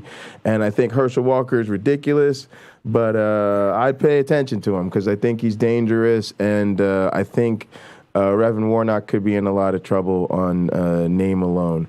And then I guess I'll kick it over to Gin and Truth, and then we'll let my one black friend close this out. In terms of Otangelo, I agree and disagree with what you said. Cool. You want some more? Let us know. Well, we love I that. 100% agree that he just sounds like, a set of slap nuts. He's just going to say the same bullshit, but to ignore him is to ignore the fact that he sounds just like every pastor, every other Christian. This is true. And so it's like it's not taking down Otangelo, it's taking down all of them that say the same shit. Sure. Just like the atheist experience guy. He was a total troll, an actor. But he repeated what some of the biggest pastors in Austin had to say. On Trump, fuck him. And again, I totally understand people being caught up in the hype. Right, 6 years ago. Yeah, ago. right. I get it. I get it. But now, again, how many times must you see someone do some fucked up ass shit before you're willing to say that person has a problem? Right. And so I've said it in all my shows previous, and I'm going to say it now. Again, what have people been looking at? For the past, he didn't all these just years. start. Yeah, this guy has been an ass. He's been a tumor on democracy, on society since forever. And so we need all the help we can get. We definitely need everybody to vote at minimum anti-Trumpism. Exactly. But again, it's like, what have people been looking at? Because he's been the same person since day one. And on Herschel, he scares me. Right. It's like O.J. Simpson. O.J. Simpson on a Monday said, I'm going to release a Twitter page. Before Tuesday noon, he had over 500,000 followers. He had women wanting to date him. Right. And I'm like, which part of O.J. Simpson says sexy vibrant? The only thing when I got his handle, I got on Twitter and I immediately blocked him. It's like, why do I want to hear anything that this asshole has to say? That to me is Herschel Walker. Which part of Herschel Walker says vote for me? Right. Nothing. And the fucked up thing is, like, wasn't it Dana Lash? All kinds of pro-life this, pro-life that. And she straight up said, I don't give a shit if he paid for an abortion.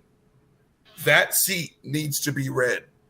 Exactly. They're not even trying to hide what their agenda is. It's like, okay, this person here is a rancid alcoholic. They've gotten 5 felony DWIs. They cheat on their spouse. They kick dogs.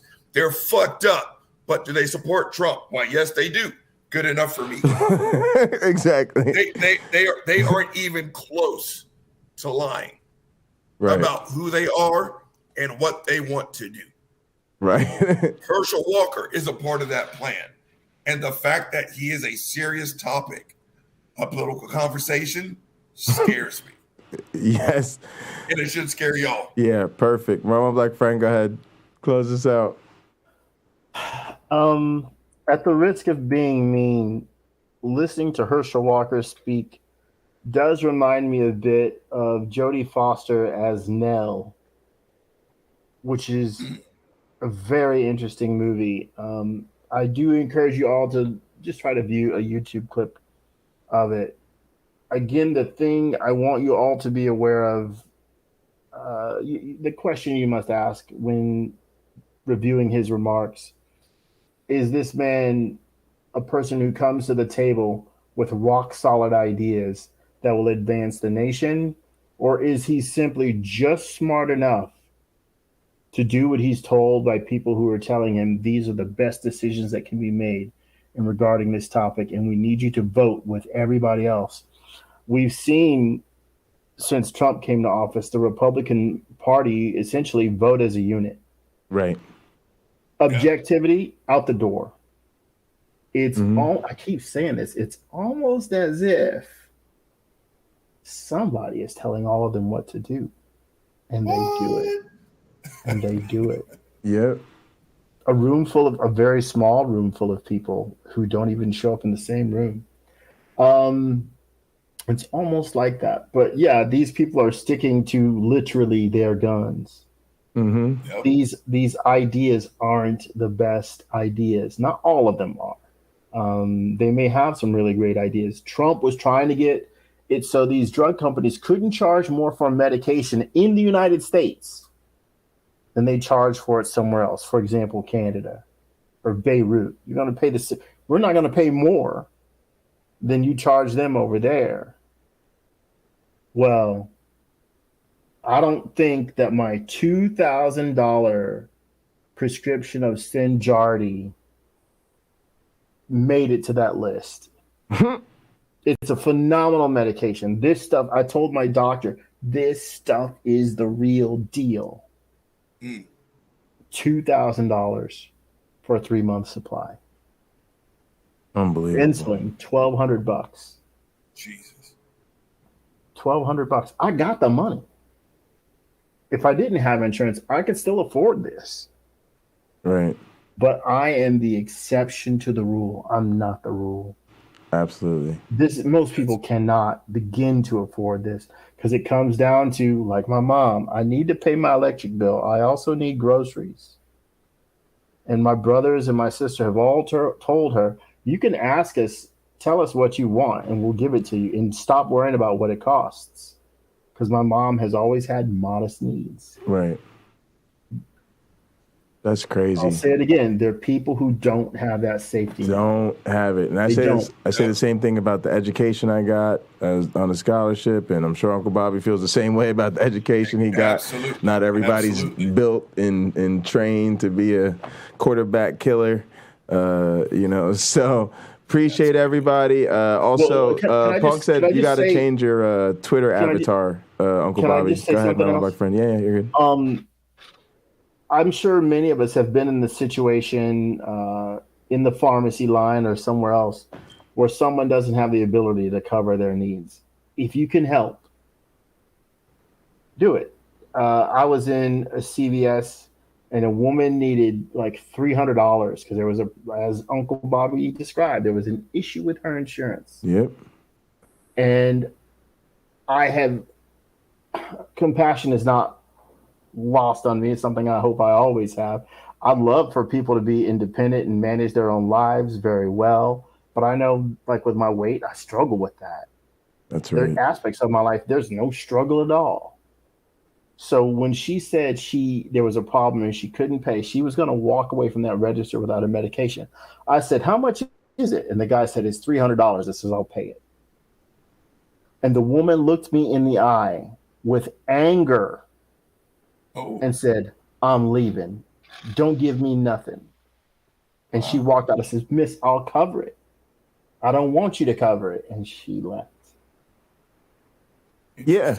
And I mean, and she had the right to feel that way, but that's tough. I'll agree. Yeah. I'll agree. But there are people who would just be so thankful. So happy. Yeah. If you gave them a meal, a bottle of water, a banana, and they're out there on the corner begging for money in the median strip or something like that, Yeah. Believe it or not, that was one of my old tricks at a small nightclubs. Is if I went to a small nightclub, I'd stop at a CVS or something on the way in, literally grab a ice cold bottle of water and hand it to the bouncer on the way in. They will treat you like a fucking rock star. Oh yeah. I was a bouncer. I got all the free water I wanted. Yeah, just because. Right. And you appreciated the people who thought enough to think about it, right? Well, we had it as part of our. Oh, you could just walk up to the bar and get one. Of course, yeah, you could. Yeah. I would realize this later, but a lot of them just appreciated the fucking gesture, right? Yeah. It is a nice gesture. Yeah, exactly. Nice. But appreciate everybody. Thanks for tuning in. Name of Darwin Dawkins, Christopher Hitchens. Science bless y'all.